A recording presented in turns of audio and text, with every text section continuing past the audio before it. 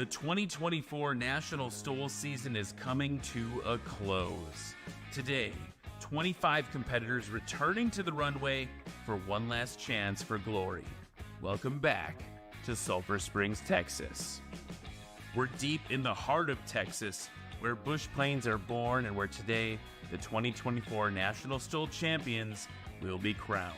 Pilots first competing in the finals, where a last set of season points can be earned, and tonight the victors will be revealed. It's time to buckle those safety belts and put that tray table up. It all ends here. We're on the final approach. The line is painted. We're clear for takeoff. Let's get those engines started. It's time for the 2024 National STOL Finals here in Sulphur Springs, Texas.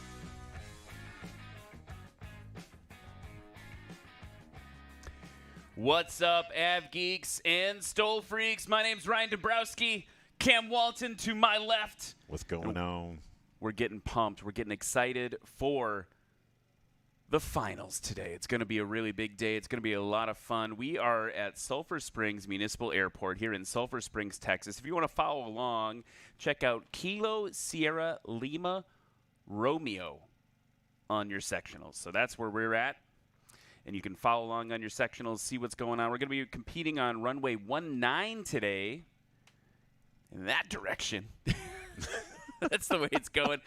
The wind kind of flipped around compared to yesterday. Here's the bummer for the finalists. Look at the windsock. Ooh. Yeah, a lot of crosswind action happening there. So we're getting ready to go. The weather is hopefully clearing up right now. We've got 300-foot ceilings as about 30 minutes ago. We need them to go up a little bit higher to make it safe to fly for everyone. We need a little more room than that, than just 300 feet above the ground. So we're waiting for that. But while we get ready to go, why don't we kick this off? If everyone could please rise, remove your hats for the national anthem.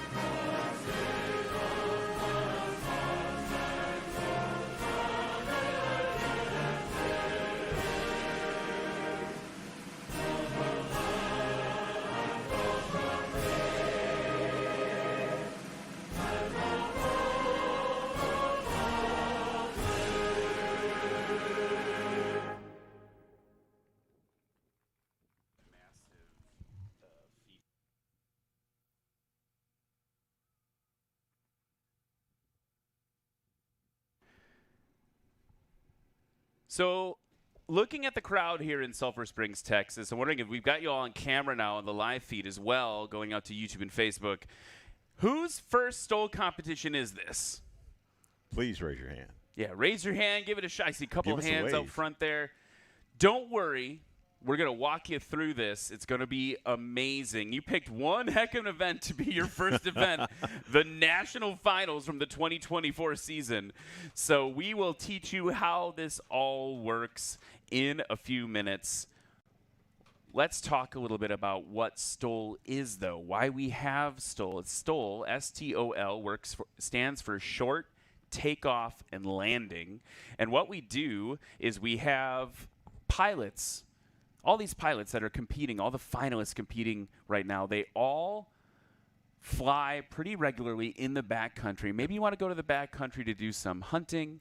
Maybe you want to go to the backcountry to do some fishing. Maybe you just want to take an amazing landscape photo up in Alaska or in the mountains. Maybe you're over in Idaho backcountry. Maybe you're Steve Henry and you want to see if you can take off an airplane with just rolling down a hill. That's a thing you can do in this great country. STOL is all about using an aircraft to access part of the world that you wouldn't normally be able to get to. And you see that particularly in Alaska. We have a lot of pilots from Alaska, Cam, that they use airplanes day to day to get in and out of short, tight strips, to land on mountaintops, to take equipment, food, things into the backcountry. We saw a function of that in North Carolina just a few weeks ago. A lot of the pilots that are in this series participating in Operation Airdrop, trying to make sure that people that were stranded there after that hurricane were able to get the supplies they needed to survive until formal help could come. So that's what this is all about. This community is all about. Today we're going to be testing those skills, those applicable skills, those real world flight skills.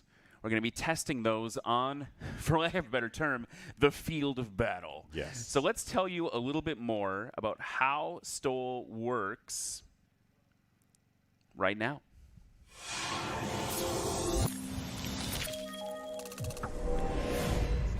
Takeoff and landing competitions are simple. We have the pilots here competing in separate classes to get the lowest score possible.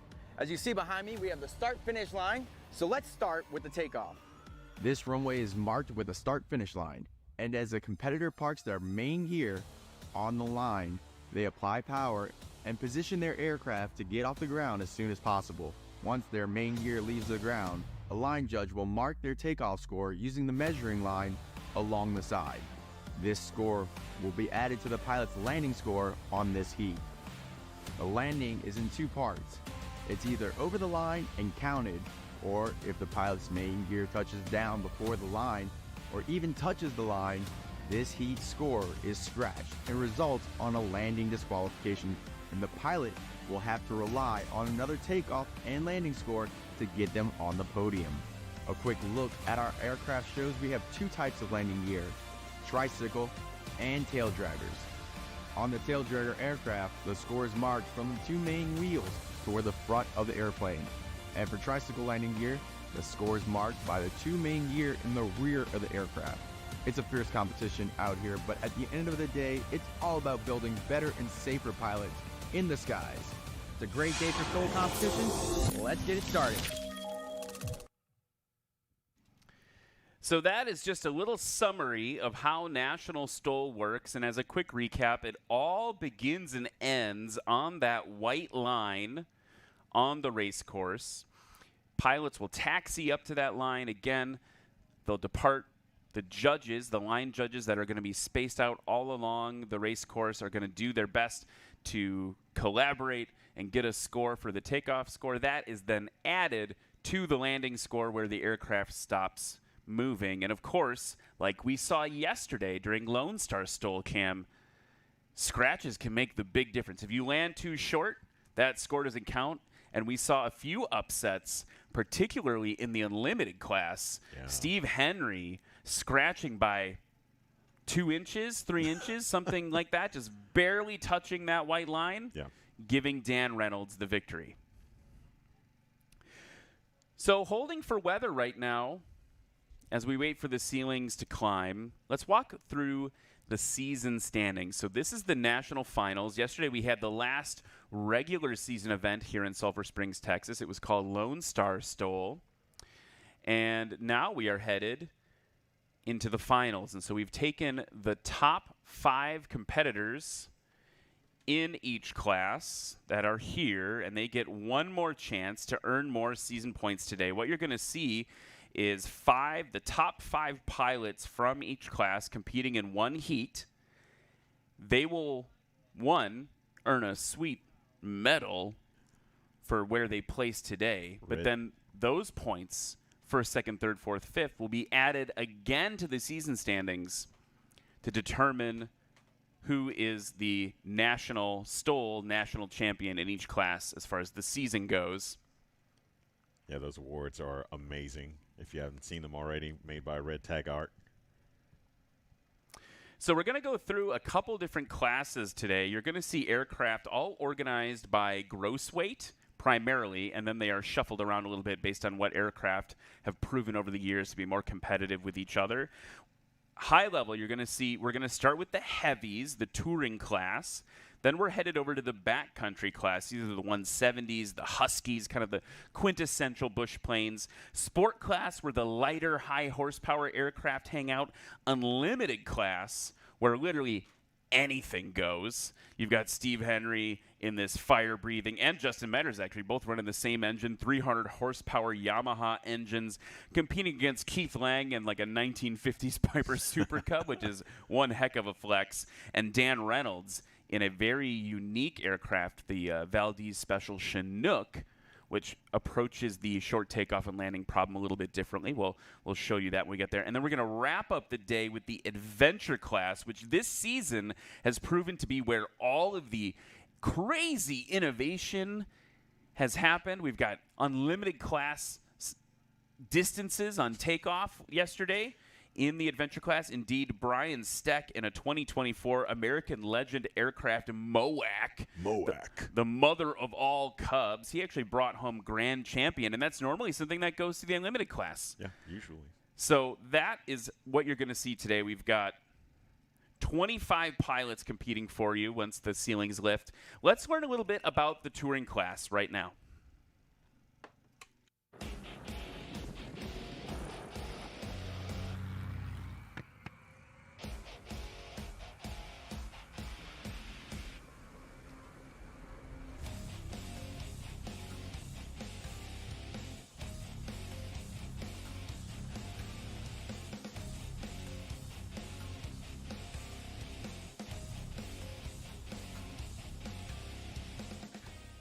Jeff Abrams from Ocala, Florida. Fly an aircraft called Piperzilla, 1965 Cherokee 180.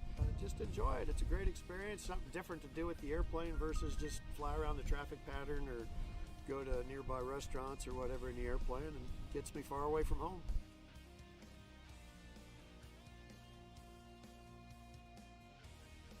My name's Warren Grobelar. I'm from Naples, Florida, and I fly a 1955 Cessna 180.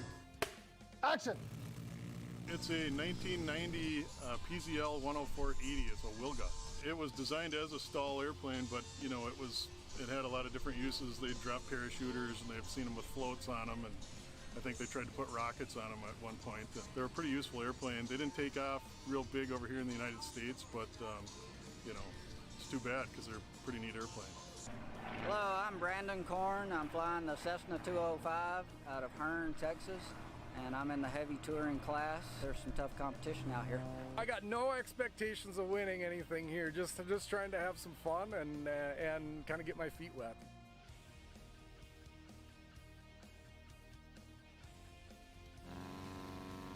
Well, it felt good. It's definitely a lot different flying in this high altitude, but I like it. You got to really nurse it off the runway, though. Got some competition out here. Aaron over there, flying all over the country. So we're having lots of fun.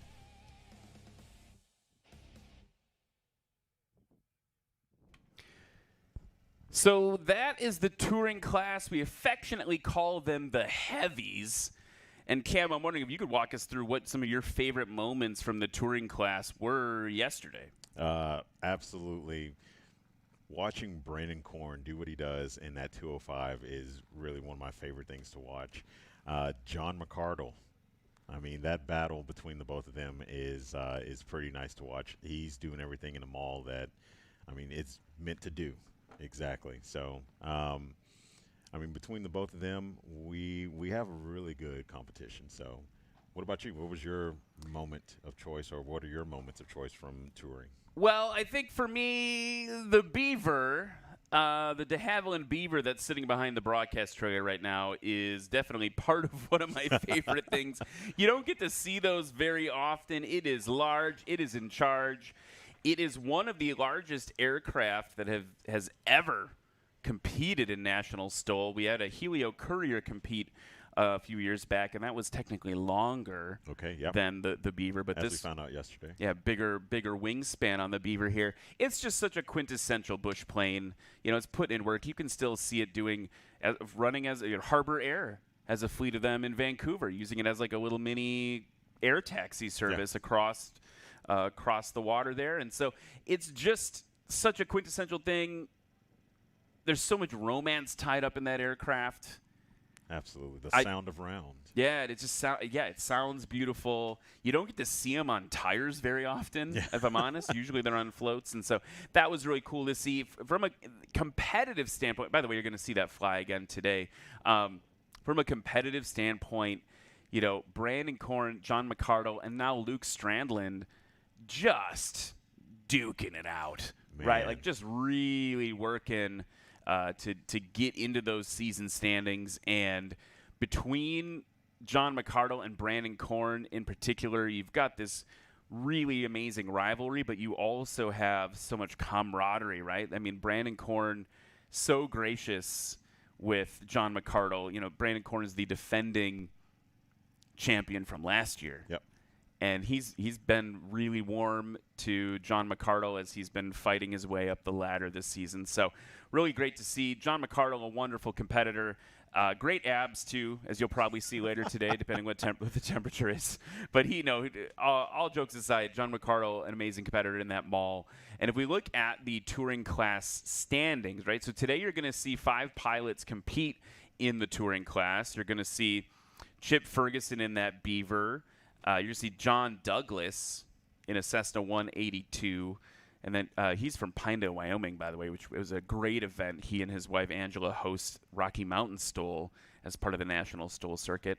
But then you've got Luke Strandland, Brandon Korn, and John McArdle in a Super Rebel, a Giant 205, and a Maul M5. If we look at the actual standings for the season, right, so they're flying for one last batch of points. Those get applied to these season standings in the touring class. John McArdle currently on top with 137 season points. Brandon Korn in second place after Lone Star STOL with 118 points. And Luke Strandland in third with 96 points. Kyle Bushman, who's not here this weekend, is currently in fourth with 76 points, so he's not going to make any progress up or down in the standings. John Douglas, though, 69 points in fifth place. So that is kind of the top half of the touring class. Some other names that you might, recognize from this season this year have been pretty great. Warren Grobelar, who was a heavy hitter a couple seasons ago, not really in the season as much. Yep. We've got Don Mickey, Jeff Abrams, like some really big names of heavy aircraft in STOL, all competing there this season. But the top 3, John McArdle, Brandon Korn, and Luke Strandland, all here to compete in front of you once we get some ceiling room so they can fly safely.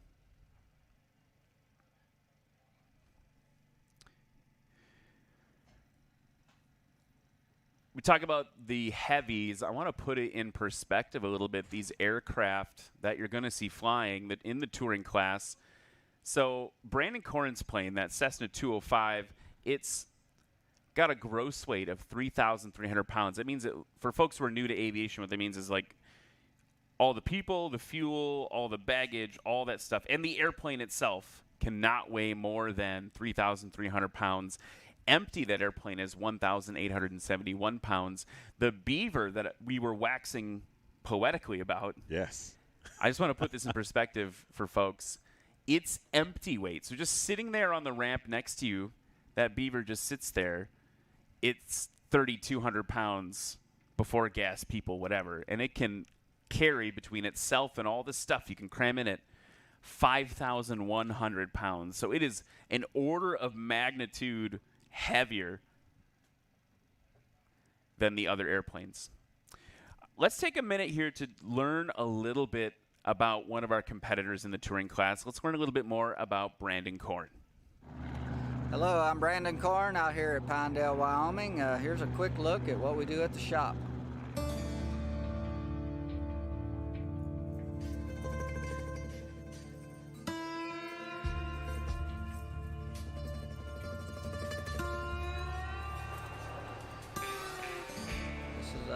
our family business.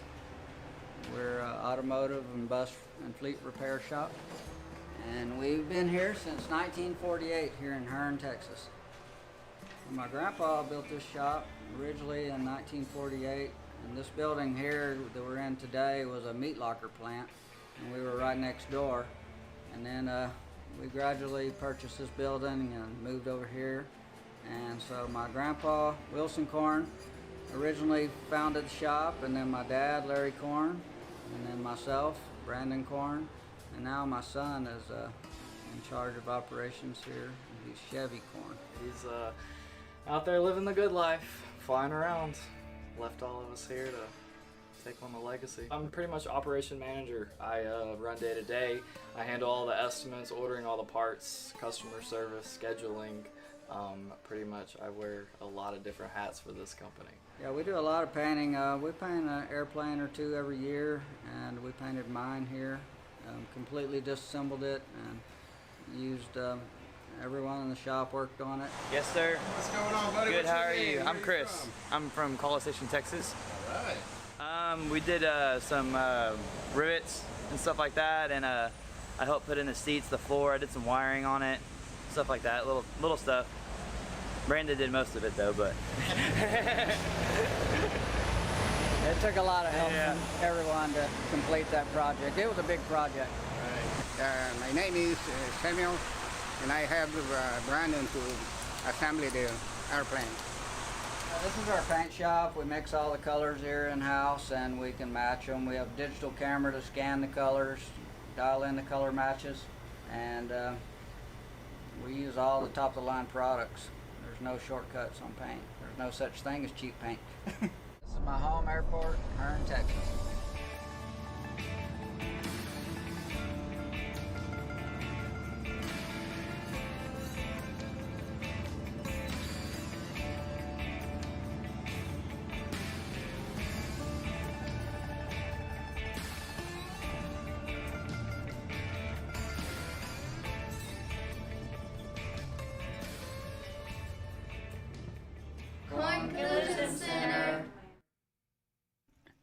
So that was a little bit about Brandon Korn. He's got that Cessna 205, and it is one of the prettiest birds you'll ever see.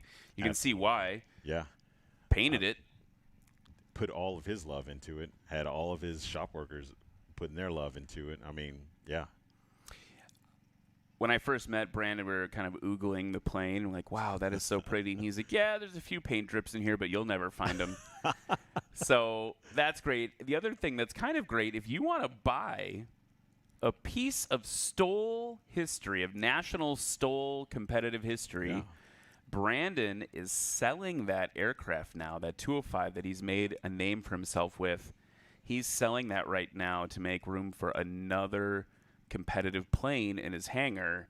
And so if you want an amazing hauler, everything in the kitchen sink, except, the only thing I beat it here today is the Beaver. Yeah. Can fly fast, far, great, wonderful platform, and painted prettier than anything.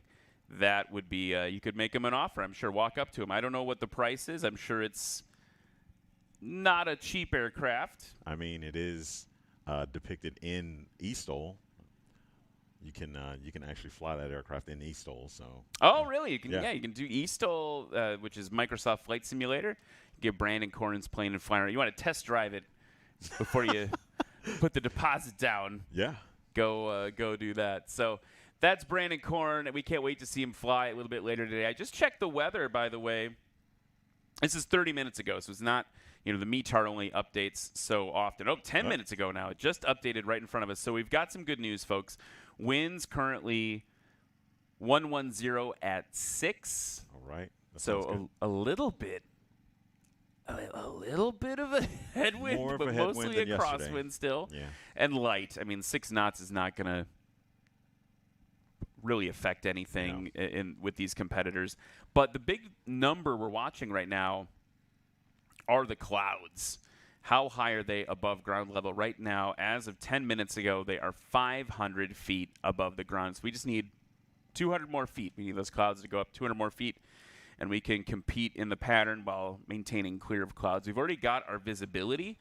Visibility right now, 10 statute miles. We need 1, so we're exceeding that side of the weather requirements. So it sounds like we'll be getting ready to go in just a little bit based on what race control is pinging us on. So clouds going up, weather improving, getting ready for the touring class in just a little bit.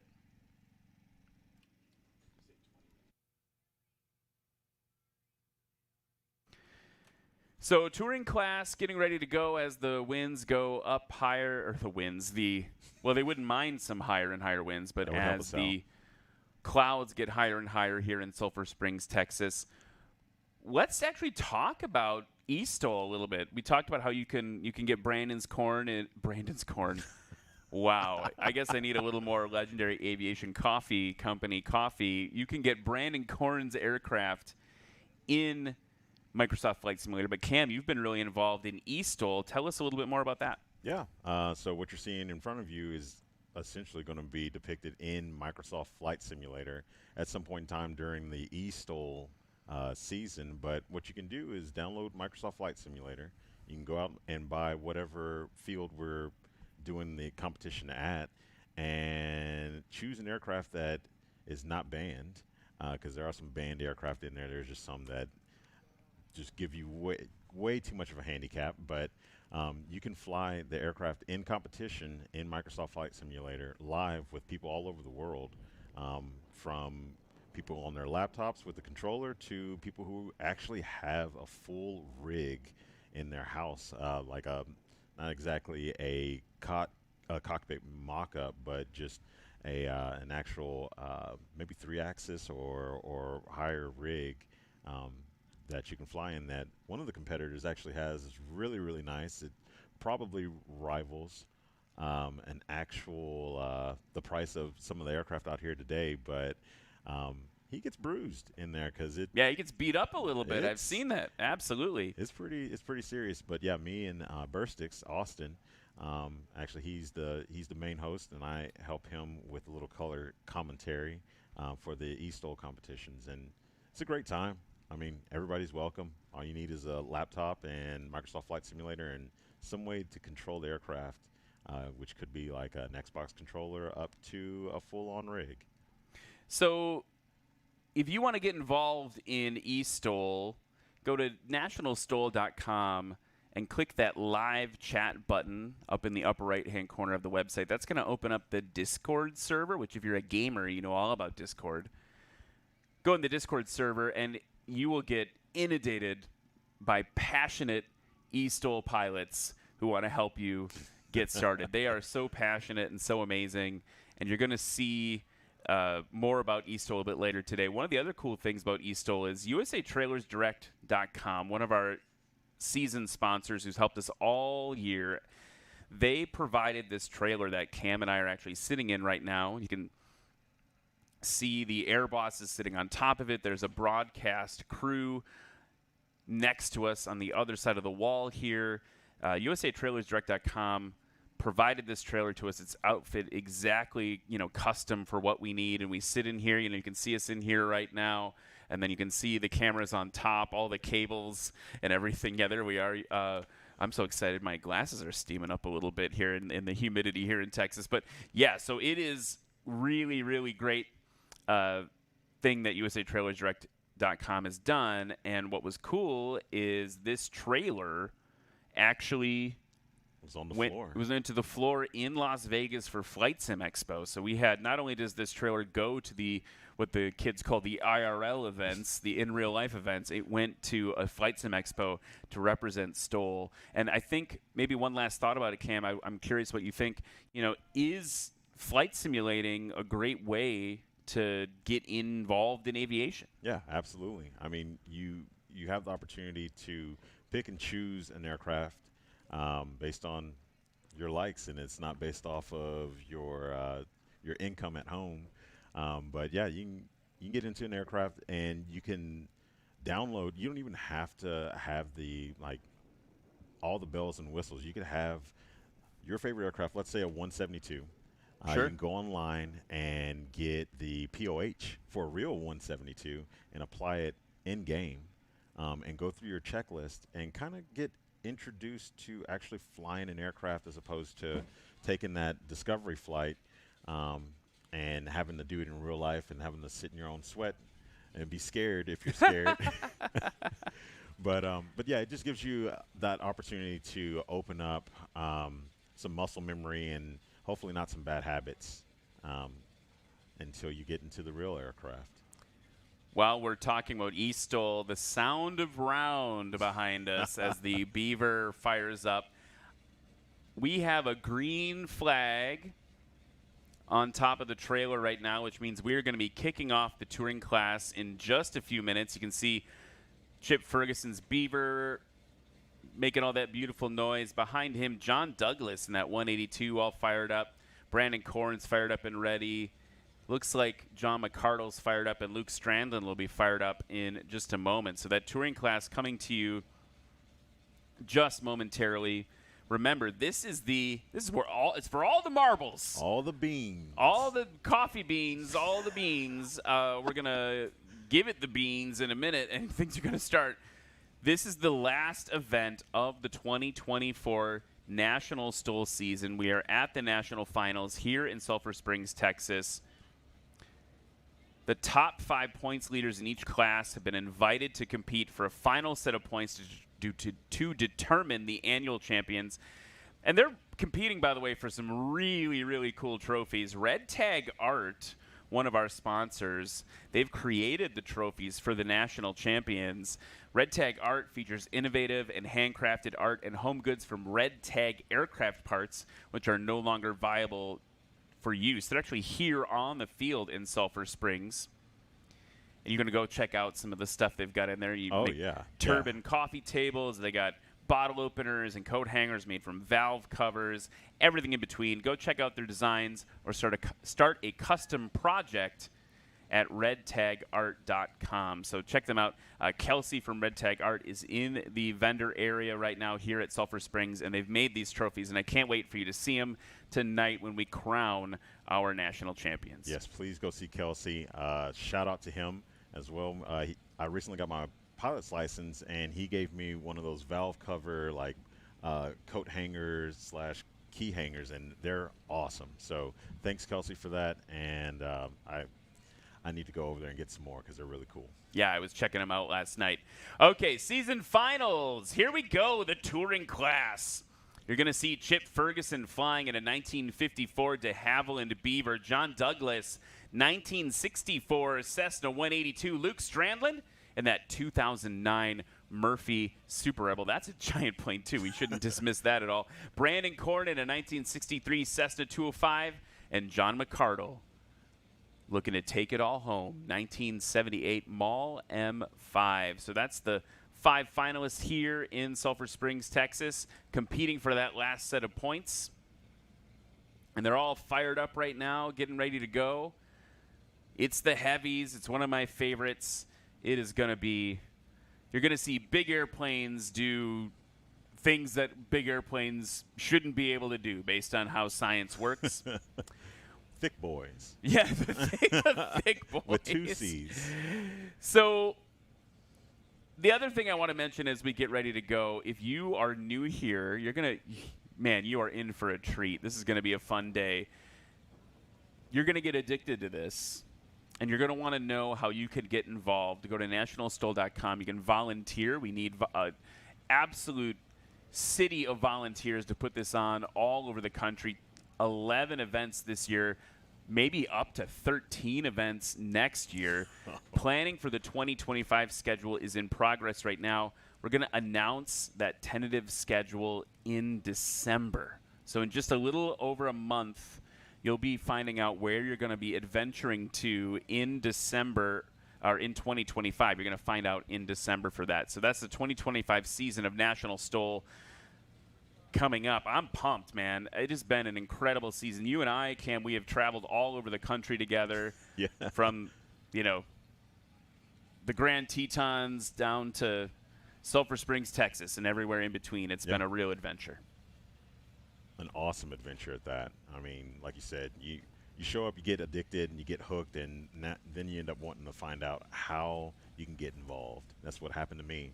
I watched the Central Florida Classic way back when, and now I'm in the booth announcing with you after watching Jughead Council, and I'm pretty sure Jeff Pohl was announcing. Yeah, that that very first one, John Jughead Council and Jeff Pohl, you're going to see fly later today on the mic. And they did such a great job, and it's an honor to follow in their footsteps this season and bring this to all of you at home. Check out that beaver taxiing down the taxiway, getting ready to go.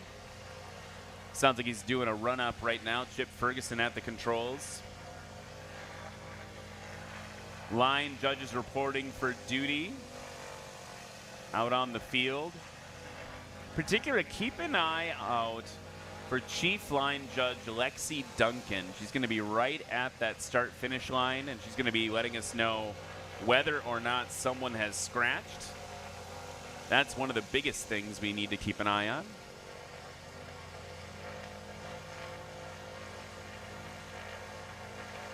So while Chip is doing the run-up, I mean, we do run-ups to make sure that our engines are in good shape for us to fly. I mean, it's best to figure that out on the ground than to figure it out in the air. Yeah, what's the old saying? It's better to be on the ground wishing you were in the air than in the air wishing you were on the ground. Yeah, absolutely. So he's not just running it up out there just to have fun and make a whole bunch of noise. He's actually doing engine checks to make sure that his bird, the beaver, is fit for flight.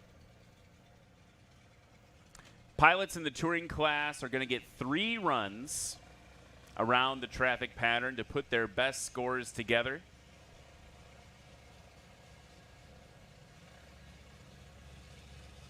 And one of the common questions that we get is, can they pick and choose the best landing and the best takeoff? No, it has to be a pair together. Your best run is what we look for here. Man, it's such an awesome airplane.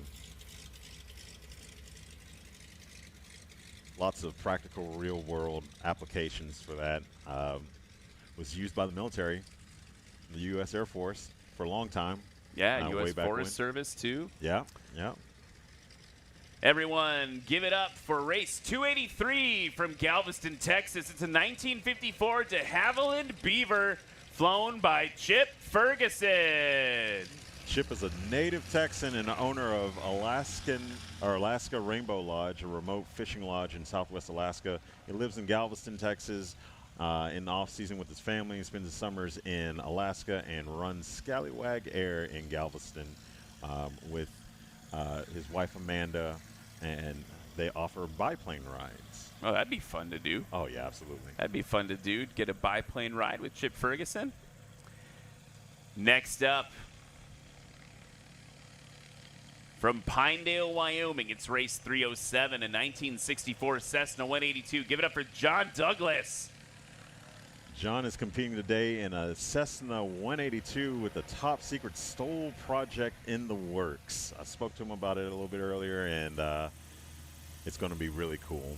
What can you leak? I can't. You can't leak anything. I'm pretty sure he held me by NDA, so we'll just say next year it's going to be very interesting.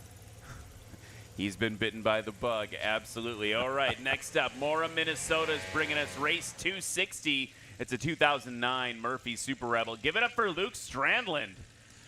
Luke Strandland began competing at National STOL in 2023 with the Super Rebel. He currently owns a structural steel and metal fabrication company in Minnesota, and he started flying in 2014. He's been hooked ever since.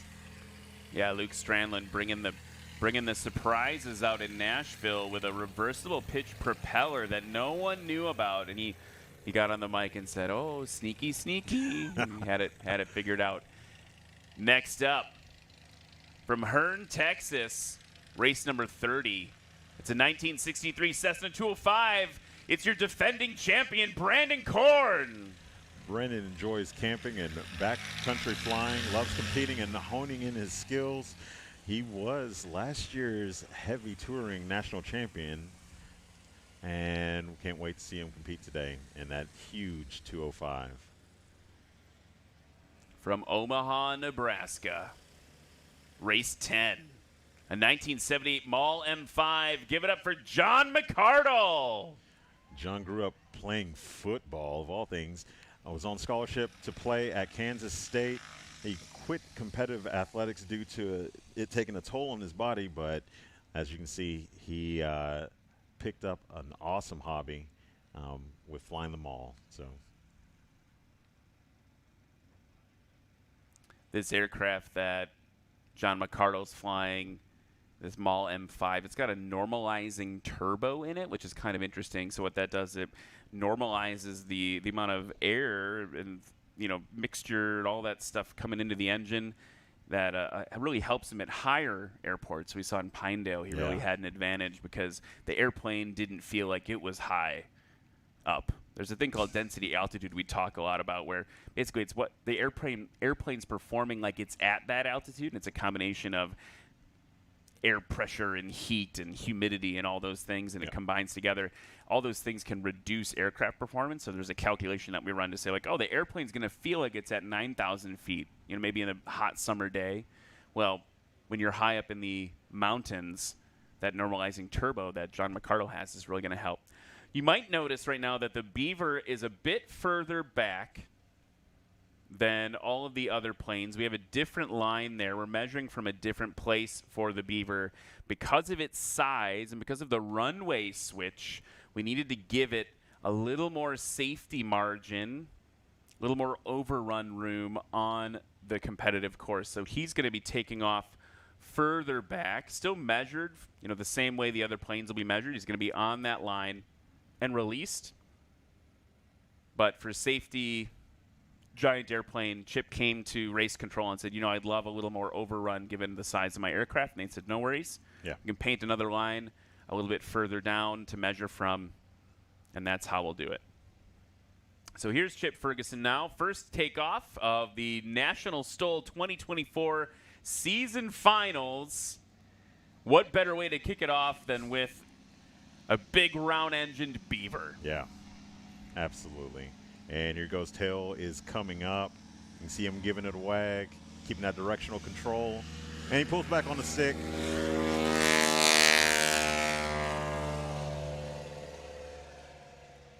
So this number, since the line is pushed back further, these numbers are not accurate right now, or they will be accurate. Someone's going to be doing some math. Okay. Yeah. Yeah, they're going to add the runoff distance there to where he took off, and we'll get a number for Chip Ferguson in just a second for the takeoff distance. John Douglas now in that Cessna 182 pulling up to the line. Had some electrical issues yesterday, some battery issues with his aircraft. Those have all been resolved. Right after competition yesterday, he was out giving a little flight test, making sure all the maintenance was done correctly and safely. And he comes off the line. And we see him pull back nice on the one stick. for John Douglas, right around the 250-foot mark. Remember, these aircraft are absolutely huge. Look at the imposing stance of Luke Strandlin's Super Rebel as I say that. This airplane, that new prop, that reversible pitch propeller, you'll hear it when we come back around.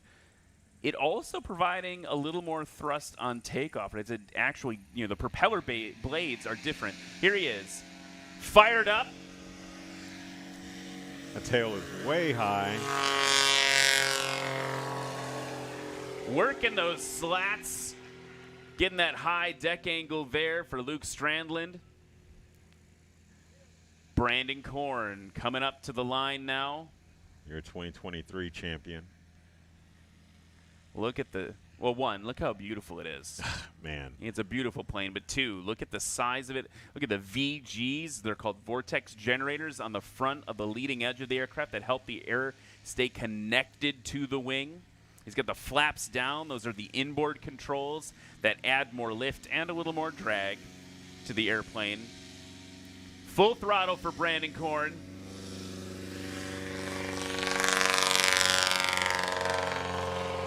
That was nice and short for Brandon Korn. I love watching him hit that tail skid that's in the back. Yeah, just digging into the grass. Oh, yeah. John McCardle from Omaha, Nebraska, on the line now in the Mall, another kind of classic STOL aircraft. Take your family around in that aircraft. Powered by a Lycoming 235. He's going to get it powered up, and then he's got to tune that turbo, get the mixture and the manifold pressure all exactly tuned for best power. Wow, that tail jumped off the ground. And that is going to be the shortest takeoff of the day so far. Let's run you down the takeoff distances. Chip Ferguson in the de Havilland Beaver with 357 feet for the takeoff. John Douglas a little bit shorter, 353. Luke Strandland, 191. Brandon Korn, 181. And John McCardle in the Mall with 152 feet on that takeoff. Yeah. Now, look to your right, folks.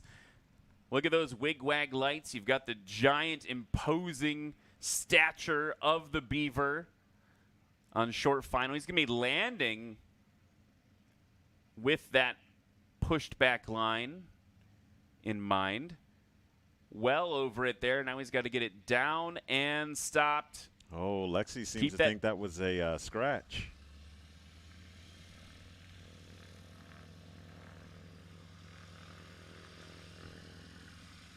I saw blue flag. We'll see exactly what's going on with that.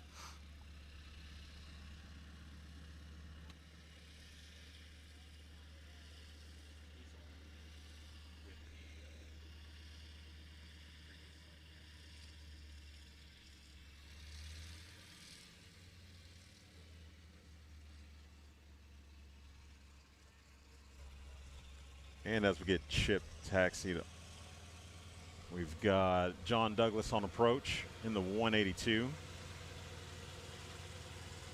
can see his flaps down, those big barn doors. And he's giving a little power. And he's good across the line.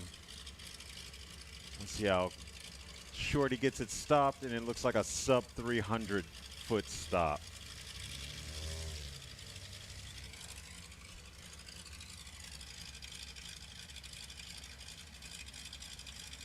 Man, I can't get over the sound of round in front of me. That Beaver is super awesome. And it just idling sounds like a dragster. Here comes Luke Strandland now. Look at that high alpha approach. He's dragging it in on the prop. It's actually something he was coached on by the race officials. They said, you know, you're higher up right now when you do that high alpha approach. Let's save that as you get closer to the ground for safety. Here he is now coming in. Good over the line for Luke Strandland. And the roar. The roar of the reversible pitch propeller.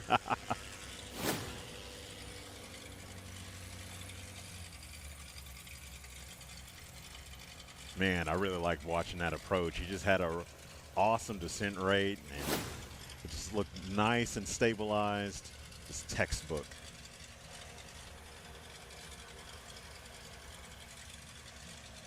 And Brendan Korn on approach. His big barn door is down as well. Also known as flaps.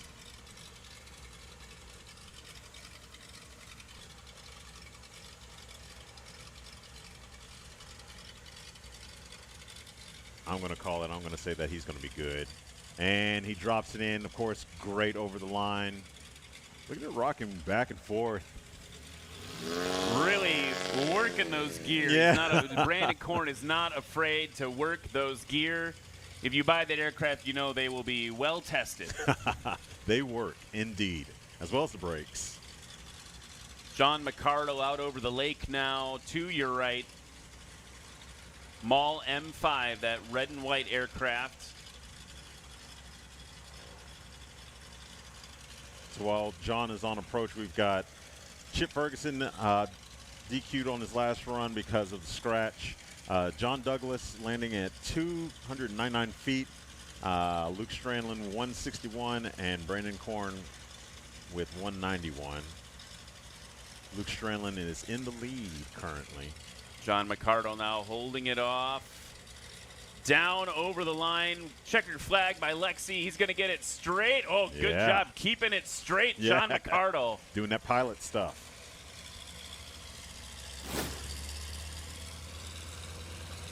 And that's going to be just a little bit over 225 feet on that landing. We'll see what the number is going to be. 227 feet. So right now, Luke Strandlin in the lead with a combined total of 352. Brandon Korn second at 372. John McCardle third at 379. And John Douglas, that's an awesome number. John Douglas at 652. And Chip was disqualified on his last run, but he's got 2 more chances to put some numbers on the board. So Chip Ferguson now taxiing back to that auxiliary takeoff line for you.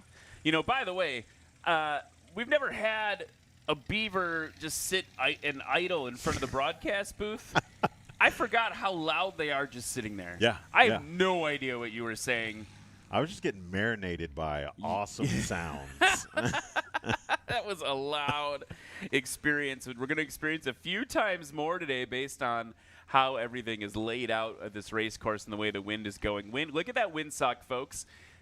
Getting a little bit of wind over the nose. Yeah. We did not have any of that this weekend here in Sulphur Springs, Texas. Of course, STOL pilots always want a little more wind on the nose, get a little more airflow over those wings. It's going to help you get a shorter takeoff distance, also going to reduce your takeoff and landing speed over the ground, your actual ground speed. And that's nice. The slower you are, the easier it is to dissipate that energy with your brakes. Yep.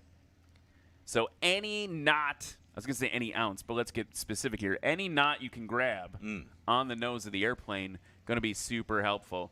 Here is Chip Ferguson now in the de Havilland Beaver.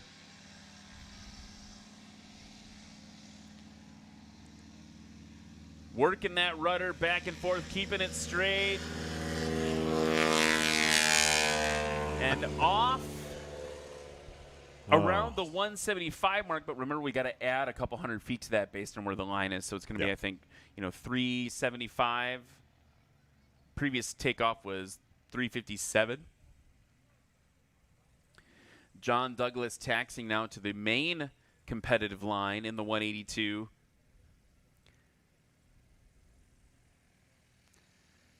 A very classic cross-country aircraft produced by Cessna. Yep. A great family hauler. I mean, a little camping equipment, a couple of people. And he looks like he's up a little bit past 225. Next up is the Super Rebel with the super secret, not so secret anymore, reversible pitch prop. Which yesterday was a surprise to me. I didn't get a chance to tune in for the Music City STOL, so I didn't get a chance to see it, but I was all confused cat-faced yesterday as soon as I heard it engage. Tail coming up on the Super Rebel, Luke Strandlin. Whoa, it just roars into the air, doesn't it? They're saying about 207 feet maybe. We'll see where that goes. Brendan Korn up on the line. Exactly 207 on that last takeoff. So a little bit longer for Luke Strandlin. Quite a bit shorter for John Douglas.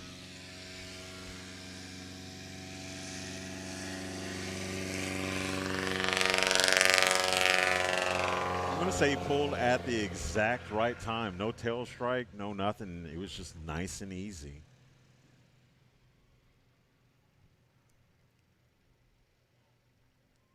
John McCardle on the line in that 1978 Maul M5. One of the things you can watch right now, folks, is watch how physical his takeoff is.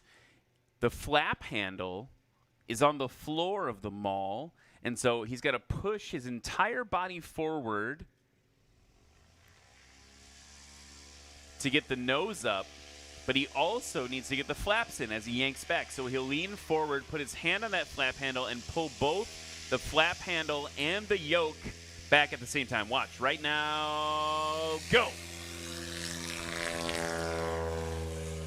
Trying to get it dialed in for him. That felt pretty clean. I wonder if he could have pulled a little bit sooner, like just a tiny bit sooner. So one of the things you'll talk, we do STOL, we talk a lot about like when are pilots pulling back on the takeoff run, particularly with the tail draggers. They'll get that tail really high. They'll yank it back, try to get more angle of attack and aggressive monolift to pop the airplane into the air.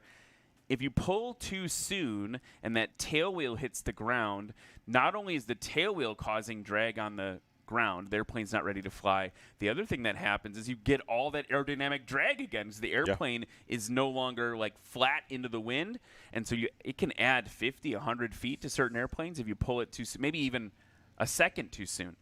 Chip Ferguson. I believe that may have been a scratch. I saw a blue flag.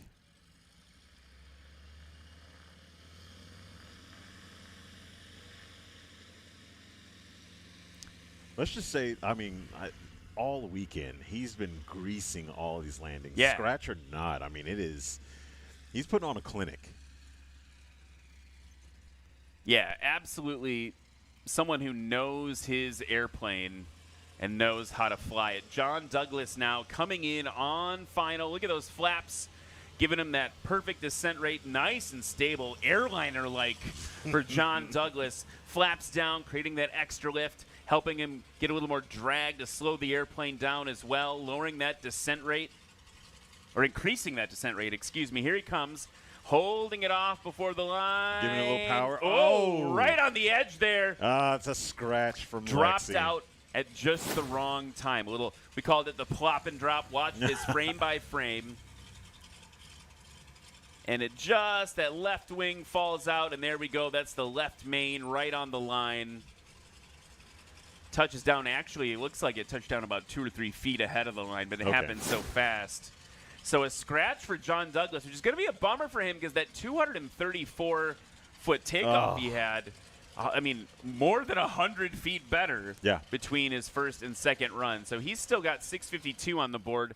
Luke Strandland hanging it out on the prop, working those slats, using all the power of that airplane to keep it hovering in like that. It's amazing the amount of control he has right now.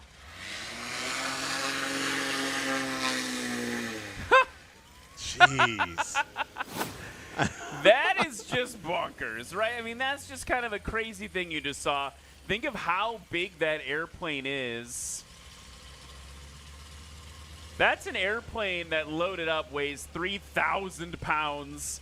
You know, I'm sure he's got it kind of stripped out right now. He doesn't have the kitchen sink in it right now. Yeah. Putting all that reverse thrust into the air to slow it down, absolutely incredible. Brandon Korn now on final. All right. Man, he's got those. I just love how formidable that aircraft looks. Brandon Korn's 205 with the flaps down on approach. And it still hasn't worn off the fact that airplane shouldn't be out here performing the way that it performs. Regardless of where his placement is, he's a master in that aircraft, and that aircraft is specially tuned for the competition. Good over the line for Brandon Korn. Heavy on those brakes. Little bit of directional control issue. Now remember, we've had mist and rain all morning. Yep. That turf is wet. Reduced braking action is going to give us increased distances. So Brandon Korn down on the second run of the heavy, well, not the heavy touring class anymore, just the touring class here in National STOL. John McCardle currently in third place. You know, earlier we were talking about being over that lake, being over the Snake Lake. I guess there's a lot of snakes in that lake. I'm not going down there to find out. John McCardle now working that angle of attack, getting that nose nice and high. Oh, yeah. Awesome. Probably gave up 20 feet, but that's an awesome landing. Got it stopped real short. Just a little bit over 200 feet. I'm going to call it 203.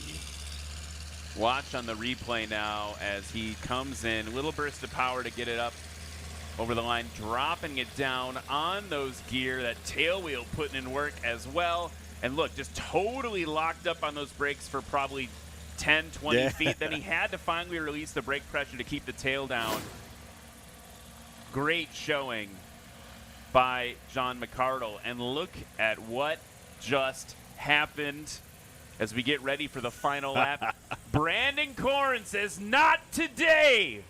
Not yet. It's still mine until it's not. 370. Wait, let's get the right number here. 336 feet combined for Brandon Corn for him in the front. Luke Strandland down at 352, and it happened again by 1 foot. John McCardle behind him, 353. That's happening a lot this weekend, separated by a foot. John Douglas down in fourth with 652, and Chip not yet on the board. So we've got one final run. I don't believe we've seen the best we can see from John McCardle. Oh, no. I don't think we've seen the best on his landings. He's giving up a little too much over the line. Brandon Corn putting on a clinic. Luke Strandland also surprisingly behind Brandon Corn with the reversible pitch propeller as well. Yeah. What is happening? Brandon Corn fighting back. Sorry, kids. I'm still the sheriff in town, at least for this heat. We'll see what happens in the next one. We'll see what happens in the next round. There's Chip Ferguson from Galveston, Texas, in that Beaver. DQ'd both times. One last try to get on the board.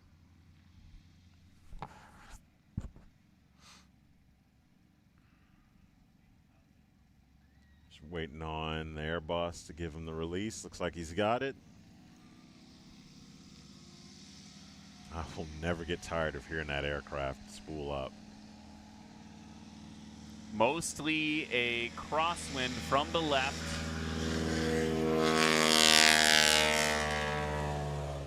All the cylinders. So many cylinders in that engine making so much noise, and I don't mind it. I definitely don't mind it. Next up, John Douglas in the 182.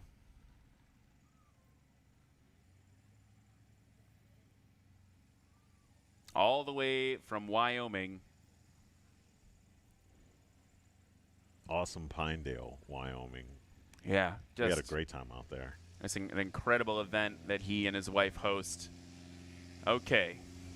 On the roll for John Douglas. Pulling nice and cleanly right around the 225-ish mark, maybe just a little bit beyond 225. Chip Ferguson's takeoff 359. John Douglas now in the 182. That score coming into the books, while Luke Strandland currently in second place with a combined score of 352 feet, poised and ready for glory. Is that too over the top? It's the finals. No, it's perfect.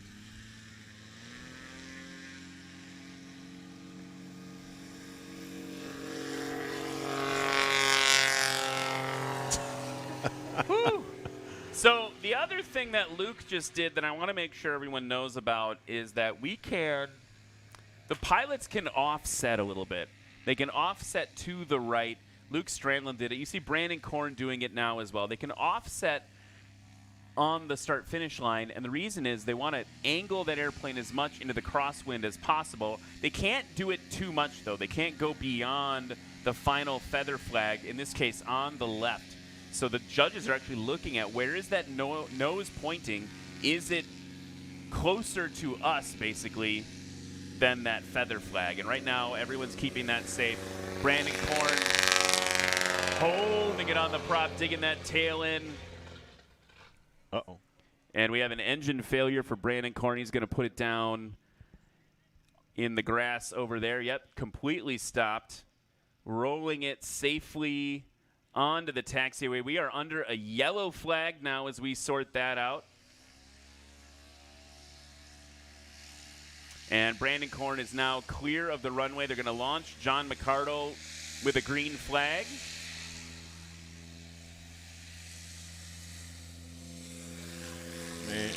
And off, super short for John McCardle. Very curious what happened to Brandon Korn. We did hear the engine completely stop. If it's going to stop, you either want it to happen up at altitude or literally right when it did.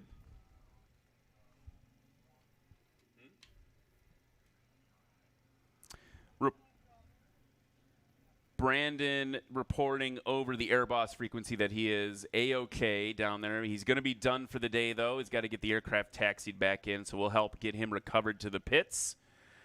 That is a hard one for Brandon Korn, who's currently in first place. If it was going to happen on a takeoff from a score perspective, if I'm Brandon Korn, that's the one, because the second run he had almost a 40-foot better takeoff. Yeah. So if you're going to have a mechanical issue, have it when you've got a little bit of a longer takeoff. So glad that Brandon Korn was able to recover that so elegantly and gracefully. Here's Chip Ferguson now in the Beaver. That looked good over the line to me. Looked great. Got to get it stopped now, that beast, that 3,000-pound empty beast. Called good. All righty. So you put some points on the board. 311 feet on that last landing. So his only points on the board combined total 670 feet. So that's going to keep Chip Ferguson in fifth place. John Douglas now over the lake and through the woods. He's on final approach, flaps down, working that throttle. You know, John Douglas, look at how consistent those approaches are. Yeah, they are textbook. All right, good across the line, getting it stopped. You can see his wheels shaking from the braking. Just digging ruts in. He's got to go replace those divots, John. Yeah. That's going to be just a little bit over 275 feet on that landing. Not about passenger comfort, of course. No. Just about getting it down. Here is Luke Strandland hanging it on that prop.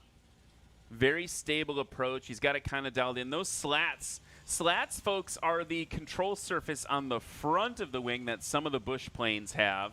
It's an extra kind of wing in front of the wing, I guess is maybe the easiest way to describe it. And that helps the air stay connected to the wing at higher angles of attack. And when we say angle of attack, we mean the angle at which the wing is attacking the wind. Yep. Here he goes, adding some throttling to keep it off. Good over the line, bouncing as he gives that reverse pitch. The old goose. If nothing else, it's just exciting to watch. I like the fact that he was up in the air. Nice big bounce, maybe 2 or 3 landings on that. Nice big bounce, already engaged with the reversible prop. That, yeah, just working it and working it for Luke Strandland there. That is going to solidify him in second place. All right, John McCardle, for all the beans. Ooh, right on the line for John McCardle. If he was going to take it from Korn, that'd be the one. Did it count?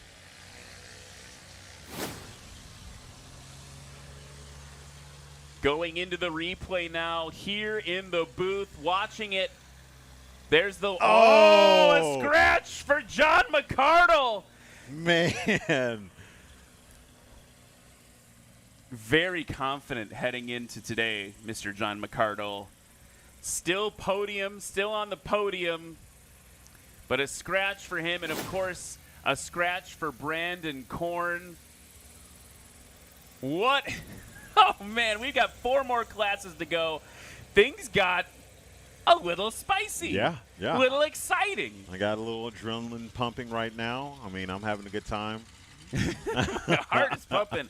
All right, folks, remember, we are going to now give the pilots that have podiumed here today their reward. But in terms of the season champions, that still needs to be calculated and will be revealed tonight.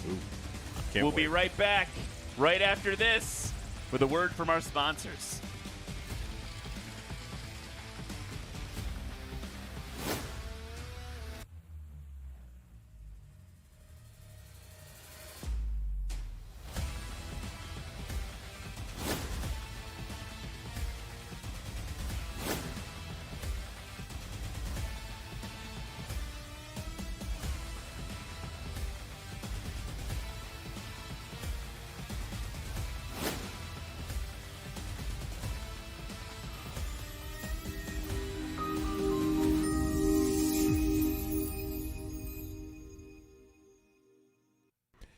At Aerolids, we believe that innovation is equal parts inspiration and perspiration. Since our inception in 2006, we embarked on a mission to redefine the expectations of aerospace lighting. Entering the aerospace lighting market, which had remained largely unchanged for 50 years and in drastic need of a new product with fresh look and unequaled performance, Aerolids was inspired to redefine the expectations, which resulted in a series of innovative designs. Hungry for new ideas, backed by a company that valued the patronage, customers quickly adopted the new standard of quality, design, and performance never seen before in the industry. Over the past 12 years, Aerolids installation, ranging from the experimental and 23 markets up to the space and military applications, with over 15 tactical military platforms featuring products in both overt and covert operations. Aerolids continues to lead the industry in design, reliability, and unsurpassed performance. Unique in its presence and unmatched in its perseverance, Aerolids serves the aviation market from one spectrum to the next. From you to you too, Aerolids is redefining the expectations.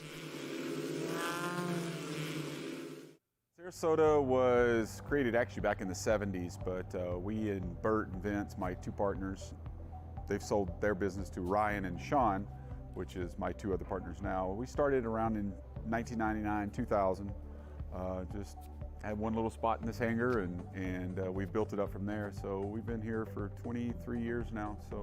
And then we have 5 facilities now here in the state of Florida. First starts in Tampa, Sarasota. Venice here is our main headquarters, and we have Punta Gorda and then Fort Lauderdale, Lantana.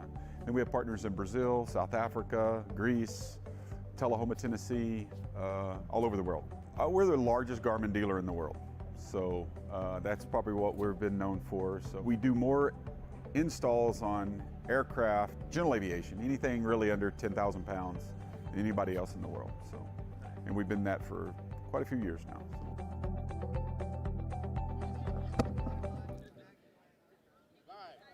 And we are back here in Sulphur Springs, Texas, the finals of the National STOL 2024 season. I'm so excited, I can't even talk. How about that touring class?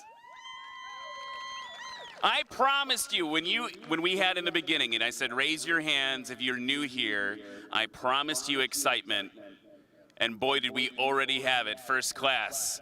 It's time to figure out the placement of today. Remember, the actual national champions from season points will be crowned tonight here at Sulphur Springs Airport. So that math needs to be done. There are math whizzes calculating and calculating away to see how it ended up. But for today, they're already talking about how it went back there.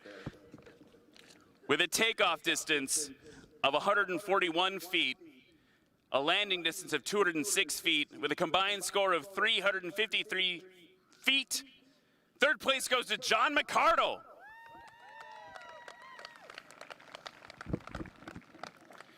With a takeoff distance of 181 feet, a landing distance of 161 feet, for a combined score of 350 feet, second place goes to Luke Strandland.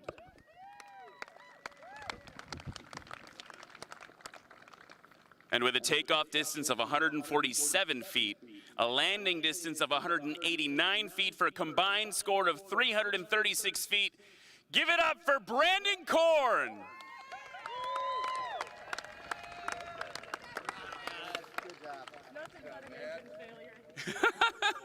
Brandon, I gotta ask you. I promised an excitement. I didn't mean like that. Well, I think I did a Jerry out there, so I don't know. I'm not going to do that again. All right, well, congratulations, guys. It's time to celebrate. Give it up for your touring class winners here at the 2024 finals.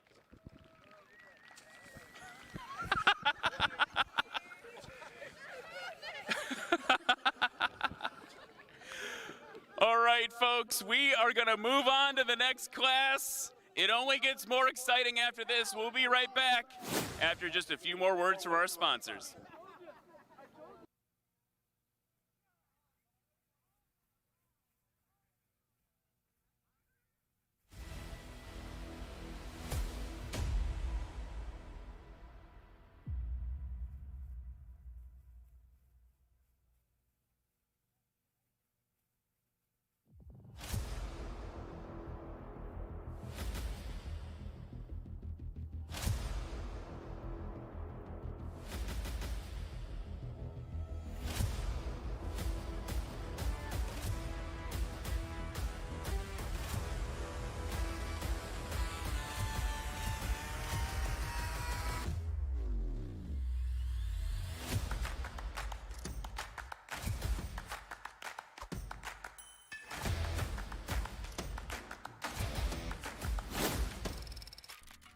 A special thanks to all our sponsors: Ladd Gardner Insurance, Aviation Protected, Legend Aircraft, not your grandfather's Cub. Get the right trailer for your job with usatrailersdirect.com. Sarasota Avionics, your authorized garment dealer. FlightHelmet.com, specializing in sales and service of flight helmets. Use code NSTOL50 for $50 off. Flying Eyes Optics, the lightest and most comfortable aviation sunglasses around. Lift Aviation, bridging the gap and making products that are stronger and lighter that you can trust. Aero LEDs, serving every spectrum of the worldwide aviation market. Red Tag Art, innovative and handcrafted aviation art and home goods. Legendary Aviation Coffee Company, where aviation passion flirts shamelessly with the seduction of coffee roasting. I Fly EFB. Fly your freedom. It's different up here. Tundra Tailwheels. Upgrade your aircraft today at tundratailwheel.com.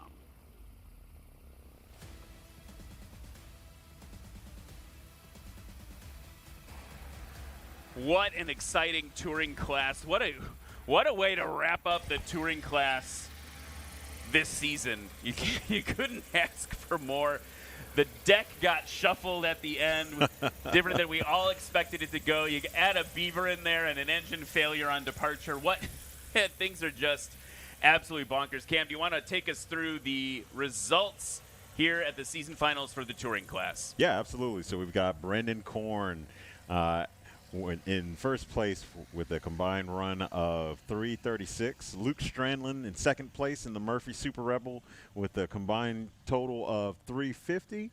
John McCardle in spot number 3 in the Mall at 353. John Douglas in fourth place in the Cessna 182 with 511. And Chip Ferguson in the de Havilland Awesome Beaver at fifth place with the score of 670. So that's going to wrap up the touring class, and now it's time to shift gears over to the backcountry class. In the backcountry class, you're going to see Corey Sloan in a 2020 Aviat Husky A1C, Scott Sweet in a 1974 Belanca Scout, Brad Crawford in a 2011 Aviat Husky, Jeff Pohl in a 1955 Cessna 170 Bravo model, and Jerry Clemens in a 2008 Aviat A1C Husky. Let's learn a little bit more about the backcountry class and who competes in it right now.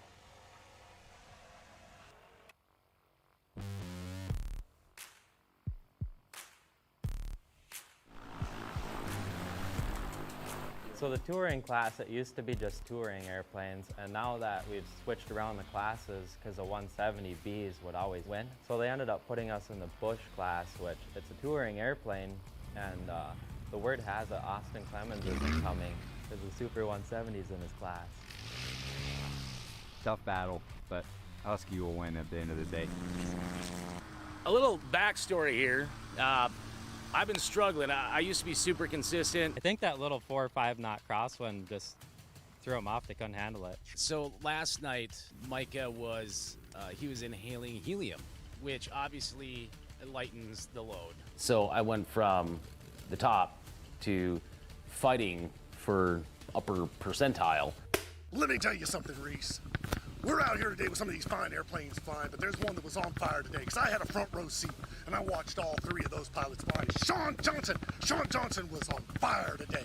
He was flying his best game, and he got to bring his best game because he's flying against Michael Lindstrom and Jeff Pohl, 2 of the best pilots in the lower 48. Let me tell you, brother, they're awesome out here today with this beautiful weather. It's so good to be out here. Well, I did a pull test on my airplane. I was only pulling 745 pounds, and so I had them deburr the cylinders, and now I'm pulling 815 pounds of thrust.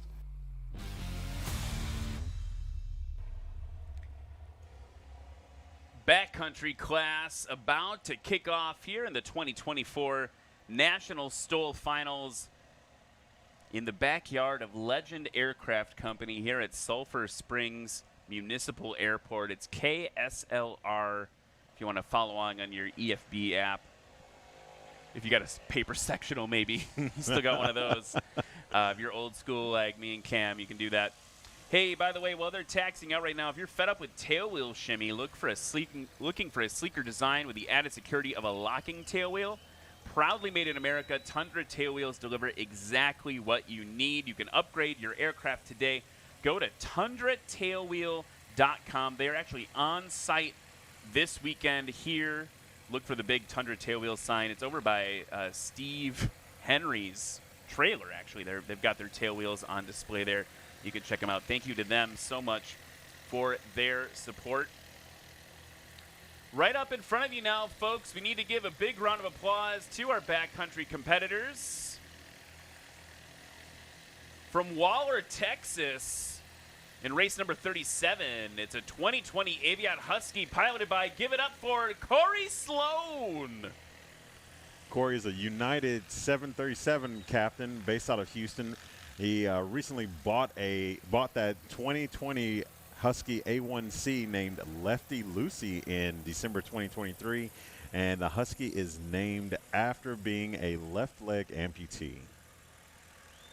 Yeah, Corey Sloan putting in work and then has a little extra work to do based on having that left leg issue. Here is the next competitor in the backcountry class from Hyannis, Nebraska. Race number 63. It's a 1974 Belanca Scout piloted by Scott Sweet. Scott's a 5th-generation ranch pilot from the Sandhills of Nebraska, soloed at 16 years old. He's been flying consistently ever since, and he grew up in the back seat of a PA-18 Piper Super Cub. Oh, couldn't ask for anything better than that. Oh, man. Growing up in the back seat of a Super Cub? Lucky. Hope they let him out of it sometimes. Next up, from Hot Springs, Arkansas, race number 16, a 2011 Aviat Husky. Give it up for Brad Crawford. Brad's been flying since childhood, loves the competition, the fun, and most importantly, the people involved. He bought and rebuilt many airplanes, including several Huskies. I imagine that goes the same for his current aircraft right now. I think that aircraft also for sale, if I'm not mistaken, if you're looking for a Husky. Next up, from Malacca, Minnesota, race number 00. It's a 1955 Cessna 170B called Dirty Bird. Give it up for Jeff Pohl. Jeff Pohl has logged a little over 1,500 hours. He's competed in about a dozen competitions, and his first competition cutting the teeth at 2019 Valdez STOL in Alaska, where he took second place, and he's been a competitor in National STOL. Aggressive, competitive, putting in work since the beginning of National STOL. He's also been part of the 2020 and 2021 STOL teams in Oshkosh. And last but certainly not least, from Wichita, Kansas, race number 17. It's a 2008 Aviation Husky. Give it up for Jerry Clemens. Jerry Clemens flies a 2008 Husky, as Ryan mentioned, better known as Double D. The aircraft has 200 horsepower and is equipped with 26-inch bush wheel tires. Sometimes he flies with an MT reversible prop, which I'm pretty sure that sometimes is all the time. Yeah, he's always using that thing. While they are taxiing and getting ready to go in the backcountry class, let's go to Brennan, our sideline reporter, with Luke Strandland. Thanks, Ryan. Luke, congratulations. Second place, man. Tell us about that performance out there. Oh, man, I was really hoping to get this one today. Really wanted this one, but I was giving up too much at the line. But other than that, I did just about everything I could. It was a good day. It was a good day. Fun to be placing every time here lately. So it's just good to be in it finally. Yeah, it looks like you're really dialing in that reversible prop. You're looking good out there. Yeah, trying to figure out it's distracting me from my landings a little bit, so sometimes my landings aren't as good, so it's taken away from that, but it's making up for it in the end. Awesome. Well, great job out there. Back to you, Ryan. Thank you so much, Brennan. Thank you, Luke. And now the backcountry class is about to kick off. Again, these are some of your more quintessential bush planes, right? You've got the Huskies. You've got the 170 Bravo model. I was talking to Jeff Pohl last night, and he was really selling me on the 170. He's like, because I'm shopping for a cross-country plane, I guess, and he was like, oh, you should just get one like me. Yeah. I want a 172. I mean, not a 172, but a 170, also, as well.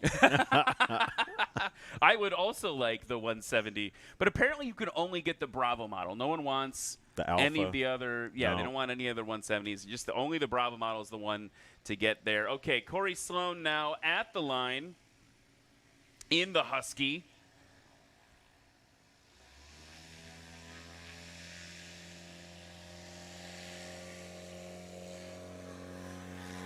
Pulling back on the stick. Looks like he's up a little bit past 175 on that takeoff. Great first takeoff for the competition. Now here's Scott Sweet in the Belanca Scout. This is a working plane. This plane is doing work out on the ranch. I'm going to be honest. I don't mean to be mean, but it's like really clean right now. Normally it comes in pretty dirty because it's been putting in work. Yeah, absolutely. It is a working airplane. I mean, why would you clean a working airplane? Same principle as a truck. Truck should be dirty. And he's up in about the same distance, if not just a couple of feet shorter than Corey. Corey's was a 180-foot takeoff. We'll see what Scott Sweet's going to produce for us right now. Here's Brad Crawford on the line in his Husky. 1-1 Hotel Yankee. Getting that tail nice and high. Building up some speed. Yanking it back. Nice. Oh, yeah. Very cleanly off for Brad Crawford there in the Husky.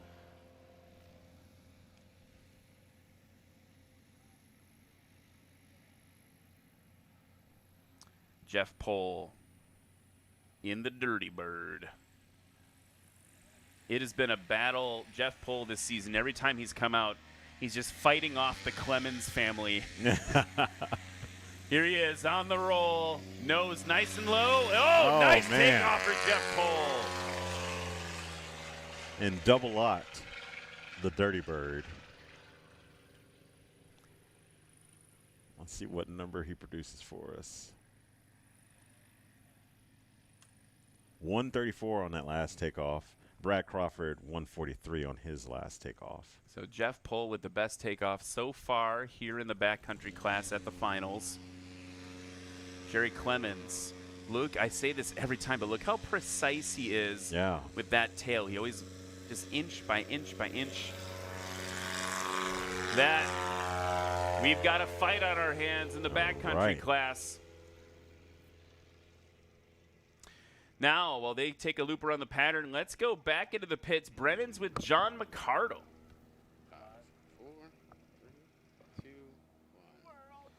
Thanks, Ryan. We're here with John. You got third place. Congratulations. I know it's not the place you were looking for. Tell us about that performance out there. I knew what I had to do on the last one. I knew Brandon had a good run, and I had my best takeoff, and I was coming in for my best landing. I knew I had to be right over the line. I tried to pull it off 2 days in a row. I cleared the line by an inch yesterday to be looped by 1 foot, and I was a foot short on the scratch. So it happens, but we had to make Brandon feel good. He's lost quite a few times in a row. So. All right. Well, thank you so much, John. Congratulations again. Back to you, Ryan. Thanks so much. It's Brennan Thompson in the pits with John McCardle. And yeah, that's right. He by a foot yesterday and just not quite making it happen today, but really fun to watch him fly. Here comes Corey Sloan in the Husky. Nice, stable approach. Yeah, he's good. He's going to give up about 50 feet, looks like. He's getting her stopped. Miss Lefty Lucy. So one thing that we learned about Corey in Nashville, this is Pat McIntyre was explaining this to me, that Corey's got a different prosthetic leg than he's used to right now. They're working on a new leg for him. And one of the things he said that's really interesting is they can't actuate the brakes as well as his other leg. Yeah. So, and the foot part of it in particular. And so sometimes you'll see him kind of lose left braking efficacy. And that's part of that. And he'll actually reach down and grab the brake, the backseat brake. Here's Scott Sweet. Good over the line. I think it was close. It was very close. Lexi saying she doesn't know. So that's under review. We're going to go to the instant replay.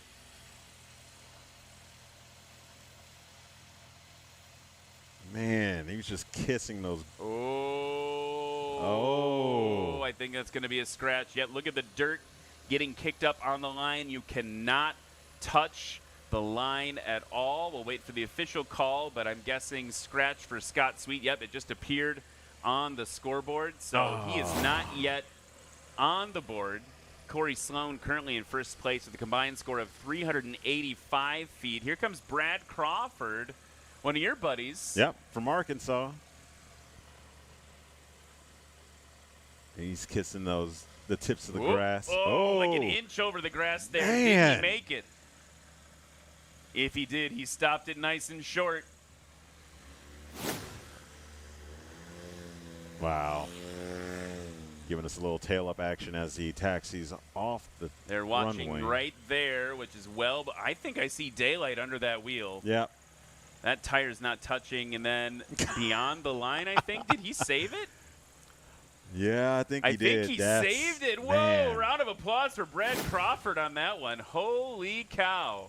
So he's going to be up in first place now with 279. Jeff Pohl, short final. Hanging it on that prop. Oh, I and a think scratch. just a little short for Jeff Pohl. That is going to be a scratch for Jeff Pohl, already called by the judges.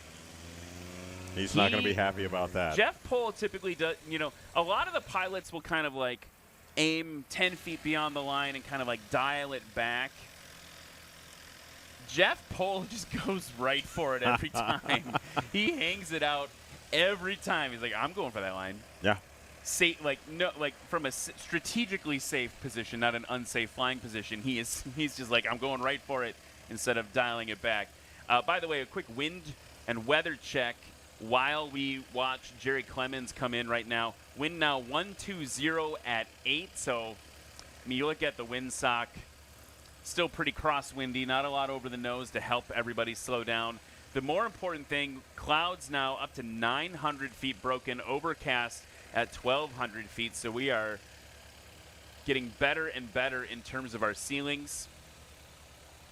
Density altitude right now, 1,403 feet. Jerry Clemens holding it off. Good over the line, getting that reverse pitch engaged.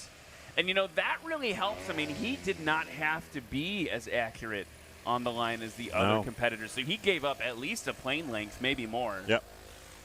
Just activating the thrust reversers. Let's talk about another one of our sponsors real quick, Cam.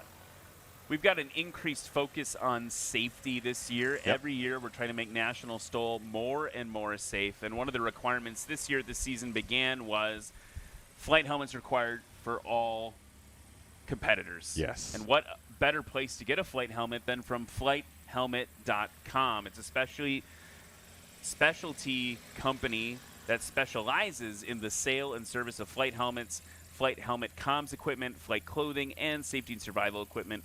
If you want to get an awesome helmet, you can even paint it, get it customized and painted. They can refurbish one for you, do it all in-house. You want to get one of your own, go to flighthelmet.com. Use coupon code NSTOL50, NSTOL50, to save $50. All right. On a flight helmet. I kind of just I don't fly backcountry really at all in Wisconsin, but maybe I should just get a helmet. I mean, it's not a bad addition to your safety equipment list as a pilot. There's a lot of preventable accidents or preventable fatalities each year that if the pilot was wearing a helmet, it would save his or her life. So Corey Sloan beginning the second run of the backcountry class here at the finals. His first run puts him in third place with a combined score of 385. Brad Crawford holding second at 279, and Jerry Clemens. It was so short we didn't even acknowledge how short it was. 254 feet combined, 115-foot landing, and if Jerry Clemens now moves closer to the line, he's going to shrink that number down. Here's Scott Sweet. Man. Hopping off around the 174 mark. Yeah. That was lightning fast with that assessment, sir. I do my best. I'm here. I'm in it to win it. Brad Crawford, second place, 279 on the line. Snarling Husky on the tail. I love that. Snarling Husky.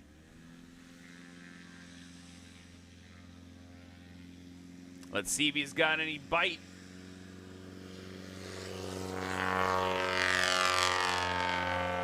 All right. Up and away. Jeff Pohl had the shortest takeoff of the first run, but scratched. So he's going to need to get another nice and short takeoff.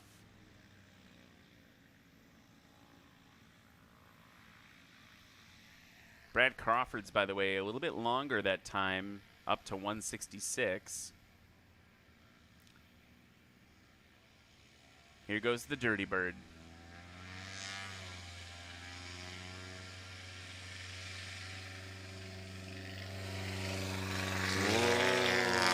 That was clean for Jeff Pohl as he retracts the flaps, climbing out.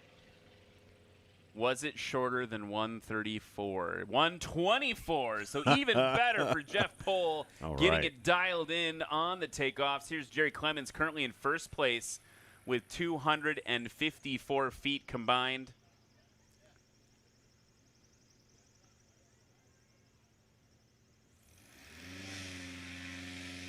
And that tail comes up.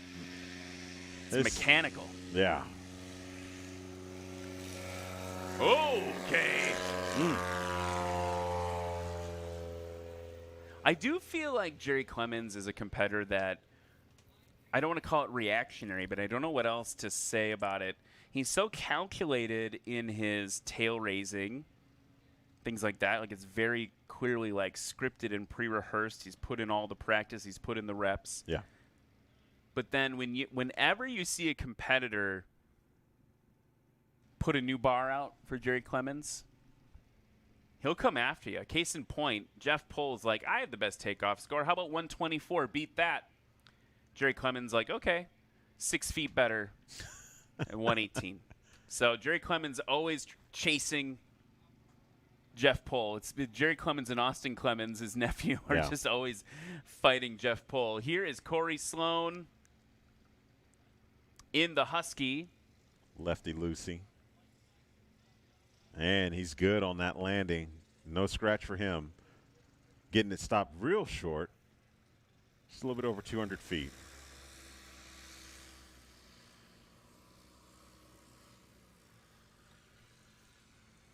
That one called good. Scott Sweet coming in on approach. Brad Crawford turning base to final behind him. Here comes the Scout.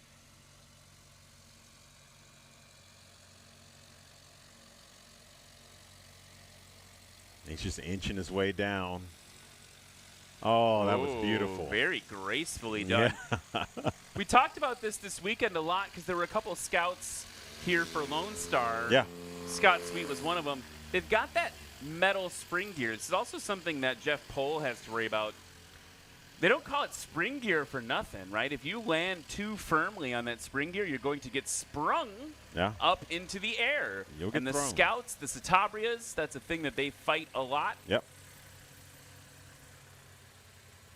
Brad Crawford. He's got our every event. Angela Douglas from Pinedale, Wyoming, the Rocky Mountain STOL delivers his meat sticks. Here's Brad Crawford now. Good over the line. Look at that stick back, that elevator, that control surface in the back, helping keep that tail down. Let's watch that on the replay. Tail wheel touching down on the line, so only about a plane length given up. I mean, man. So I'm starting to wonder if the Douglas family has stock in this Hunter's Reserve meat stick company. They come by, again, they have the event in Pinedale, Wyoming, Rocky Mountain STOL, and they just delivered jackalope and elk meat sticks. Oh, yes. You know, I think, and I want to say these are almost a repeat. They might have rebranded them from yesterday because we had the Roadkill. That was the same combination. Jeff Pohl bringing it in under review. Let's see what happens. Here we go, frame by frame for Jeff Pohl. You can see it start to lose lift right there. Oh, no, Jeff Pohl, another scratch. Kicking up the dirt right on the line. He is literally hitting the line every time. He's got to go just a foot further. He's so accurate on that line. He's got to just adjust it a little bit further out.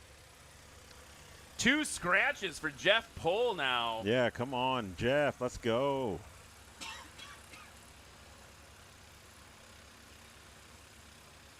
Jerry Clemens on short final. Oh, it is heating up here.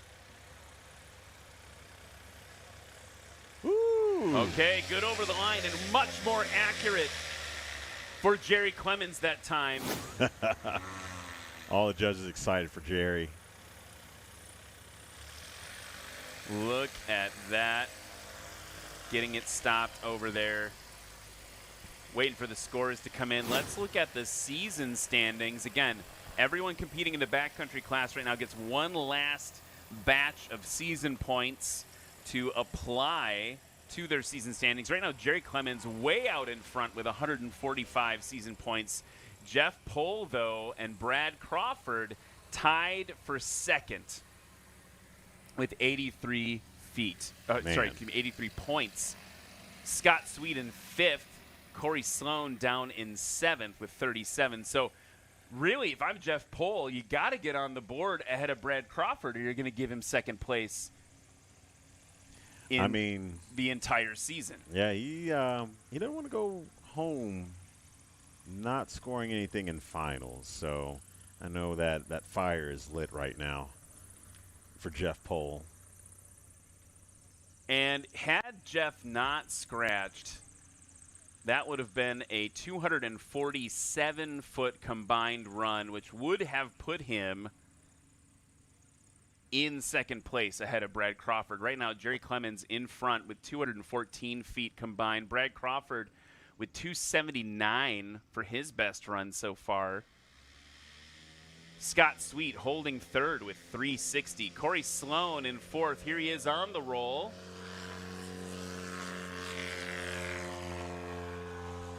Beautiful takeoff from Corey.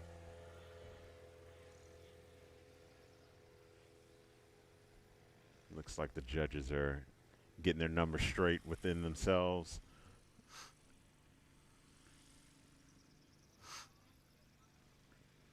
Scott Sweet ready for his final lap. Maybe fitting that he's got a checkerboard tail.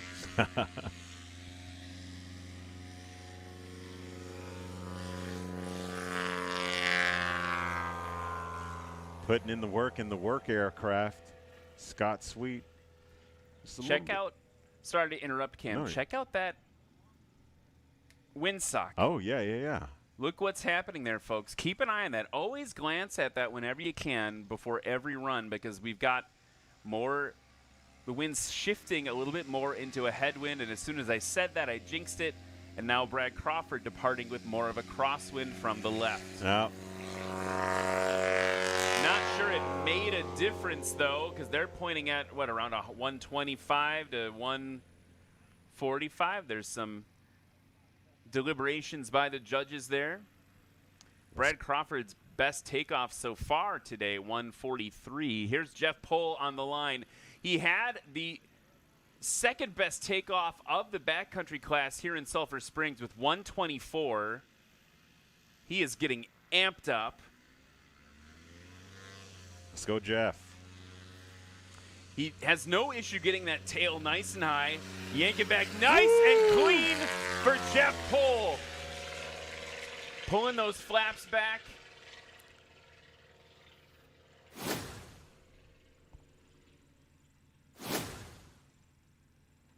Okay. Mr. Thermistor, by the way, on social saying, this is the coolest freaking thing I swear. Yeah, it's pretty dope. It is pretty awesome. Here's Jerry Clemens, currently in first place with a combined score of 214 feet.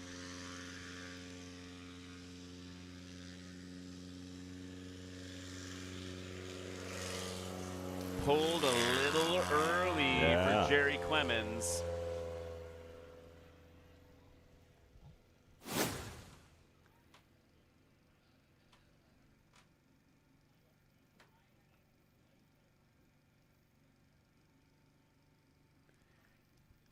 Check the replay now on the screen of Jeff Pohl taking off from that feather flag out on the back left of the course. By the way, if you are here in Sulphur Springs, don't forget to go visit all the great merch tents. Red Bull's here. Yeah. A lot of our sponsors are here. Legend Aircraft. Go buy a plane today. You can go try one on. Buy a plane if you want. There's a couple for sale. Yeah. Corey Sloan coming in. Good over the line for Corey Sloan. Nice and soft. Ooh, oh, no. We have a bit of an issue there for Corey Sloan. We've got a red flag called. Just a little too hard on the brakes for Corey. All the line just going to push him back there. A little bit of a prop strike into the dirt. Prop doesn't look too damaged from here, and I'm sure Corey is okay. Maybe a little embarrassed by that.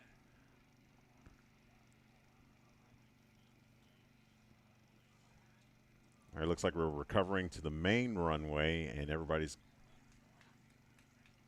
okay. Rest control correcting. We are Scott's on the main runway, and then behind him we're gonna have Brad Crawford in the grass. So yeah, we're just getting the traffic pattern cleaned up. They're gonna give Corey Sloan a push. We're at yellow flag now. Scott Sweet did recover, like Cam mentioned, on the hard surface. He's going to come around the pattern as well for his landing. And Brad Crawford, I believe, we should be able to continue. Green flag. To get a measurement on since we're landing.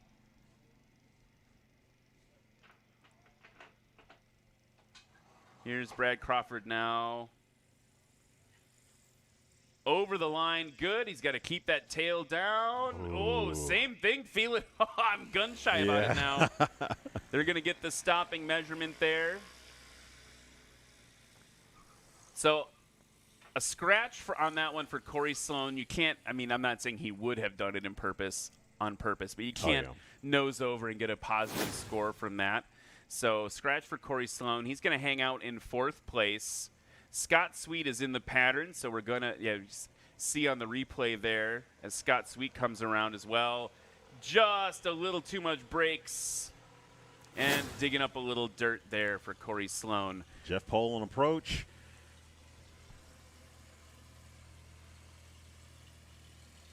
We need one on the board right. for Jeff Pohl. Let's go. He's heavy on the brakes, keeping it down. Nice one, Jeff Pohl. Just a little over 125 on that.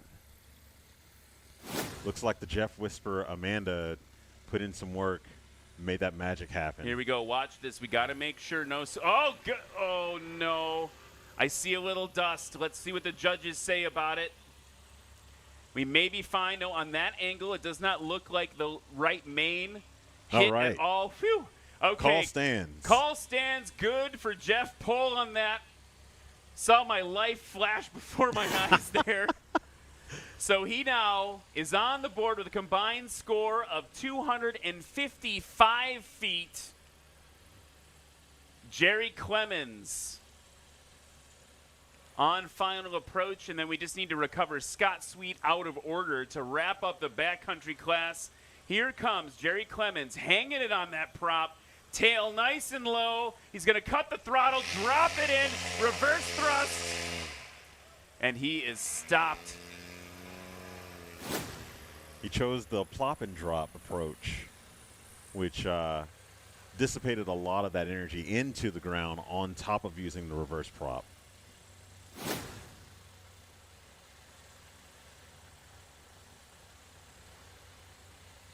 As we look on board, well, not on board, but we look in the cockpit on Brad Crawford.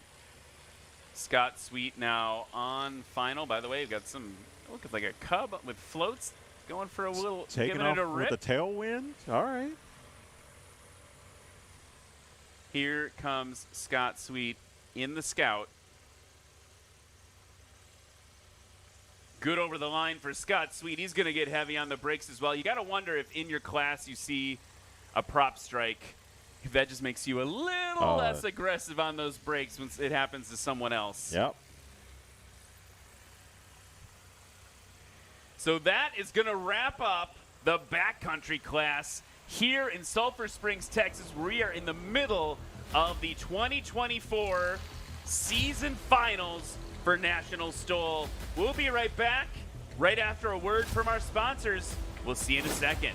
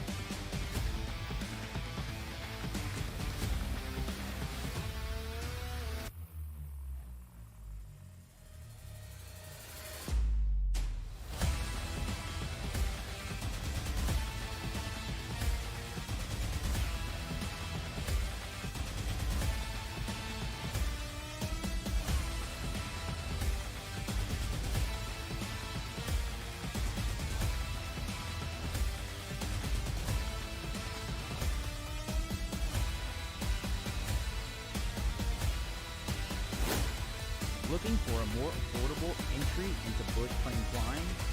How about paramotoring, aka the dirt bike of the sky? Paramotoring STOL is the next best thing, and this adventure motor that you wear on your back is your ticket to getting airborne quick. At Aviator Paramotor, our 2-week training takes you from zero to hero. Sunrise this morning, it was beautiful. There was a thin layer of fog flying. It's just like all the stress and all that kind of just floats away. It's really peaceful. From no experience to feeling confident and competent flying on your own. Let the team at Aviator Paramotor in Lake Wales, Florida teach you your new superpower of running into the sky. Classes are filling up quick, but there are spots available today, so call now. Side effects include, but not limited to, significant life changes, foot drags, ear-to-ear smiles. Find the extreme freedoms of ripping around the skies in your new adventure motor with friends.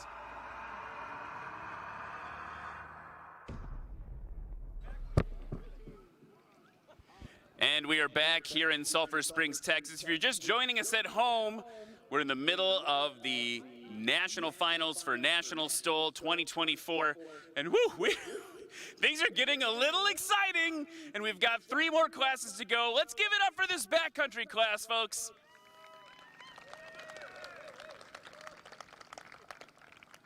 In third place, with a takeoff of 143 feet, a landing of 134 feet, for a combined score of 279 feet. Give it up for Brad Crawford. In second place, with a takeoff of 120, I think it says 4. I don't have enough hands here. This is professional television. 124 feet with a landing of 129 feet for a combined score of 255 feet. Give it up for Jeff Pohl. And with a takeoff of 118 feet, a landing of 96 feet for a total of 214 feet. Give it up for Jerry Clemens.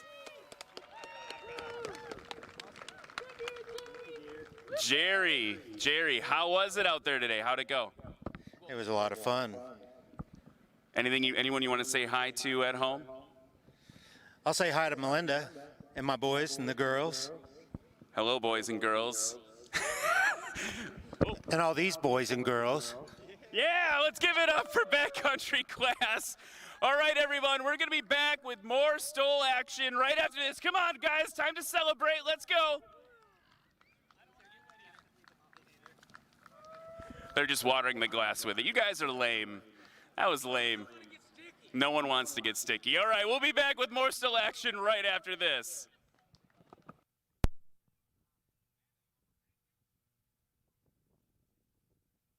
Sarasota was created actually back in the 70s, but we and Bert and Vince, my 2 partners, they've sold their business to Ryan and Sean, which is my 2 other partners now. We started around in 1999, 2000.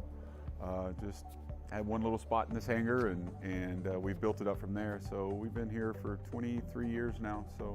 And then we have 5 facilities now here in the state of Florida. First starts in Tampa, Sarasota. Venice here is our main headquarters, and we have Punta Gorda and then Fort Lauderdale, Lantana. And we have partners in Brazil, South Africa, Greece, Tullahoma, Tennessee, all over the world. We're the largest Garmin dealer in the world, so that's probably what we've been known for. So we do more installs on aircraft, general aviation, anything really under 10,000 pounds than anybody else in the world. So, and we've been that for quite a few years now. Basically, every time I do an install, I go in and I download all of the latest manuals to make sure that everything's interconnected correctly.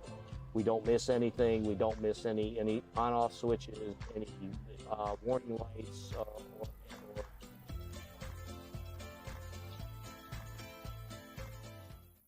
Special thanks to our local sponsors. Presenting sponsor, Legend Aircraft, the most coveted American manufactured sport aircraft. Nottingham Sulphur Springs Dodge, offering the best Chrysler, Ram, Jeep, and Dodge vehicles in the area. City National Bank, banking and lending with a team you know and trust. Clemens Insurance, the most affordable and best insurance coverage available, maintaining the highest standard of excellence. J. Hobbs Chevy. We're confident you'll find the vehicles you're looking for at a price you can afford. Texas Heritage Bank. Large enough to meet your needs, yet small enough to care. ETOS metal roof and wall systems. Strength you can rely on. Steel you can trust. Powerlift hydraulic doors of Texas. Unparalleled functionality, visually striking features, and remarkable durability. First National Bank of East Texas, here to help every step of the way. Thrust Flight, training students to be safe, confident, and disciplined aviators. Grocery Supply Company, impacting lives through exceptional service. Chad's Media, a premier full-service marketing agency.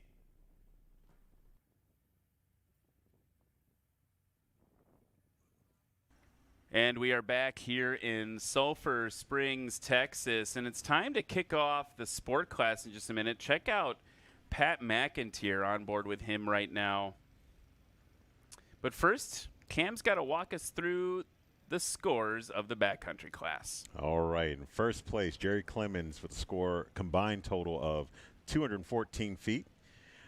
Second place, Jeff Pohl with a combined total of 255 feet. Brad Crawford in third place with a combined total of 279 feet. Scott Sweet with 360 feet in fourth place.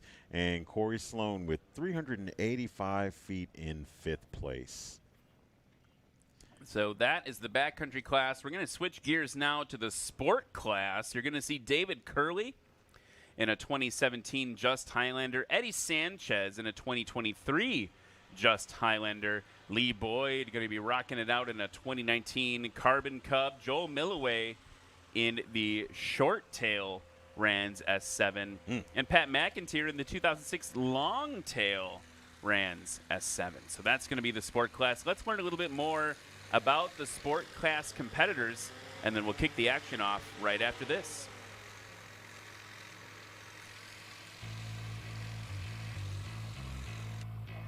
Grab one pin.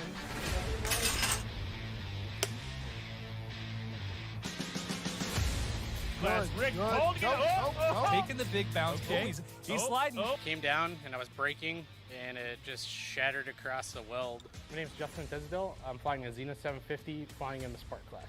My dad and I would always go to events and things like that, and I would always look up and just see people flying. And for me, it was something that I dreamed of doing. It's something that he dreamed of doing. We grew up like kind of poorish, and he was a cop and couldn't really afford to do that kind of stuff.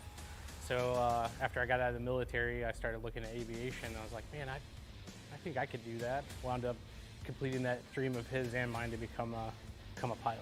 And anyone can do it. I know if I can do it, other people can do it.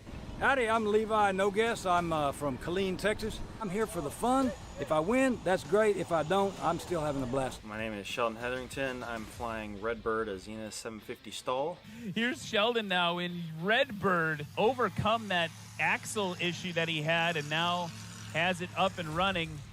New prop I'm trying. I just got it from E-Props, and it's totally amazing. Hi, I'm Dennis Rowe. I fly Just Aircraft Highlander, and I'm in the sport class. What do you say? You done it. You own it, and you learn from it, and you thank God. And in this case, it was not too serious. You know, here's the embarrassing part. I always said, boy, you put a Highlander on its nose, you got to be an overachiever. Yeah, I had to entertain everybody. I started off at a young age, probably 3 years old, racing motocross. You know, I come from a stunt background, and I was a professional bull rider. It just, what's next? Let's do it.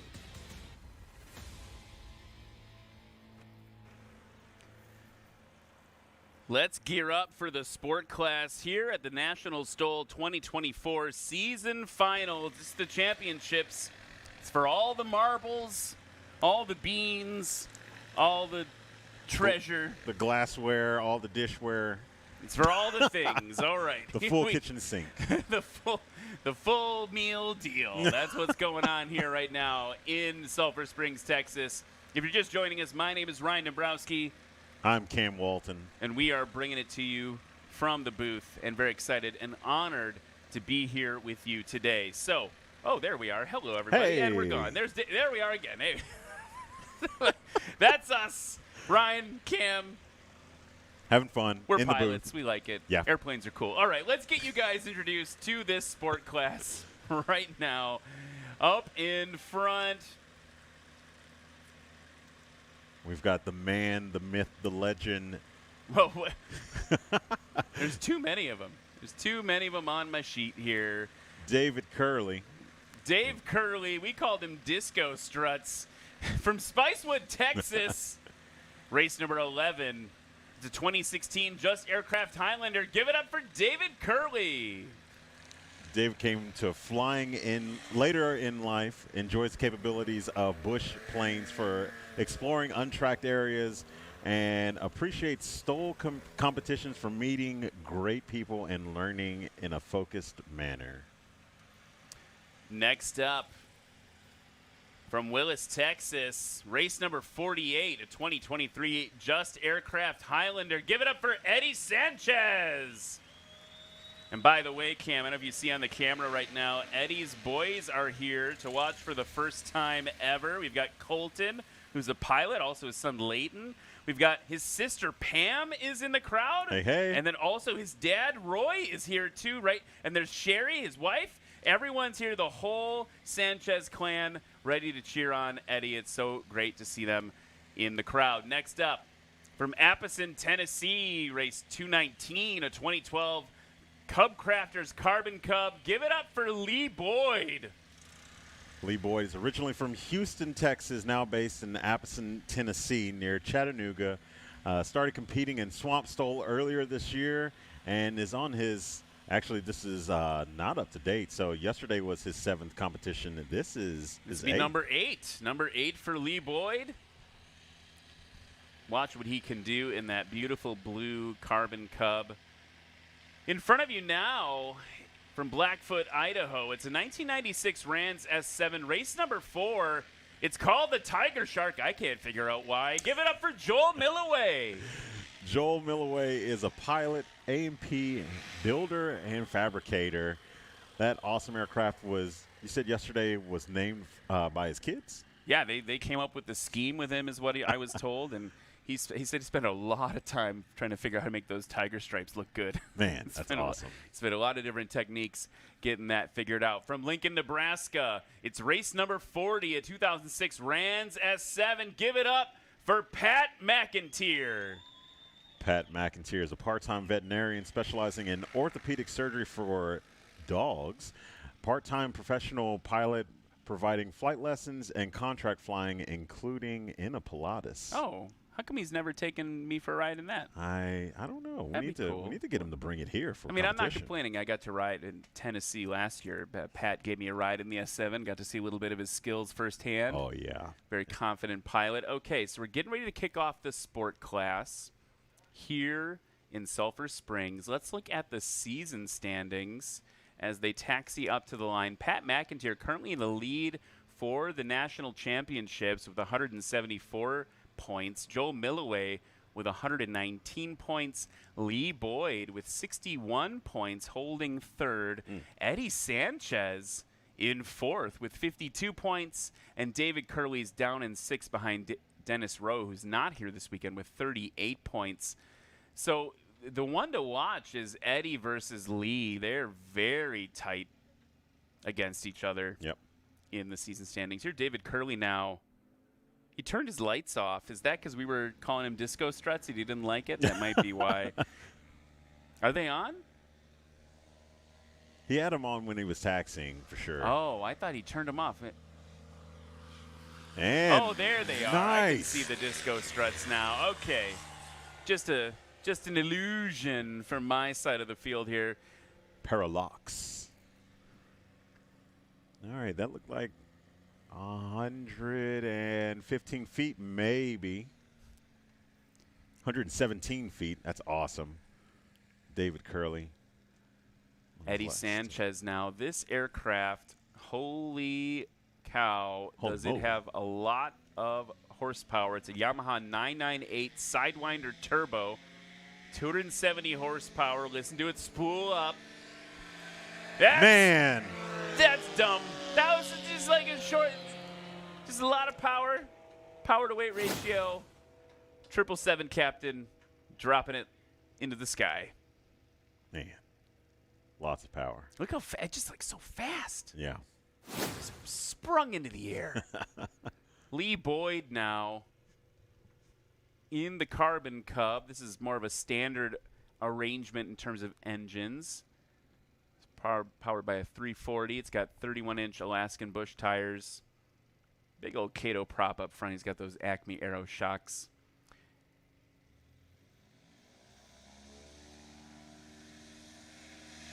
And wow, okay. You said it was going to be tight between him and Eddie, and he just threw the gauntlet. I mean, so David Curley's takeoff score, by the way, Disco Struts with 117. Eddie Sanchez, 68 feet. But look at that, Lee Boyd. Man, 64 feet. Here's Joel Milloway and the Tiger Shark.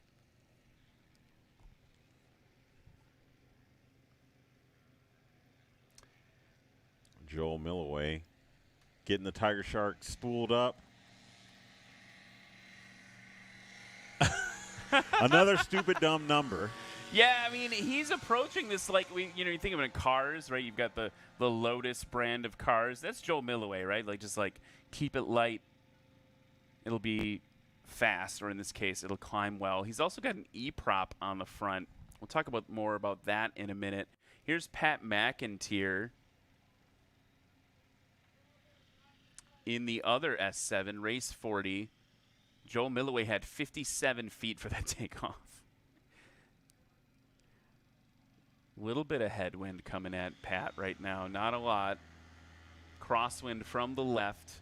Getting that tail up. Dropping those flaps, and he's off. Come on. And we're on board with Pat. See how he retracts those flaps as he's climbing into the pattern. So let's talk about Joel Milloway's E-prop. They're actually a sponsor for National STOL this season. They're efficient propellers for aviation. They're the lightest propellers in the world. They're ultra strong, high performance, made in France since 2008. They make props for paramotors, but they also make carbon titanium propellers for aircraft. And one of the things we were talking to Joel Milloway about was that the prop is so light. It's so efficient, that E-prop, that he can get more throttle response out of it. The engine doesn't have to work as hard to turn that prop because it's so light. So that's part of his secret, part of the secret sauce, the secret Tiger Shark sauce that's helping him stay so competitive against Pat McIntyre in particular. Here we go. David Curley in the Highlander, low and to your right, working in that crosswind. Chopping the throttle. Easy over the line. Just a little bit over 100 feet, looks like. Just want to say thanks to our friend Freedom Flight in the chat, saying, Ryan and Cam, you guys are doing an awesome job of covering this for all of us stuck at home. Thank you. It's our absolute honor and pleasure, Freedom Flight. Thank you, sir. For us to do this for you. And check out the Unlimited class now, getting prepped and ready to go. Josh Richling pre-flighting Steve Henry's aircraft. Checking those slats up front on Yeehaw 8 next to those Aero LEDs. Look how tiny those Aero LEDs are. Yeah. Not a lot of drag on those. Here's Eddie Sanchez in the sport class, bringing Devil Girl 2 in. Look at how he uses that power he has. Man. Good over the line. He's going to be heavy on the brakes, keeping that... Whoo, keeping that stick full back.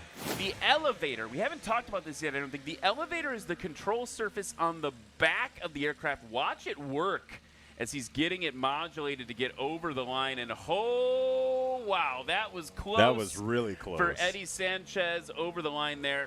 And you can see that elevator. It's called the elevator because it elevates you. It controls the pitch of the aircraft.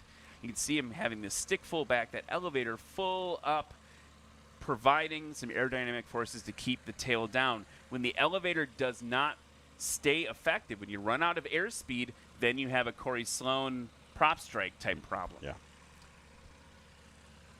Lee Boyd bringing it in. Beautiful. Ooh, blue. He's right on the line as well. Yeah. That one's going to go under review. Lexi doesn't know.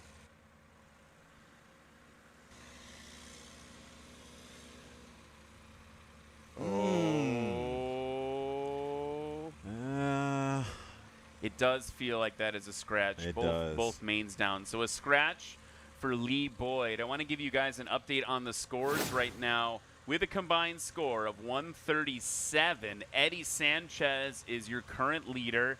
David Curley in second place with 226. But the Tiger Shark versus the Veterinarian. Yeah. That's up next. Rands S7 v. Rands S7.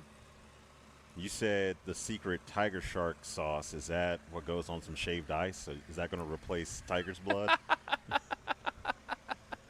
Here's Joel Milloway now. Short final. Holding it off. Ooh, just settling it down. Not a lot of forward momentum to dissipate. Working those brakes. Tiger Shark stopped sub 75 feet. What is even happening? That one's under review. They're going to check that left main. Oh, man.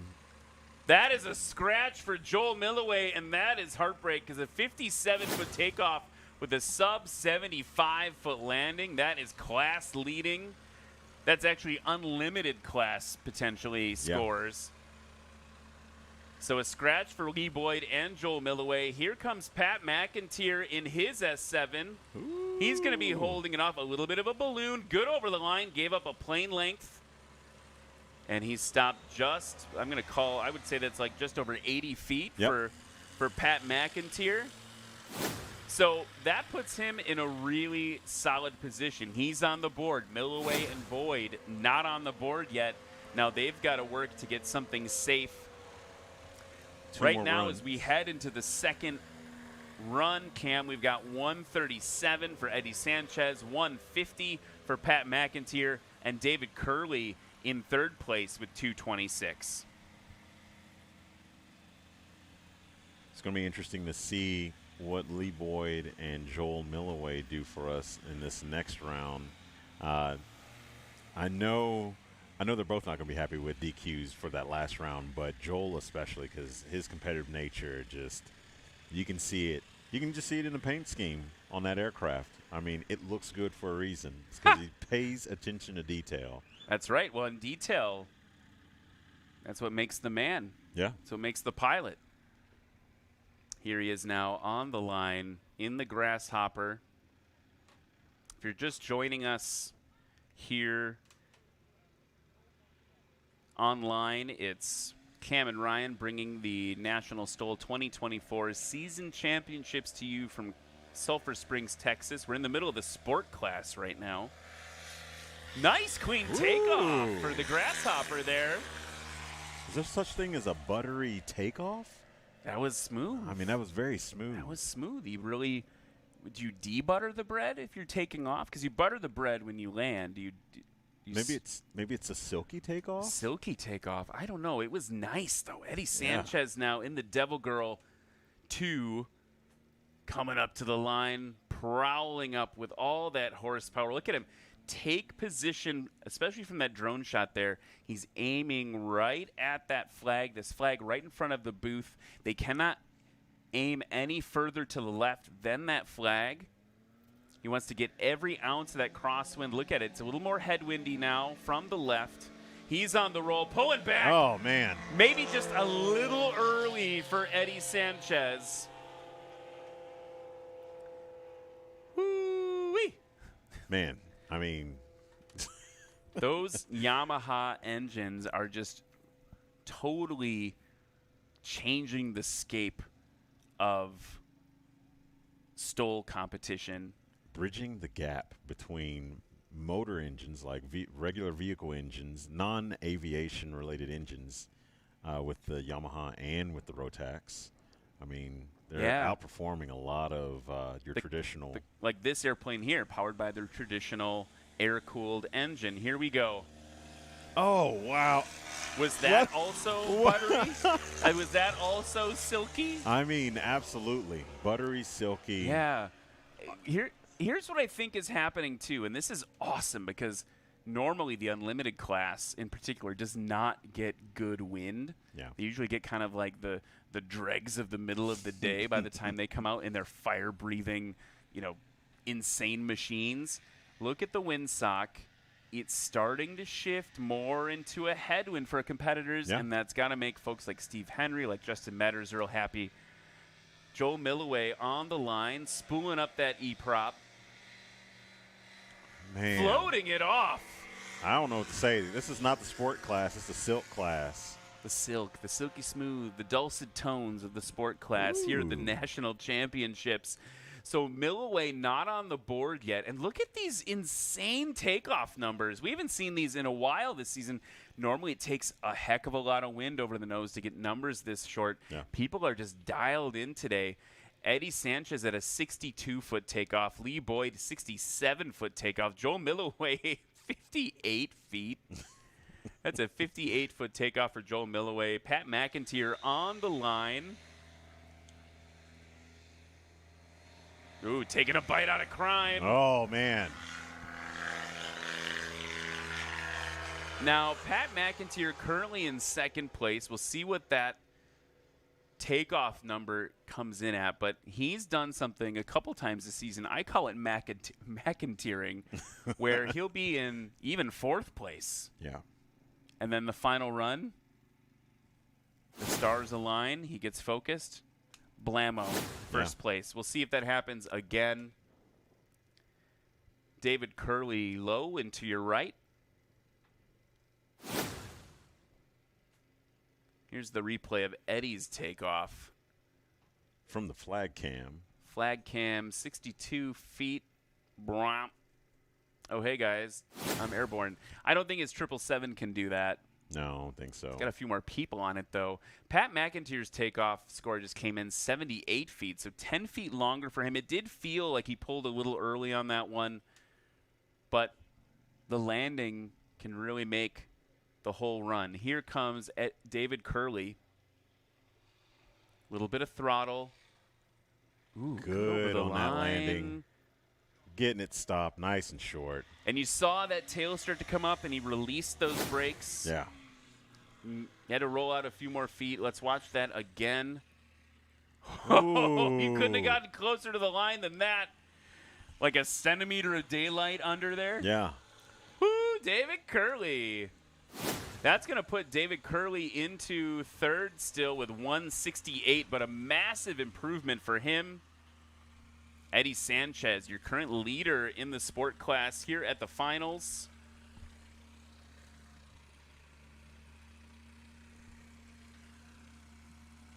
Devil Girl 2 on approach. You can hear him nursing the throttle. Oh! Lexi doesn't know. It looked questionable from here. Let's go back to the replay. There's the moment of impact. You can see the grass on the right side of the frame there that had been kicked up. That is a scratch for Eddie Sanchez's second run. I don't know. I feel like some of those times we're getting, when we see that grass come up in that frame, it might be prop wash as well. Because I feel like our Joel Milloway, or I'm sorry, David Curley, when he crossed the line, we saw a little tuft of white come up as he crossed the line. So might get thrown off by that little puff of smoke. Chalk. Too short for Lee Boyd. That's a second scratch for him. That one was easy to call, unfortunately, for Lee Boyd. Man, such a pretty airplane, too. So he's got to get on the board here in the finals. 2 scratches for him. Joel Milloway feeling maybe a little bit of the same pressure. Had an incredible run last time with a 57-foot takeoff and a 68-foot landing. Now, 58-foot takeoff. He's going to pair it with something. Look at him crabbing in the crosswind right now. Momentarily, he'll straighten the aircraft out into a slip. There it goes. Man. Now it's straight, using the aileron and the rudder to cross control to keep him straight. Here he comes over the line. Oh, close again. Man. Stopped sub 70. I think that's 70 feet, 71 feet, but did it count?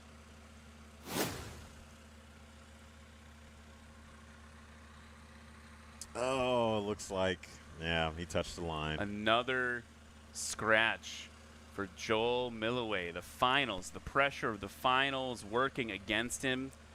So Joel Milloway with insane, I mean, the shortest takeoffs of the sport class. These are unlimited class numbers. He's double scratched as well. Pat McIntyre currently holding second. Here he comes in on short final. Little burst of power, held it off. Nice and short. He's going to stop around the 83-foot mark. Yeah. So Pat's currently in second place. Let's see what that total comes in at longer. So it was a 14-foot longer run for Pat, but no scratches. So he's got some ground to cover against Eddie Sanchez. 13 feet to be exact to get Pat up into first place. David Curley hanging out. He's only got 18 feet to move to get him into Pat's danger zone.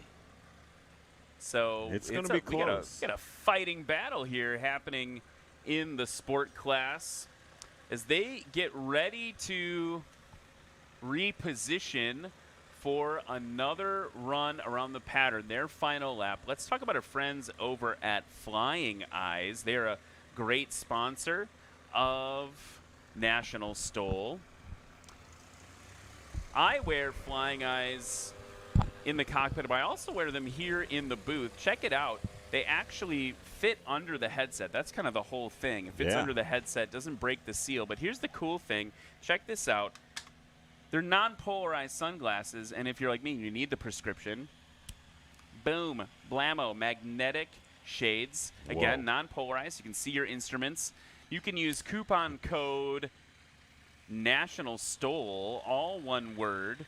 Coupon code National STOL to save 10% on your Flying Eyes optics. Check them out. Yeah. Prescription. I have a pair. They're great. Yeah, they're really good right things. Now, and you can get these, of course, you mix and match. I've accessorized depending on my wardrobe. Yeah. I like these because I look like Master Chief. Good old Master Chief. Yeah, Halo, games, millennials.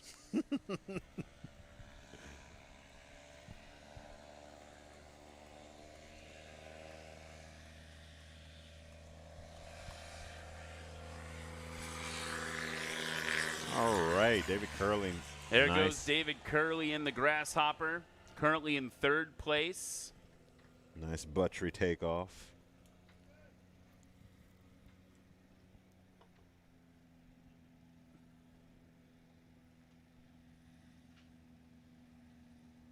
Eddie Sanchez on the line.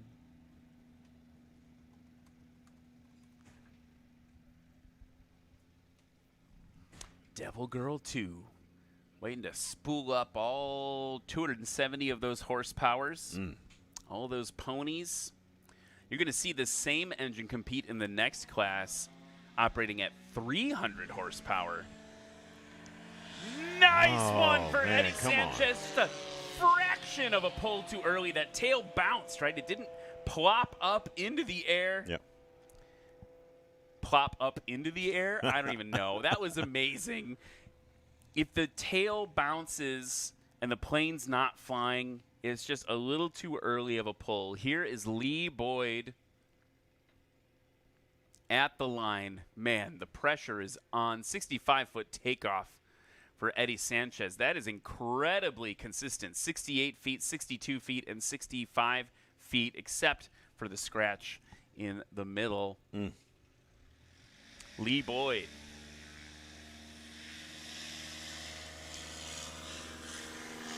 So graceful. Yeah. I'm just so graceful. He told me earlier this year he's flying, if I'm not mistaken, he's got a runway at his house. Okay. He's landing that airplane like at home. Yeah. Like in the mountains. The mountains. So that's where he gets his practice in. Joel Milloway, former Navy, working to keep jet engines flying back in the day. Now master craftsman building these super light Rands S7s. He's got his E-prop wound up, dropping those flags. He's already off. He's already off. He's already flying that airplane. We can't get enough descriptors in before they're airborne. Yeah, they could maybe delay their takeoff just a little bit so I could talk more. I'd appreciate it, yeah. Here's Pat McIntyre on board with him again. Check him out. Watch the flap handle. That's that control in the upper left-hand corner of the cockpit, kind of hanging from the ceiling. Rans S7s typically, from the factory, the kits come with a flap handle that's operated from the floor. And for aggressive style STOL flying, look, it's so much easier to reach. And yank, pop it right into the air for Pat McIntyre. So you could imagine, think back to the touring class, John McArdle having to reach all the way down to the floor. Yep. And his face is basically in the panel, you know, as he's trying to reach the floor, manage the yoke, all those. Here, I can so, you know, you can reach here, right? You can reach here to work a flap and keep your hand accessible to throttle things. This is the stick. Well, John McArdle has to go all the way down like this to yank on his flap handle. So you see a lot of the RANS pilots in particular move the flap handle up to the ceiling like Pat McIntyre has it, easier to grab. That's also very common in the Carbon Cub. I'm pretty sure they do the same thing in the Badlands Travelers. Yeah. A lot of aircraft now, STOL pilots want it up here instead of having to reach somewhere else for it. The old, you know, Piper Cherokee has like the Johnson bar on the floor. Yep. I get that. That's how they did it. It's also easier to route stuff. But up here, way to be. Okay, David Curley. Coming in on final. He's got his flaps down as he crabs into the wind, slightly pointed towards the trailer. Here he comes. His way down. And good across the line. Lexi's calling it good. Nice short stop, sub 100. He's going to be real happy with that score. That aircraft, David Curley's aircraft, is a modified. It might sound a little different than the other Rotax engines. Modified 150 plus horsepower. It's got a engine control system, fuel injected, supercharged. Little extra juice on that. Speaking of extra juice, 270 horsepower. Coming in from the right. Eddie Sanchez. A little bit of a float, dropping it down on those gear. Nice and safe stop. Whew. He knows exactly how much pressure to put on those brakes. Yeah. A little bit of balloon, but watch him modulate it with the elevator control there.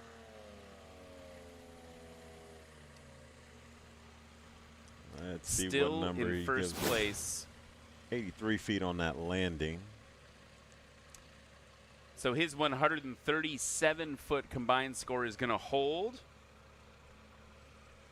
That is the number to beat. Lee Boyd, not on the board yet.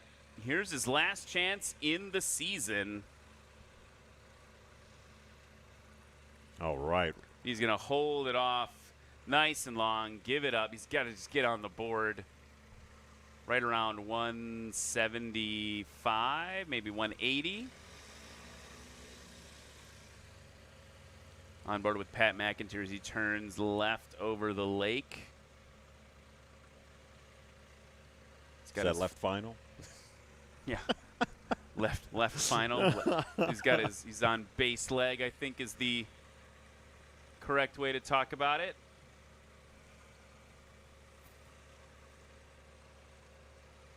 Here comes Joel Milloway, also his last chance to get on the board here at the finals. Lee Boyd now in fourth place with a combined score of 243.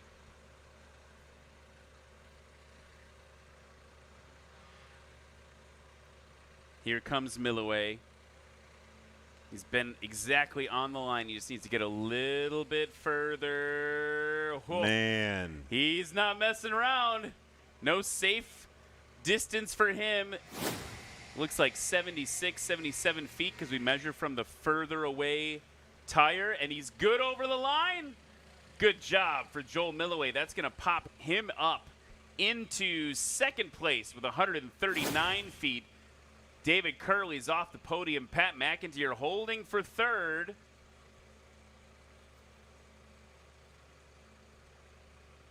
Full flaps now. Look at that airspeed indicator. There's not much room. Give him a little. Let's see what he does. All right. Oh, right on the line. Getting it stopped. That's incredibly short. Did he touch the line? Oh, Lexi doesn't know. It's going to go to review.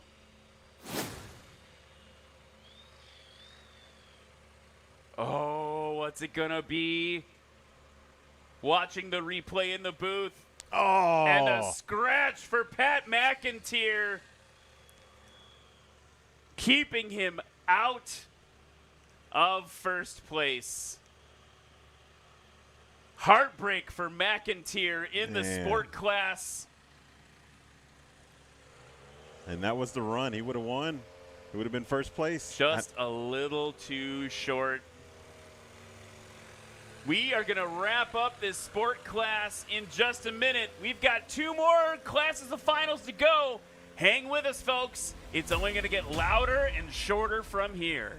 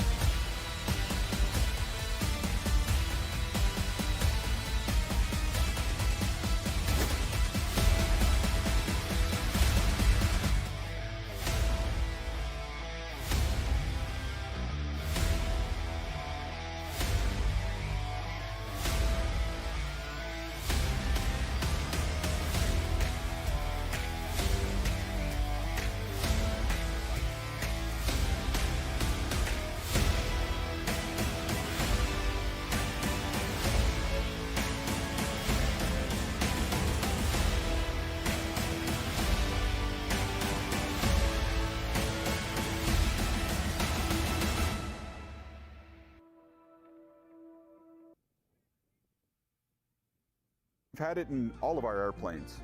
Ever since we started with the Piper Saratoga in the early 2000s. We did the pulse oximeter and CO detector in there.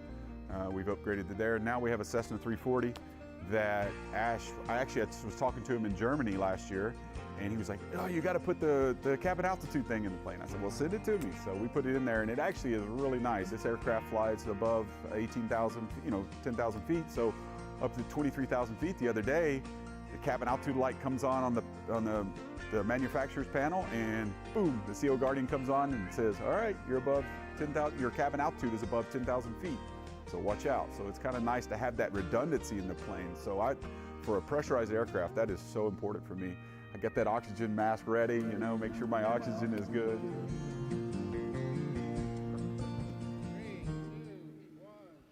And we are back here in Sulphur Springs, Texas. Hey, this crowd here is amazing. We've got the overcast skies. You came out anyway to watch some of the best flying in the world. Give yourselves a round of applause. Yeah, that's right. You guys are awesome. Thank you so much for coming out. How about this sport class behind me? That got pretty spicy. Good flying back there. Let's give out some medals. Lexi Duncan, headline judge, ready to dole out some glory. With a takeoff of 59 feet, a landing of 82 feet for a combined score of 150 feet. Pat McIntyre.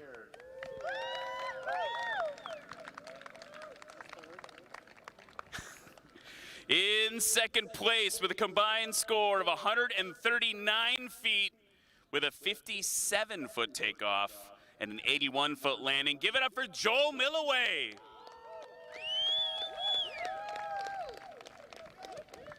With a 62-foot takeoff and a 69-foot landing for a total score of 137 feet. Eddie Sanchez.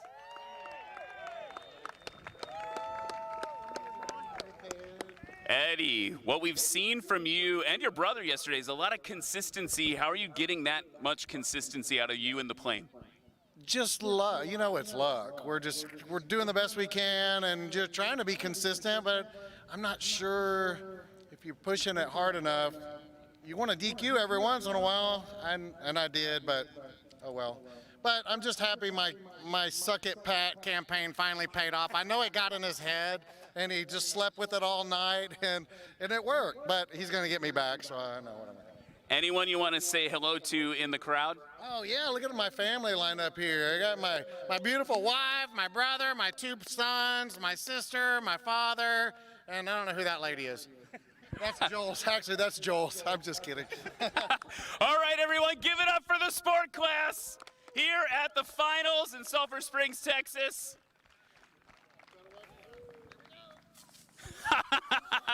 Nice. I made the mistake of standing downwind. All right, more flying right after this with the unlimited class. What's up, Av Geeks and Stole Freaks? Welcome to Lone Star Stole here in beautiful Sulphur Springs, Texas. It's Luke's for everybody, 2019 American Legend Aircraft BOAC.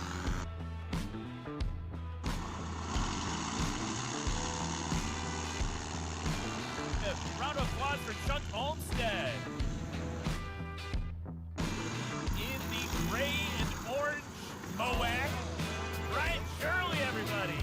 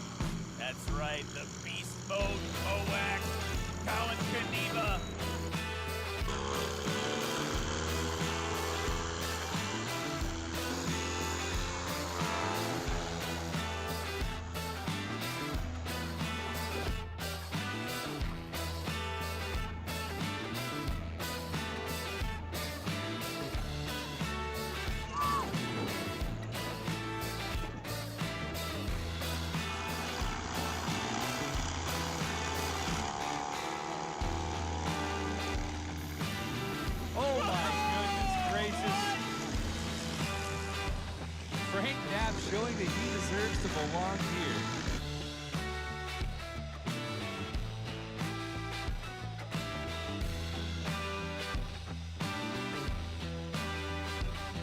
Whoa, that was legendary.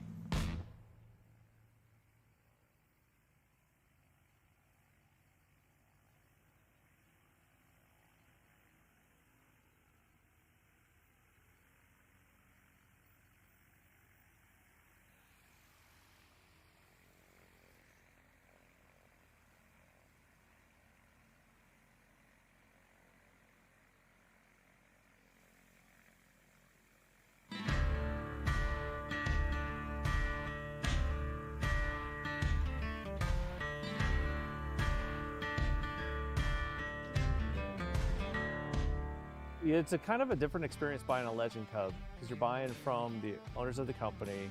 You're going to meet everybody that's going to work with you ahead of time. They're experts at every little facet of it. You pretty much can do as much of the aircraft as you're capable, and they'll kind of hold your hand through the rest of it. So I couldn't recommend it higher than truly a wonderful experience. You show up and you watch how all the fuselages are all TIG welded, and their processes are second to none. They build by far the nicest airplane, lightest componentry, great styling. Ron, their painter, is spectacular. It's not like any other buying experience. You are truly buying into a family. A lot of longtime employees. I'm friends with a lot of the guys that helped build my airplane. Legend Cub owners typically buy an airplane and never sell that airplane. You won't find very many of them used for sale on the market. I think you get a slightly different owner with a Legend Cub. It's not just an airplane to them. It's a piece of art. It's a piece of them. It's custom designed and built for them. Any option you want is available. Hard to get much better than this.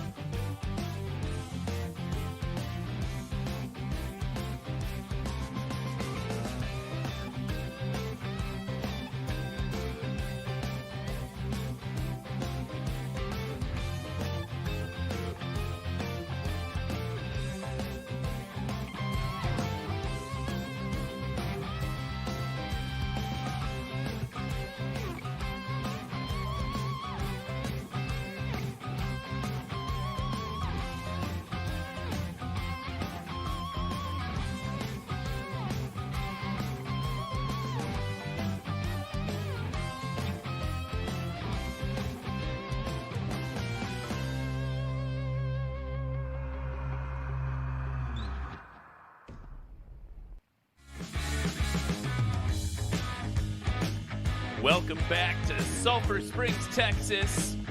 It's the end of an amazing season here at National STOL, and we are 3/5 of the way through the finals here at Sulphur Springs Municipal Airport.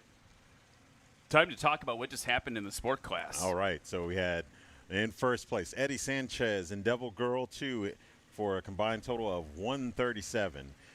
Second place, Joel Milloway and Tiger Shark for a combined score of 139 feet.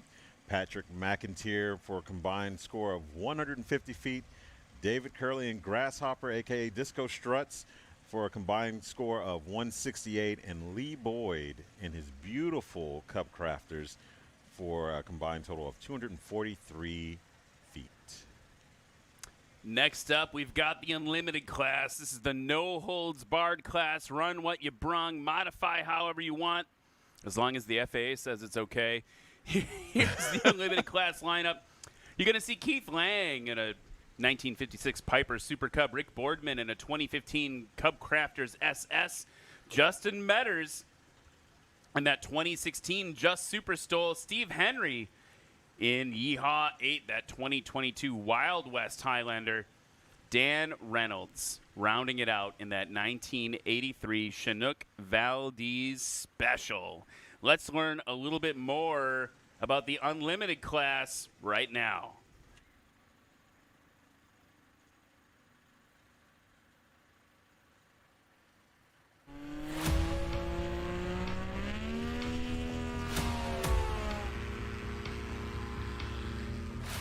He pushes me and I push him, and same with Hal. We're challenging each other. Everyone's like, whoa, this is gonna be close. I have beat him, but not often. I gotta be really on my game and he's gotta be off his a little bit.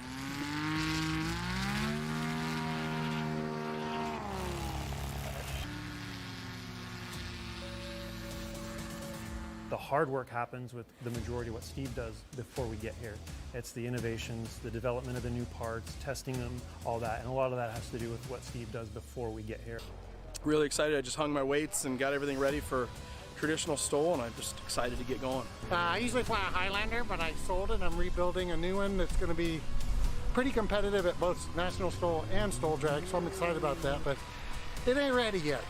I fly my Rands off a grass strip in airport about 15 minutes from my house. Rick and Colin Kadiva, both really good friends of mine. Colin has a place with a strip behind his house. I've flown in and out of there. Patrick and I, we got a little bit of a grudge match going. Come on, get it stopped, Charles. Get it stopped, Charles. No! You know, had to let it all hang out. Oh, man, One way or another, we're going to stop it, even if it's sideways. It was so fun. I got to fly the Unlimited. You can't beat it. So that's the Unlimited class.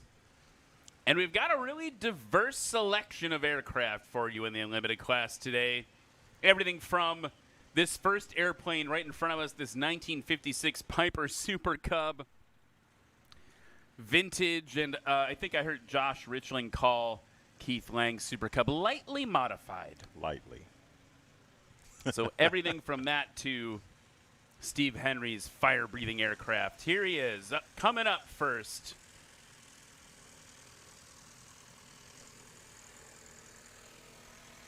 From Wasilla, Alaska, 1956 Piper Super Cub, race number 50.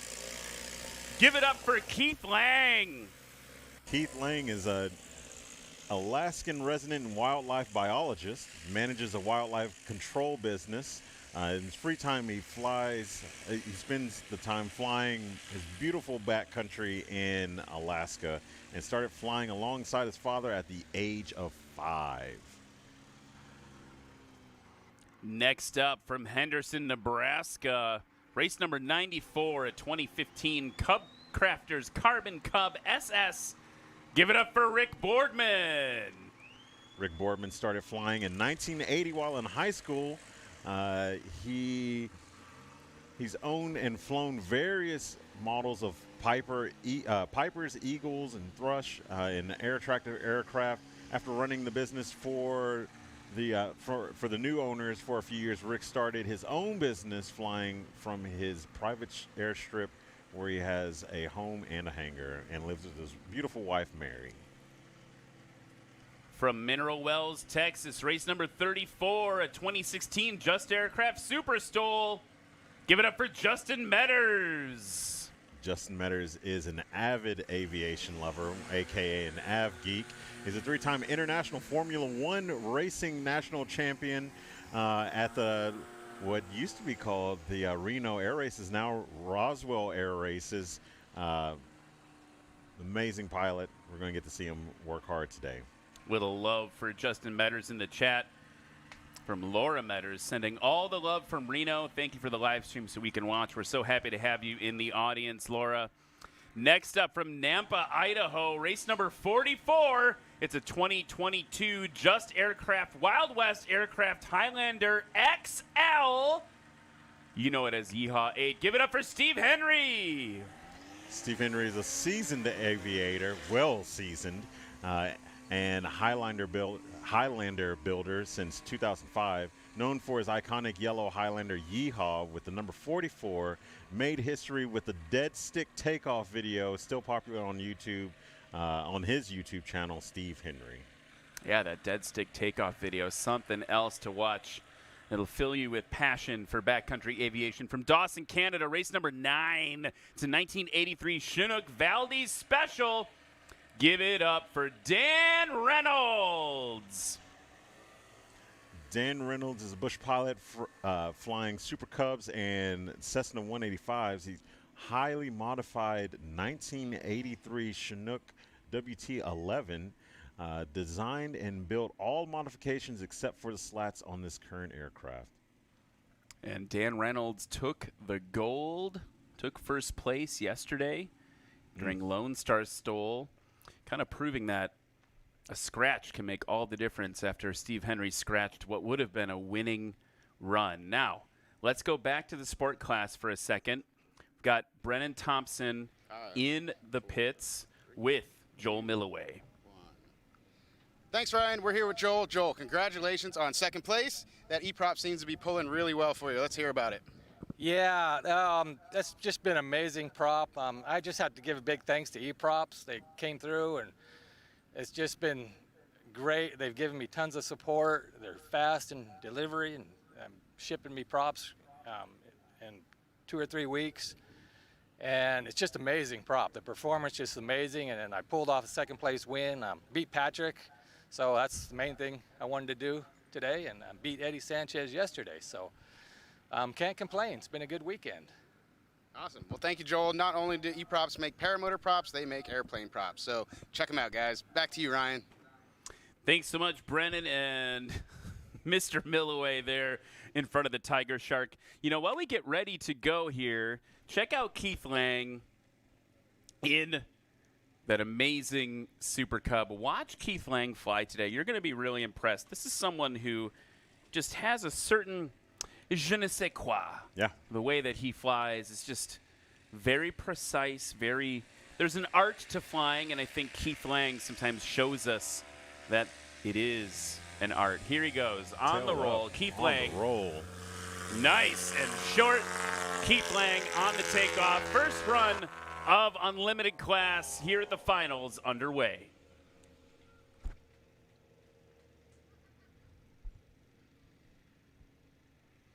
Next up, Rick Boardman in that Cub Crafters SS.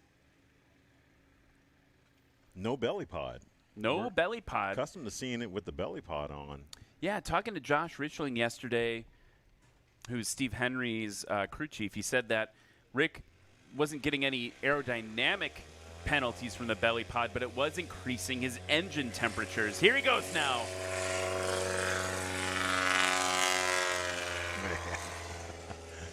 I'm impressed. I love that aircraft. So it was not slowing the plane down. It was maybe even providing a little bit of lift, but increasing the engine temps based on the way that it was impacting the airflow through the engine cowling. Okay. Justin Metters, here he is in race number 34, lowering that tail down. That is super cool, getting a little more angle of attack over the wings. And just a few revolutions from that tape on his wheels. That on his tires, like look at this replay here. Like, it is just soaring into the sky. That's 300 horsepower Yamaha. Speaking of 300 horsepower Yamaha, here's another one. The legend of legends, Steve Henry. He's lowering his tail down. He kind of does that based on how much wind he's got. Right now, we're still seeing maybe like a quartering crosswind. Yeah. Oh, man. I don't even. You look down, and he was already airborne.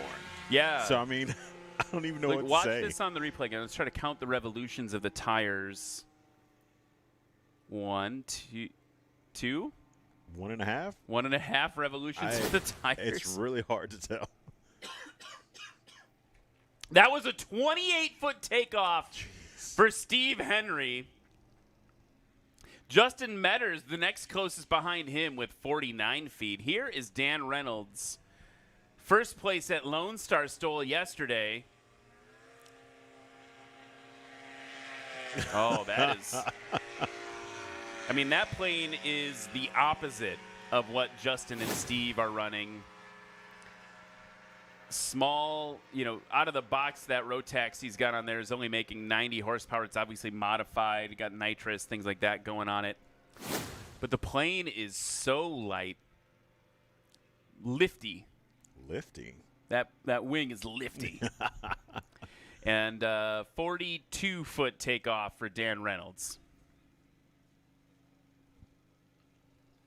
So Russ Keith has a Chinook, and he was saying yesterday that his landings were long because that wing, it doesn't want to land, essentially. I mean, the wing is providing a lot of lift, and with his Chinook, it doesn't want to land.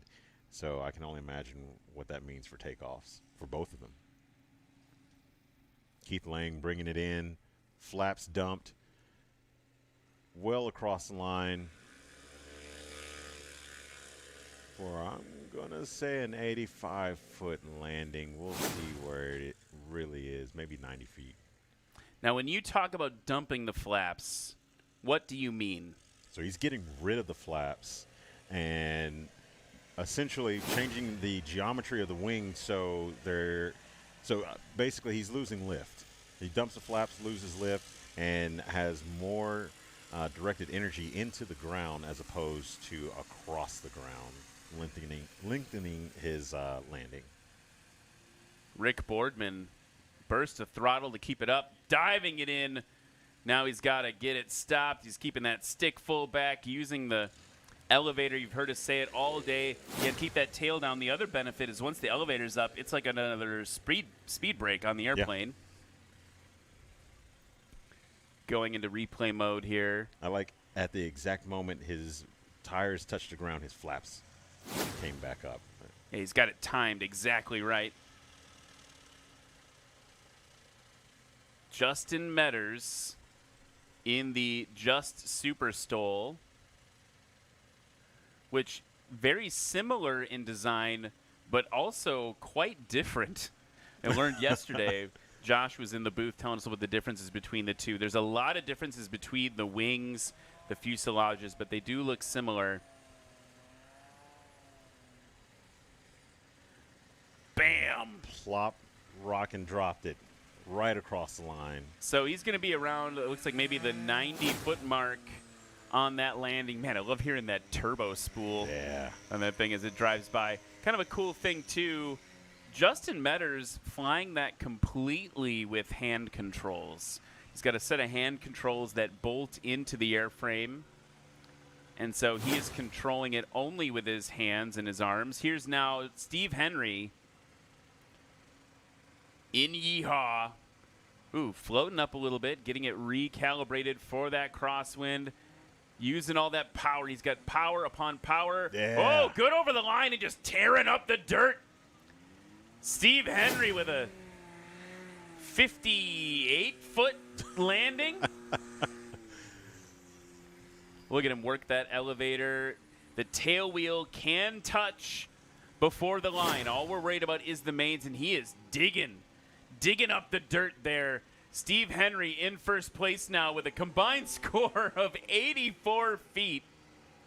That was a 56-foot landing. I wasn't too far off. Man. Now, Dan Reynolds, he just frankly, unless there's a healthy wind, if there's a big wind on the nose, Dan Reynolds can compete on takeoff with Steve Henry. But on the landings is where he can really attack. And high and to the right, Dan Reynolds in the Chinook Valdez Special. If you pay attention real close on the side, it says, not an airplane. Here he comes in, just floating it in. Man. Oh, a little man. short. A little short for Dan Reynolds.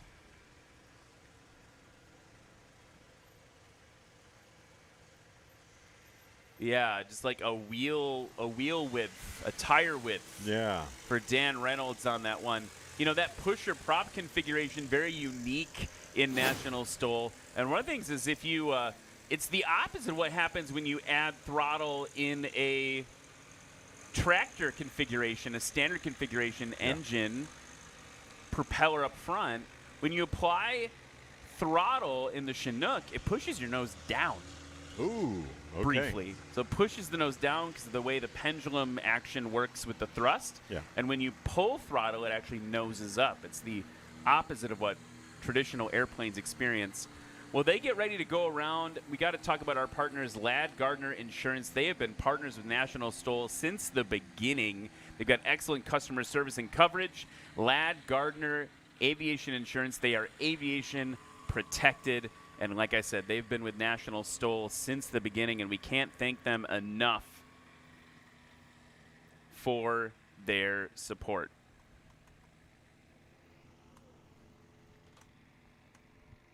So we're one run in to the unlimited class, and right now Steve Henry holding first with 84 feet. Justin Metters, he's actually not that far behind him, but when it's Steve Henry, you're quite a ways behind him. Yeah. And the unlimited class in particular, you're quite a ways behind him. Justin Metters in second place with 151. Keith Lang in third by only 5 feet with 156. So it's still possible to get out in front, but of course we haven't seen the best of Dan Reynolds yet. Keith Lang just what do we call it? A silky smooth takeoff? I mean, all the dairy adjectives can go with these takeoffs. Just silky smooth, buttery, satiny. Milkshake. Milkshake. Keith Lang just milkshaking it off. We'll keep workshopping that. Yeah. Rick Boardman at the line now.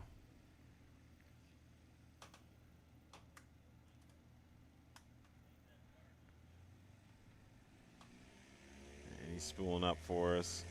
Bringing the tail up. Oh, yeah, you're right. Yeah. He has the timing of the flaps and the tail pull down absolutely perfectly. I mean, it looks very mechanical, very automated, just precise. Check out the windsock as Justin Metters comes to the line. It's almost a full headwind now. Yeah. So we're going to get more wind on the nose. We're going to get even shorter takeoffs and landings for you. Here's Justin Metters on the line. Currently in second place with 151. And we're seeing some short takeoffs here. I'll talk about that in a second. About to see another one. Just keeping the tail planted and just lighten the fires. Yeah. Some good short field technique. Okay. Steve Henry, best takeoff of the unlimited class so far with 28 feet. We counted 2 revolutions of the tires. Mm-hmm.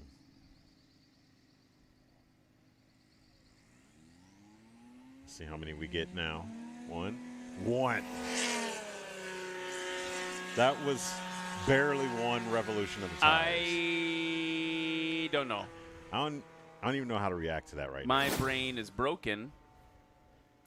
Let's watch the replay of that. Elevator go up. Yeah, I mean, I've seen that airplane take off as short as 6 feet. Yep. There's a video of it taking off with its brakes locked. Well, one of the previous yeehaws. I don't know, like what just happened. It's freaking me out. Dan Reynolds, what does he even do after something like that? Exactly that. I mean, it's we got wind on the nose, and they're like, "Hey, would you guys like to see some magic tricks? Would you like to see our repulsor beams push our airplanes into the air? Like, what is happening?" I mean, that's iPhone technology. So did you look at the replay right there? I mean, he was airborne almost before the tail wheel cleared the line. Yeah. He was maybe a foot. I mean, the tail wheel's up, but look at where his mains departed I bet he was only 2 or 3 feet from the line when he was airborne there. That would be a 10-foot-ish, 9 or 10-foot takeoff. Let's see what the judges call it. 15 feet for Steve Henry. The judges are still conferring over there. Keith Lang. Burst of power. Ooh, Keith Lang. Raucous applause from the crowd and the judges here. Look at that poetry in motion.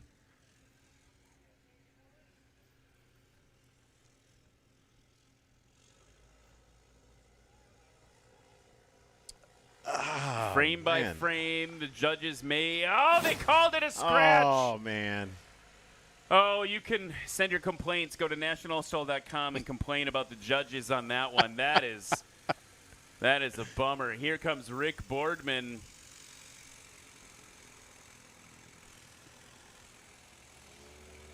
Holding off with throttle. Was it enough? The tail's coming up. Rick. Oh, he's modulating. Oh, he got it stopped. Rick Boardman. Man. Look at this. He's holding it off. The tail touches and starts to force those wheels down. But look, they touch down maybe 6 inches from the line. Rick Boardman, the opposite of what happened to Keith Lang. They are just flirting with either side of the line. Rick Boardman now in second place. Combined score of 128. Keith Lang in fourth with 156. Here comes Justin Metters. Nice crabbing, stabilized approach.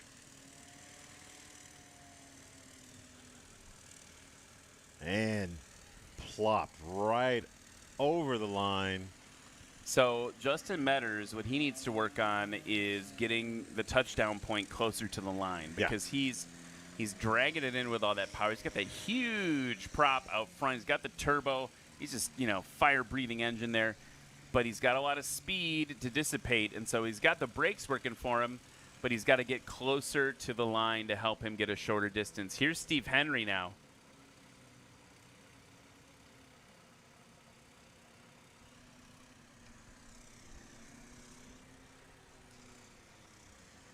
Steve Henry down over the line, digging in the dirt. Sorry about it, Sulphur Springs Municipal Airport. Look at this. Plopping it over the line. He's cleared the line, touches down maybe 5 feet beyond it.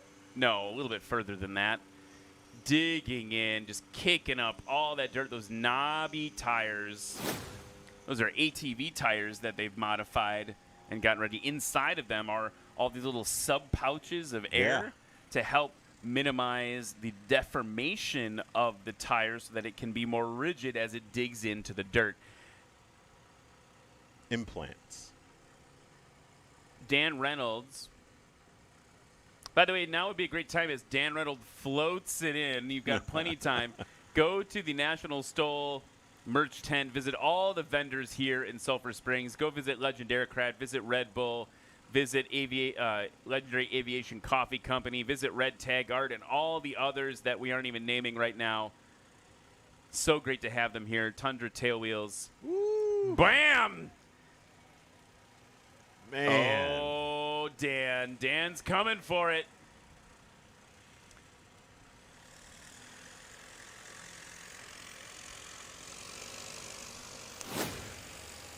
You might be wondering, can Dan just drop it like an arrow? And you might be wondering that because he did that, I think, at Sun and Fun this year. Yeah, Lawn Dart Dan. Lawn Dart Dan. Yeah. Well, he cannot do that in National STOL. Negative. You got to keep it under control. Look at him dropping that thing in. This is your unlimited class. We got one more run to go. While they go around, let's talk about Aero LEDs. They are state-of-the-art LED aircraft lighting solutions. You can see them on this. They're frustratingly bright, actually. Amazingly bright. The Aero LEDs on the wings of Steve Henry's plane, Race 44, as it taxis by you. They are tested for some of the most extreme operating conditions on the planet, including, says here, space. And send those lights to space. Aero LEDs, They provide gift certificates as prize considerations. They serve every spectrum of the worldwide aviation market.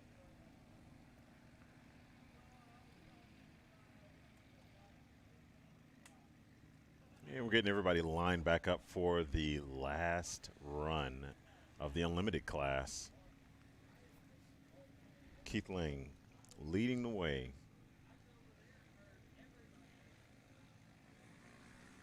Got the okay from there, boss. And tails coming up. Keith Lang currently in 5th place. Look at that one.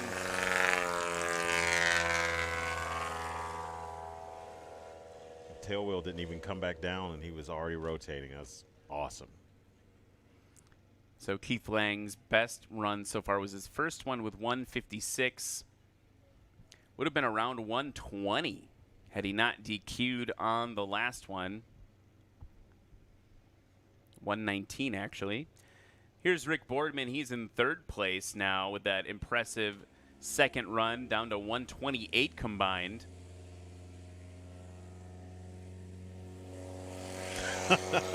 I mean, there's something to be said about someone who just brings out a Carbon Cub and says, "What's up, guys? Yeah. Let's fight." Yeah. Justin Metters taxiing up to the line in his truly limitless aircraft. Dropping those flaps are so huge, dropping the tail down, more angle of attack, checking those controls. Yeah, stirring the pot.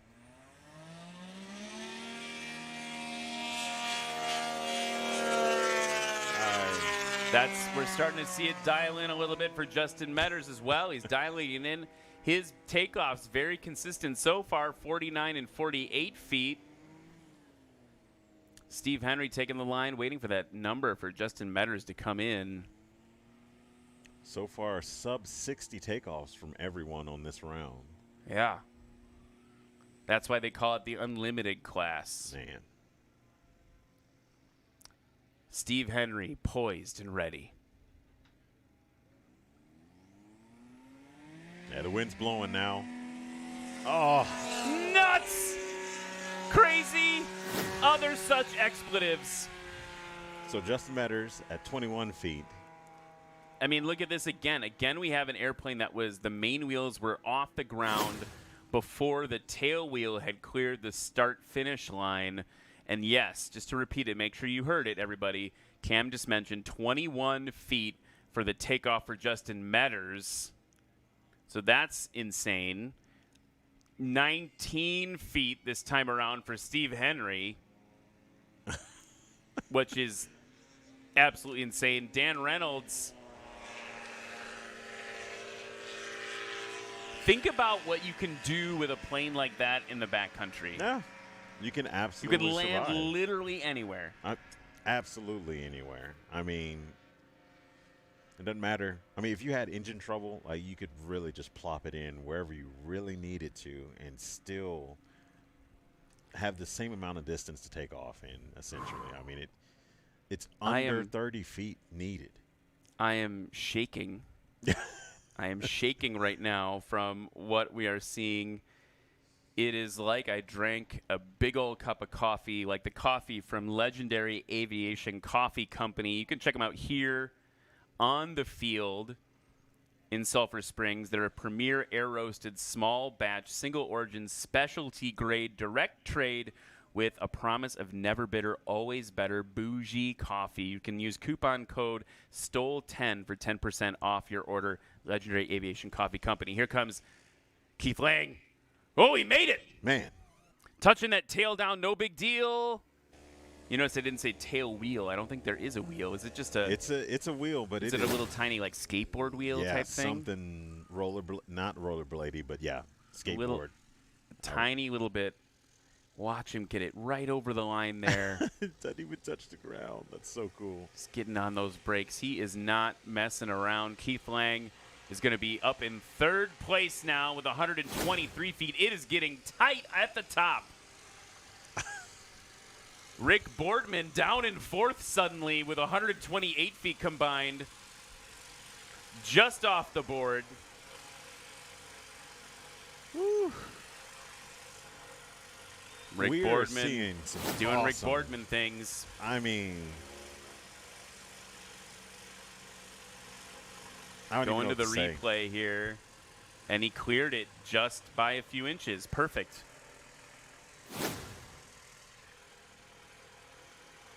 So that's a good one in the books for Rick Boardman. It is going to come all down to this run. We are going to see the deck shuffled over and over as they come in for landing. Rick Boardman very consistent with another 128-foot landing, but that's going to keep him in fourth. Keith Lang up in third. But watch out for Justin Metters with his 21-foot takeoff. Here he comes. Over the line, getting it stopped. That is going to be a great one for Justin Metters. I am so happy for him. It's just great to see him come out and compete and have no issues competing, no aircraft problems, nothing mechanical, just out here performing like he's always wanted to and how we love to see. Steve Henry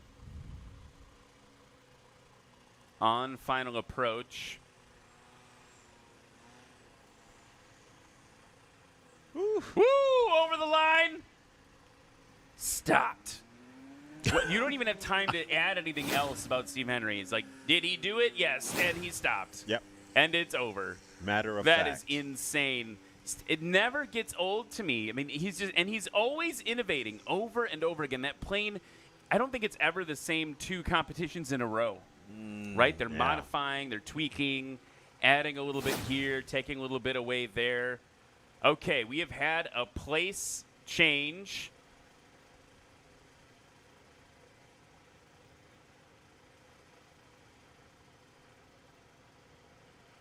We've had a couple place changes. Justin Metters now in third with 97 feet. Steve Henry holding the line and second with 75th. And did I miss this? Dan Reynolds in first with 59 feet? I don't even know what to say. Yeah. I didn't notice it either until just now. It just happened. It just happened. He just flew off so gracefully. Let's see what he's going to produce with this one. 20-foot takeoff. How short's the landing going to be? Ooh, and just feathered it in. Giving up a lot this time, over 50 feet. That is the unlimited class here at Sulphur Springs, Texas. While we get ready to head to commercial, let's talk about our friends at iFly EFB. They are the most complete EFB app for Android, iOS, and Windows. They provide prize consideration to our pilots. Fly Your Freedom is different up here with iFly EFB. We also need to talk about Sarasota Avionics. The unlimited class winners get Garmin prizes provided by Sarasota Avionics. They are your world-class dealer, the leading dealer in the nation for panel mount GPS avionics systems. Check them out, Sarasota Avionics, your authorized Garmin dealer. We'll be back with more. One more class to go. I don't even know if I can handle it. What's going to happen to all my emotions? I can't know. I don't know what I'm going to do. We'll be back right after this.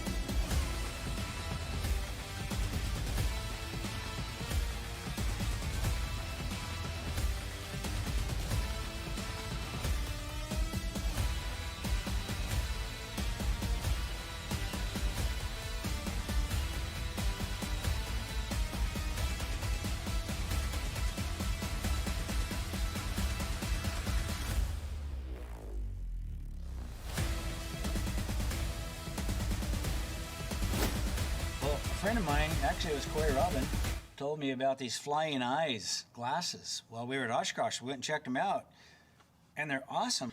But what I really like is the glasses themselves. They're very light. The earpieces are real thin and flexible, so you don't even know you have them on under a headset.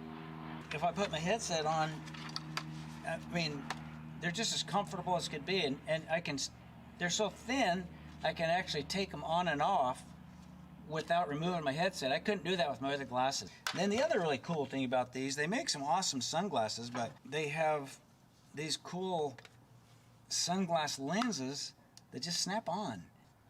So now instead of having to carry a big extra glass case in my pocket, that's all I got to carry to take my sunglasses with me.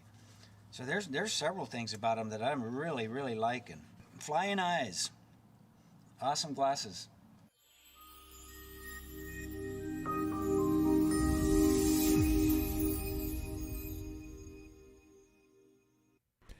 At Aerolids, we believe that innovation is equal parts inspiration and perspiration. Since our inception in 2006, we embarked on a mission to redefine the expectations of aerospace lighting. Entering the aerospace lighting market, which had remained largely unchanged for 50 years and in drastic need of a new product with fresh look and unequaled performance, Aerolids was inspired to redefine the expectations, which resulted in a series of innovative designs. Hungry for new ideas, backed by a company that valued the patronage, customers quickly adopted the new standard of quality, design, and performance never seen before in the industry. Over the past 12 years, Aerolids installation, ranging from the experimental and 23 markets up to the space and military applications, with over 15 tactical military platforms featuring products in both overt and covert operations. Aerolids continues to lead the industry in design, reliability, and unsurpassed performance. Unique in its presence and unmatched in its perseverance, Aerolids serves the aviation market from one spectrum to the next. From you to you too, Aerolids is redefining the expectations.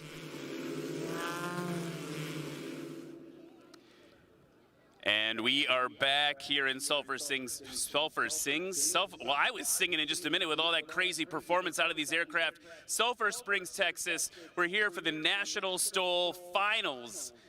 The whole season hanging out on the line. As a reminder, what's going to happen is we're going to give out some awards for today's performance here during the finals, and then all the scores from today are all getting added up. This last batch of season points applied, and tonight in the hangar just across the airport, we are going to see who the champions are. Okay, in the unlimited class, let's give it up for this unlimited class, folks. That was some insane flying. And all throughout the season, every time I interview Steve Henry, he goes, you know, it wouldn't hurt for you guys to give us a little wind during our class. And we actually got a tiny bit. I did that for you, Steve. That was me. I called in that favor. Okay, in third place with a 21-foot takeoff and a 76-foot landing for a combined score of 97 feet. Get up for Justin Metters.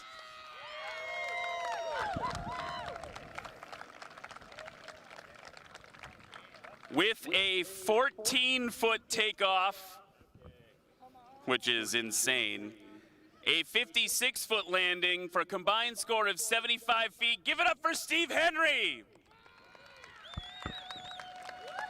And with a 20-foot takeoff and a 39-foot landing for a combined score of 59 feet. Everyone give it up for your first place, Dan Reynolds in the Chinook.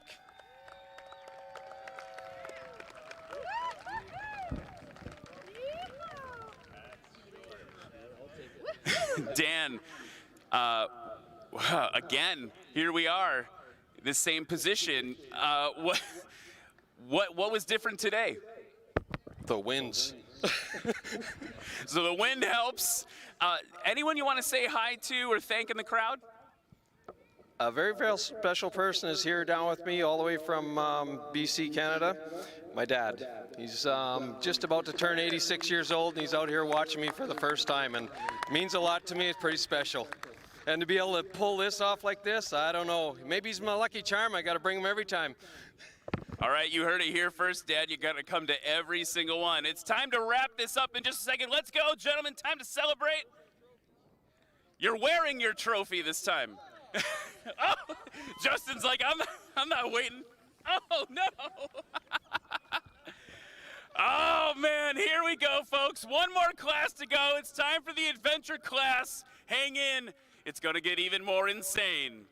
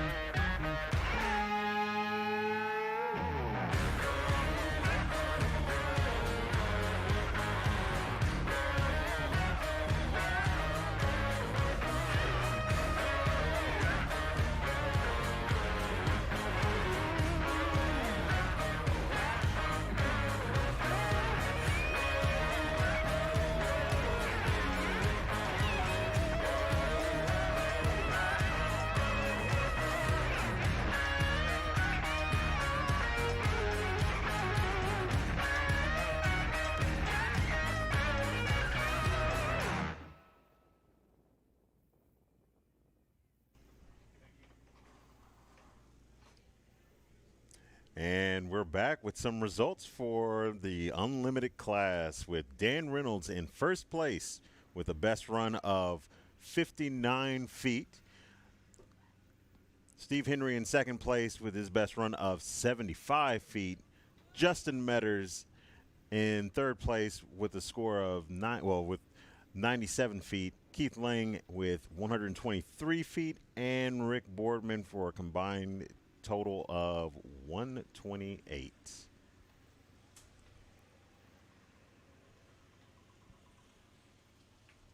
All right, next up is the adventure class with race number 43, James Berkheimer in the 2009 Cub Crafters EX2.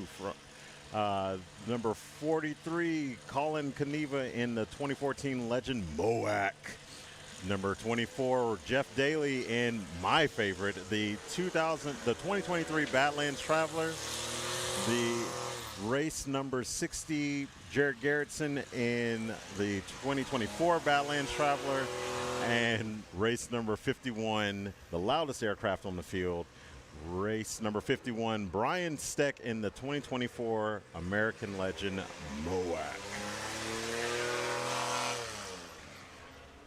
So that is the adventure class coming up for you in just a moment. Let's learn a little bit more about how that class has developed over the past few years.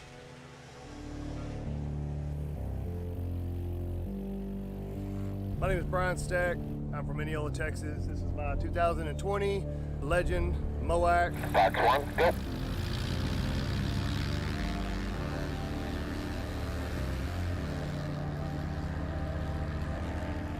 You know, at the time, I had no idea what I was building. Went and talked to Darren and Randy at Legend Aircraft, and, you know, I just built an airplane that we could go fly in. And those Moacs make it challenging, don't they? Oh, man, them are some beautiful birds, and pilots are good. You know, it's competition. He calls this airplane, not only does he call it Pepper, he also says it's part of the wolf pack.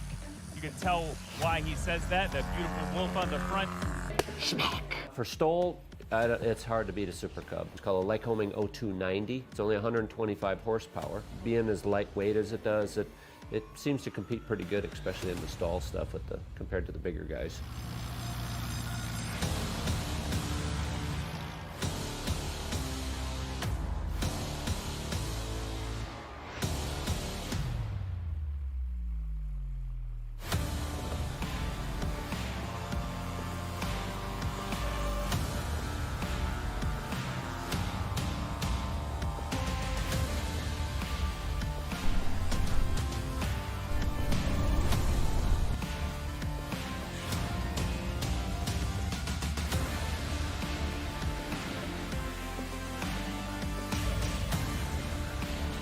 Now, here Brian comes Brian. Shirley with a with a scratch for scratch. Brian Shirley. Now I kind of had time to regroup myself because it does kind of get in your mind a little bit that you got off your routine a little bit, and I was off my routine today altogether. Brand new airplane, just got it done. I've had it in the mountains at my home airport up there is at 8,000. I've had it at Leadville, which is 10,000. Where I'm actually from is Dodge City, Kansas, and I've had it there is 2,600. So yeah, I've had all over the country. It's performing well.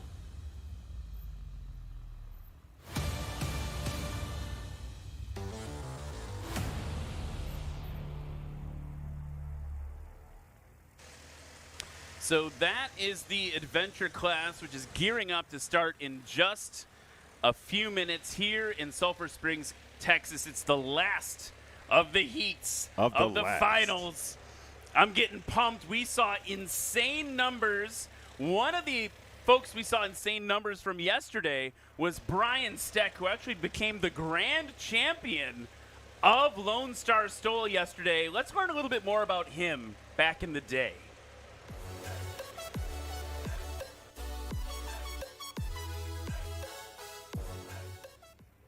Hey, my name is Brian Steck. I'm from Mineola, Texas. I'm here at the Lone Star STOL competition finale. So actually, I'm pretty new at it myself. I've only been to 3 events so far, and I'm just hooked. I love it. I want to be at every one of them now. And I have my Moac here, and it's just been a phenomenal experience, and I just look forward to many more to come. I don't know my exact numbers. I think I was 196 or somewhere in that neighborhood. I know it was 7 feet longer than John and the other MOAC, so John Wisdom. So we kind of have a little rivalry going there. It's been a lot of fun. But I qualified 5 feet less than him in the last event that we went to together, and now he got me by 7 feet now. And we'll see how it ends up today. So actually, pretty sure Luke, Darren and Randy's son, is the one who came up with the idea. He bought these gold lift shoes, and they are just bright as they can be, and it started out kind of as a little joke. Now it's a rivalry between us because whoever wins the event, whatever event we're at, out of the Legend guys, out of the Legend aircraft that are there, whoever wins the event has to wear the gold shoes to the ceremony, to the award ceremony. And so now it's all this rivalry between us Legend guys. Hey, I'm wearing the gold shoes today, you know that, right? And like, no, you ain't, I'm wearing them. So it's going to be a lot more fun. We're just now starting this whole deal, but it's going to be a blast.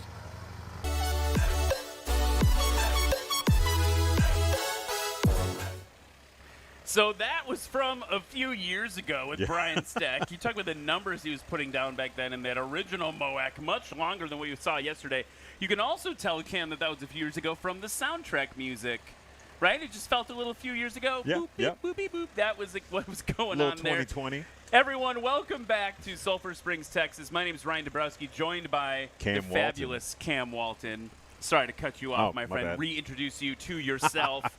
We're getting ready for the adventure class. It's the last bit of the finals. It's the final heat of the entire 2024 National STOL season. Let's get that underway right now. From Ira Ann, Texas, race 432, a 2009 Cub Crafters EX.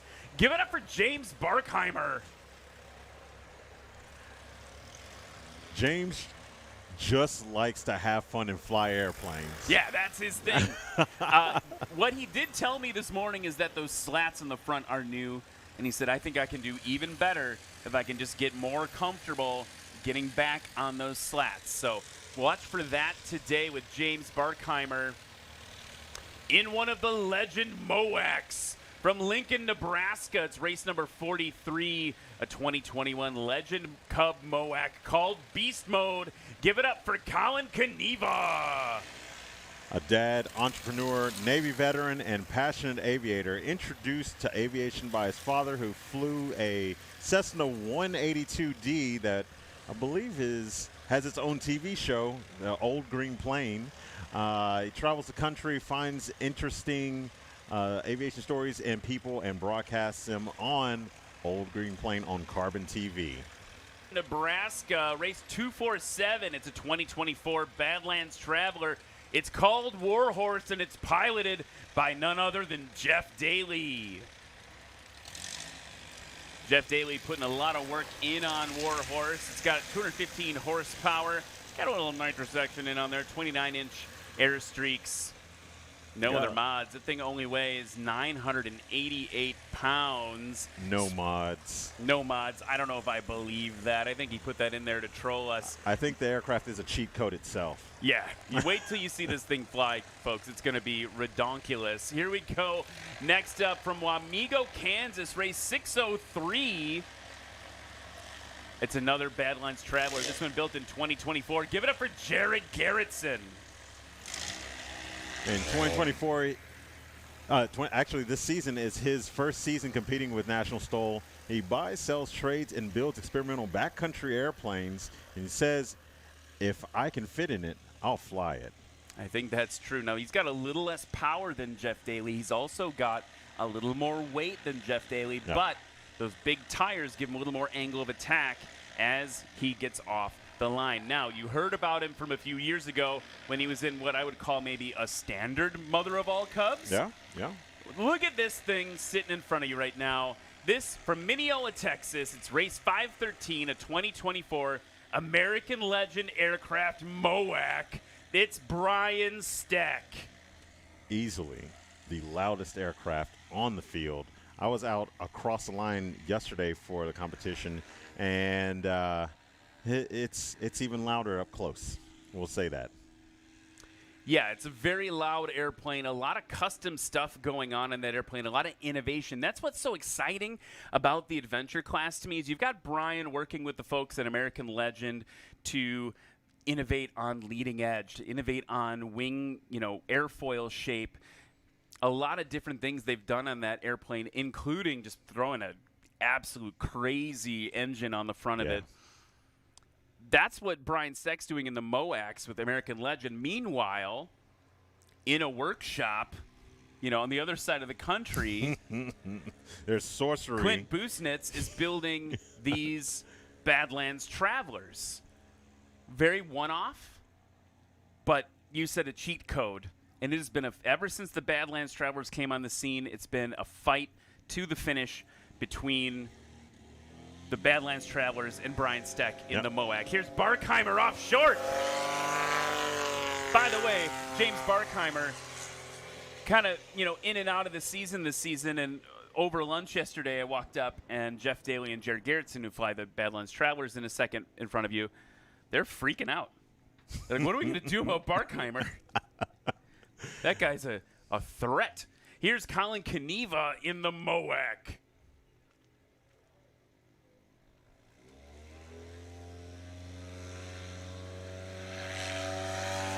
Nice bounce. Woo.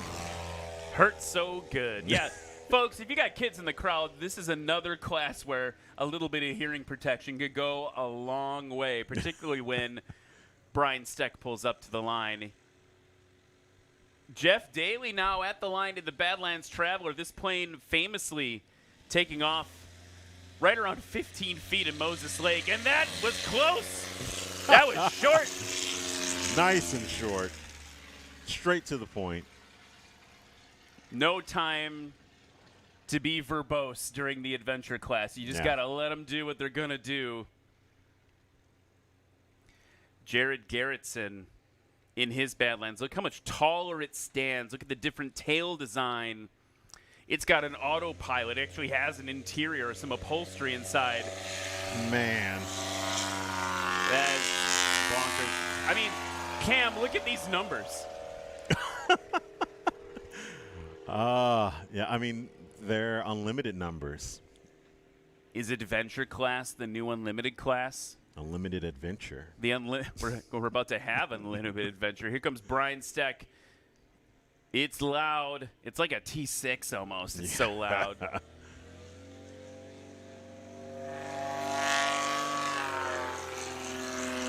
And, for us, that wasn't that bad because he throttled back by the time it got here because he was already airborne. Okay, they're making their way around the pattern. We got to talk about one of the sponsors here. We got to talk about Lift Aviation. Lift's love for flying drives them to deliver only the finest in aviation products to the market, including these helmets that they provide for our rookies. We talked about how, look at that. Sorry, I got to interrupt at Lift. Look at that takeoff from Brian Steck on the replay. Lift Aviation is bridging the gap and making products that are stronger and lighter that you can trust, including those gold shoes you saw earlier. But for us, they provide those helmets for the rookies to wear to make sure that they are safe. So thank you to Lift Aviation USA. James Barkheimer now low and to your right in the Carbon Cub. That gun rack on the right wing giving at least 1% more lift.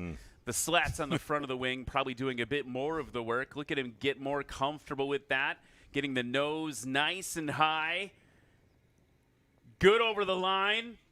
Lexi says is great. Let's see. Looks sub 75 on that landing. For Barkheimer, it is going to be, I think, about the landings. If you look at his takeoff score, he had 49 feet for that takeoff with a 75-foot landing, combined score of 124. Colin Kaniva in the MOAC now, a short final. His takeoff, 64 feet.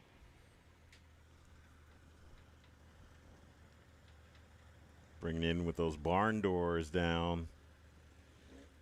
Ooh, and a little too short for Colin Kaniva with a scratch there. Looking at Lexi throw the flag down. Yeah, not pleased about that one. So a scratch for Kaniva.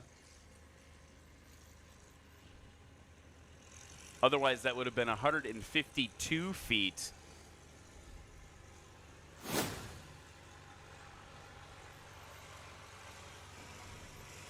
Jeff Daly on short final.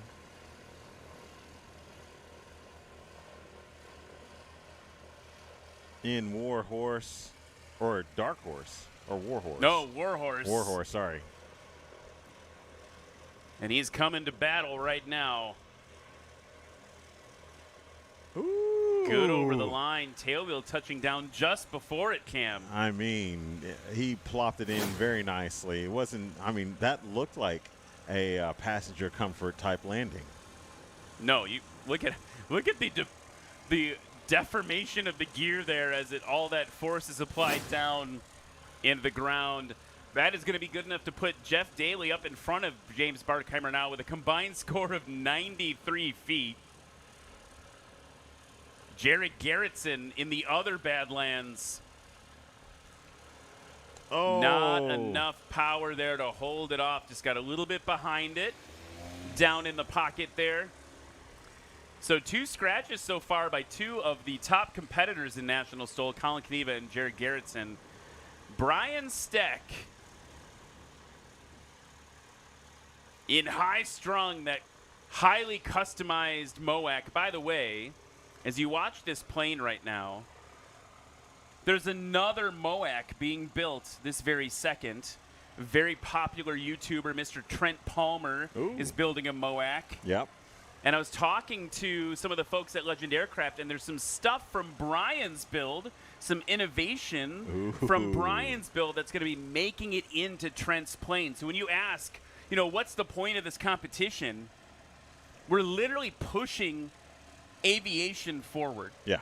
Look at that. Man. Look at him hang it out. Oh, it might have been too short. It might have been too short. Lexi's waving the blue flag. She's mad about it. Look at that deck angle on the replay. Oh, yeah, about a tire width short. Man. For Still got Brian 2 more Steck. rounds. So 3 scratches right now. Only Jeff Daly and James Barkheimer on the board.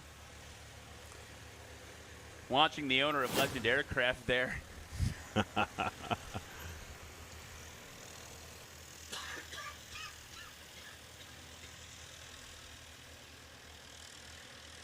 Let's take a look, too, as they taxi back, Cam, with the season standings for Adventure Class.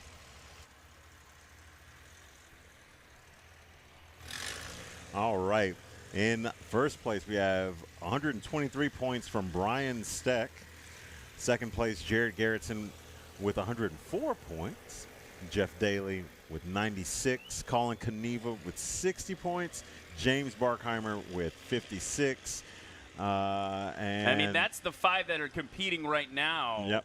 So it's pretty tight together there, particularly between Jared and Brian and Jeff. Colin Kaniva a ways down further in 4th. But that's literally who you've got here as of Lone Star STOL yesterday. Here's Barkheimer on the roll, working those slats. Woo!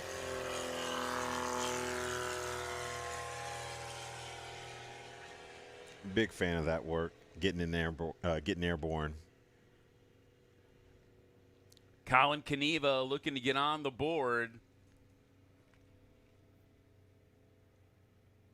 That was a 44-foot takeoff for James Barkheimer. All right, Colin Kaniva's best takeoff so far, 64 feet. In the MOAC. Look at him thrust it up into the air. Standing ground effect.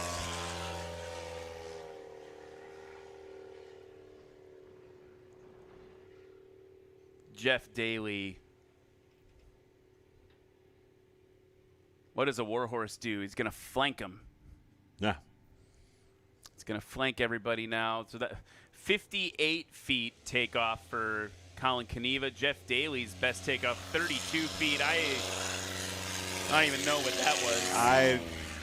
Yeah. This is, I've said it before, Adventure class is the new hashtag what is physics class.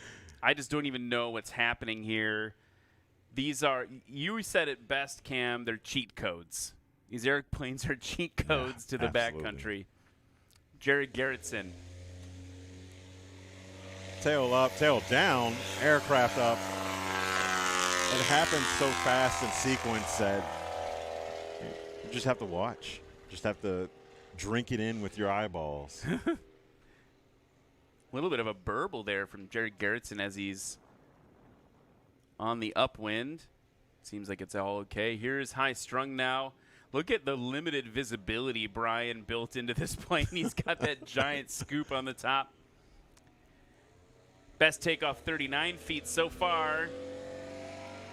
Yeah. Oh, yeah, Brian.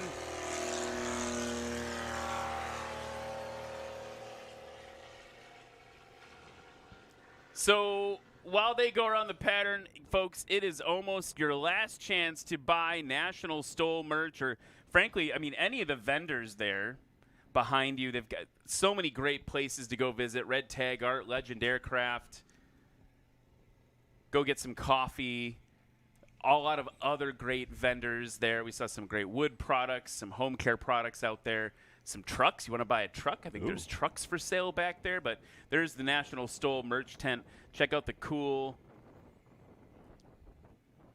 Lone Star STOL shirt from yesterday's competition. You can take one of those home today. Check out the cool straw hat, too, that everyone loves, especially at competitions like this. Okay, James Barkheimer now on low approach. Low and to your right.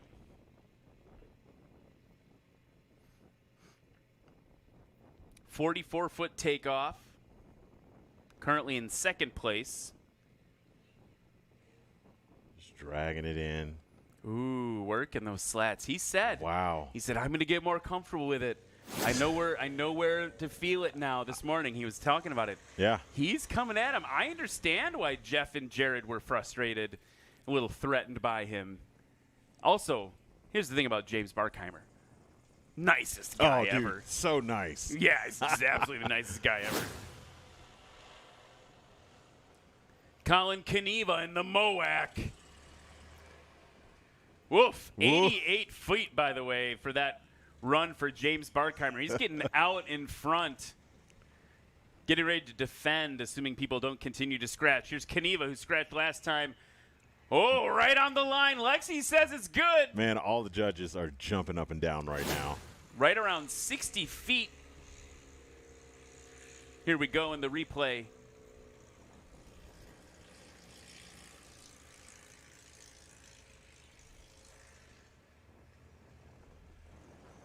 I don't know if you could have gotten closer to the line without touching it than that for Colin Kaniva. Woo! Okay, Kaniva's on the board. Now he's in third place with 117 feet combined. Here comes Jeff Daly in the Badlands Traveler. Look at how much of that wing is flap. Yeah. It's almost all the wing.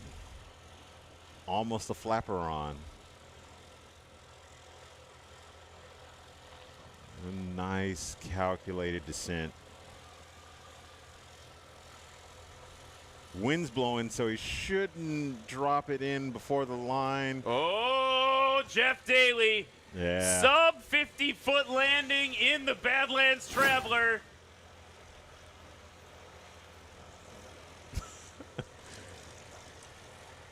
That is going to mix things up even more. Down to 81 feet. So Jeff Daly now up in first. Barkheimer in second. 7 feet separating them. Jared Garrettson with the fatter tires, the heavier weight, a little less power than Jeff Daly's Badlands Traveler. Ooh. Good over the line as well. Another sub 50-foot landing. I mean, there was barely any forward motion on that stop.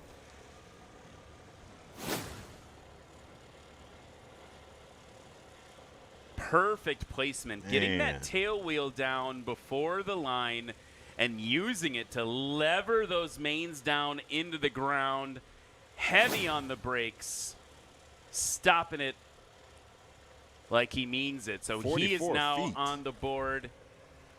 Yeah, for a total of 78 feet. Or I'm sorry, 74. 74 feet is going to put Jared Gerritsen in first place. Brian Steck on the prowl in the MOAC. Nice amount of wind for them to play in today now, finally. Ooh. Oh! Great landing. Think it's a scratch. Yeah, another scratch for Brian Steck after a 29-foot takeoff. Man. Brian, what are you doing to me, man? That is breaking my heart in the MOAC. Just a little bit too short. It's all down to this third and final run. By the way, folks, we want to, if I could get everyone in the crowd to give a round of applause to our friends at Legend Aircraft. They're hosting this event this weekend for us. Not just a practice day and a competition day, but 2 competitions today. The Legend Cub continues to be one of the most coveted American-manufactured sport aircraft. You can see why in the way that they are performing in this class. 29-foot takeoff. They combine the best from the past with an obtainable wish list of modern enhancement. American Legend Aircraft Company has engineered in all of the safety, all of the comfort, all of the convenience options imaginable. I am excited right now. Yep. Learn more at legend.aero, A-E-R-O, legend.aero, Legend Aircraft. It's not your grandfather's Cub. I said I was shaking. It's literally true. I am shaking with excitement about this. The end of the season now, 1 run away. Adam Gordon in the chat cheering on James Barkheimer, who is literally showing people why he is next on the scene, destined for greatness, currently in 3rd place. If I'm not mistaken, Adam Gordon is one of our pilots as well, right? Yeah, Adam Gordon, one of our pilots, also the new host of Swamp STOL. Yeah. Appreciate all the work he puts into that event. Here's Colin Kaniva in the MOAC.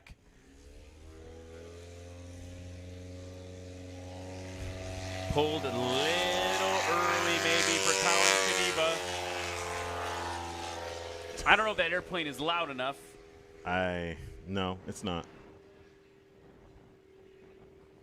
I need Jeff some more Daly. decibels. I'm sorry. No, you're good. Jeff Daly in the Warhorse.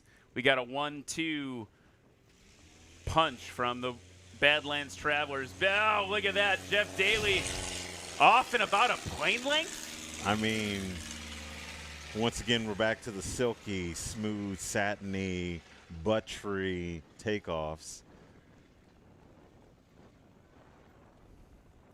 Michael Lindstrom cheering on LFA Jeff Daly in the social chat. Here's Jared Gerritsen now with those fatter tires.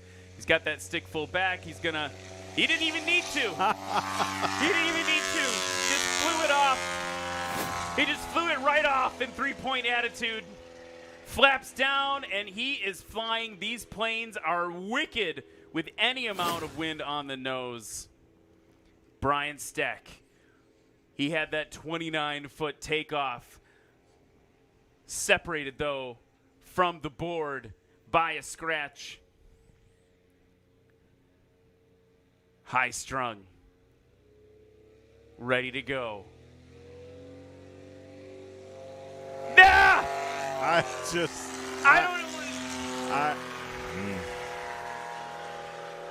Brian Steck is not messing around. Also, when that gets clipped out in TikTok later, you're just going to hear me scream. Because that's the only thing I could do with that takeoff. Let's watch it again. Here comes the replay. That is insane. That's ultra locked. I don't even know how to. I mean, literally, I feel like my job during adventure class and your job too, Cam, is just to like make noises. Make noises. Meow like on guard. unintelligible noises. That was a 28-foot takeoff, folks, for Brian Steck in the MOAC. That is absolutely insane.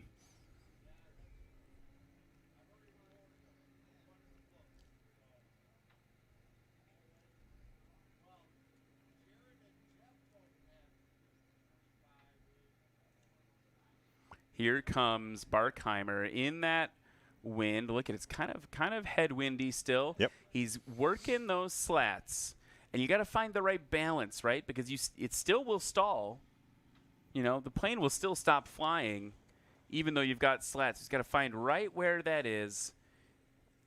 Good over the line. Ooh. Stopped right around 60 feet.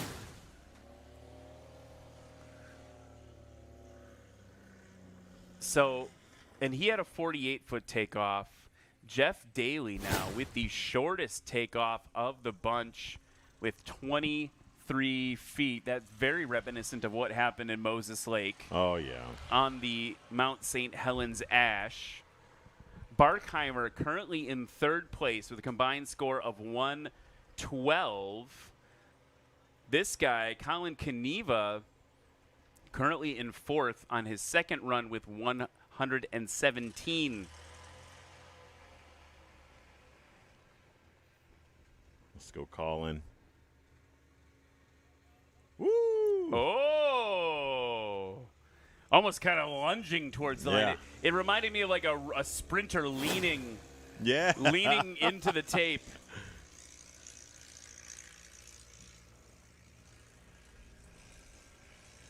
See what number that's going to produce. This class is so tight. Colin had a 60-foot takeoff. Numbers coming in.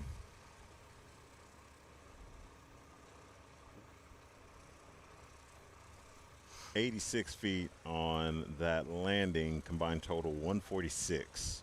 So that's going to keep Colin in fourth place. Yep. Or worse, if Brian Steck puts one down.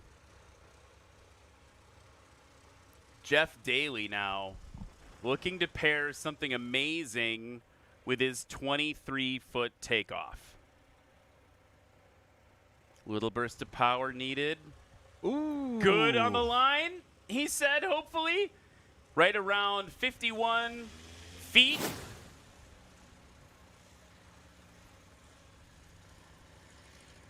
Lexi waving that flag. There's daylight under those tires. Yeah. So that's going to bring Jeff Daly still into second place with 75 feet. He's 1 foot behind Jared Garrettson, who is coming in on final approach right now. 1 foot separating your first and second place, folks. Here comes Jared Garrettson. Ooh, burst power. Burst. Yeah.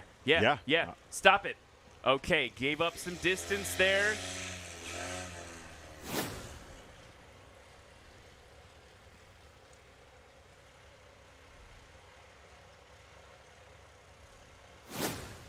I don't think that's going to improve on Jared's first place score of 74 feet. We will see. Yeah, that was 98 feet combined. So, okay.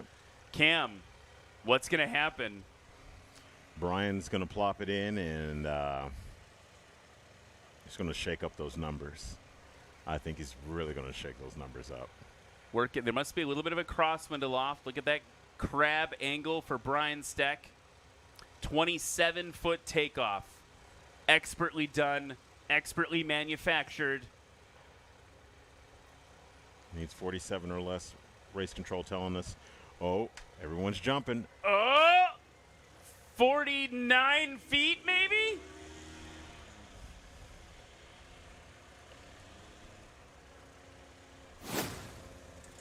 All right, so we're measuring from the furthest wheel. 49 feet exactly. Okay, this is crazy because look at what just happened. I don't think that's ever happened in National STOL history, and I'm going to save that for a dramatic reveal in just a moment when we are back with the adventure class, the finals here in Sulphur Springs, Texas.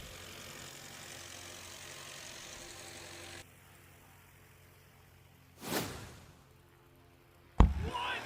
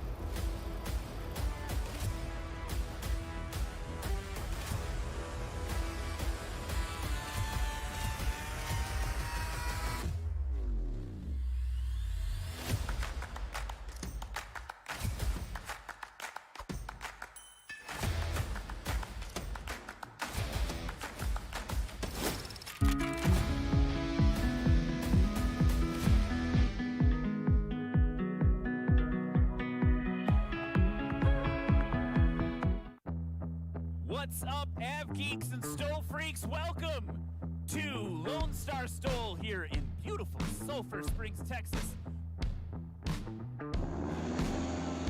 It's Luke's for everybody, 2019 American Legend Aircraft MOAC.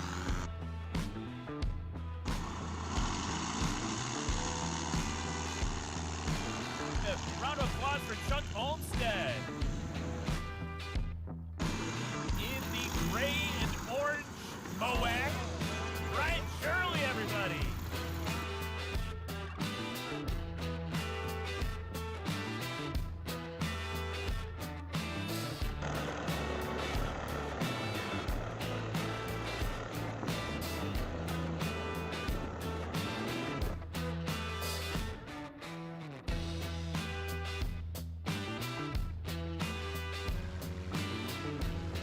Give a round of applause for Brian Steck.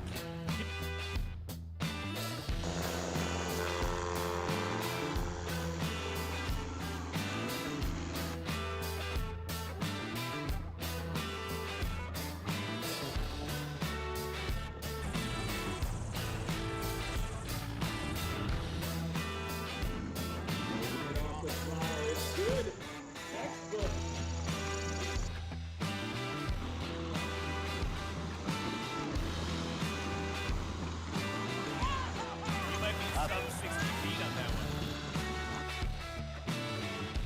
It's an unlimited class. It's what you've been waiting for.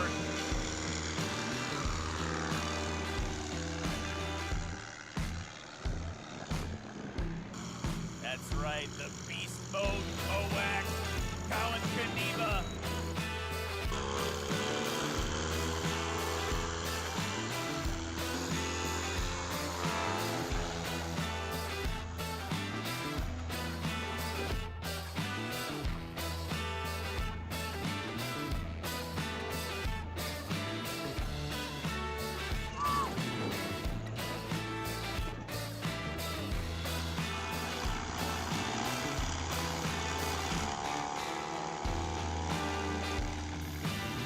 Oh my goodness gracious.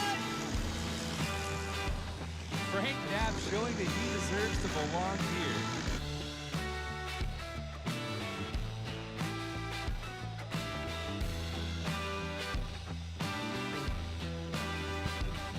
Whoa, that was legendary. And we are back.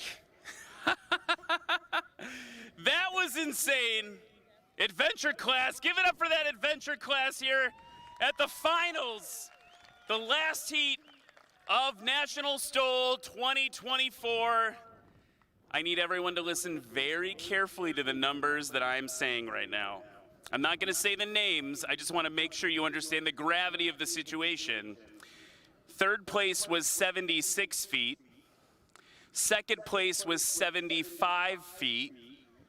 First place was 74 feet. That has never happened ever before. Everyone divided by a foot. That is the level of competition you saw today in the finals. With a takeoff of 27 feet and a landing of 49 feet for a total of 76 feet, third place, Brian Steck.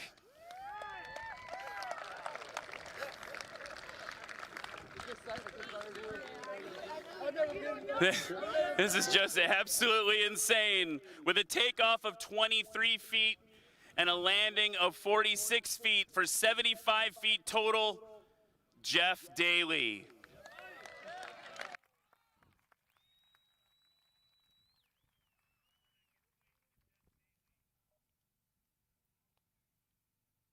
And with a takeoff of 30 feet, a landing of 44 feet for a combined total of 74 feet. Give it up for Jared Garrettson. Get on up here, Jared. I can't believe it. That was absolutely insane. Jared, anyone you want to say hi to as you celebrate the finals today? Yeah, I got my wife, my son here, my folks came, and I'm sure there's friends and family watching online, so thanks everybody for coming out. This has been a heck of a fun season. It has been a heck of a fun season. It's time to celebrate the adventure class. One more round of applause.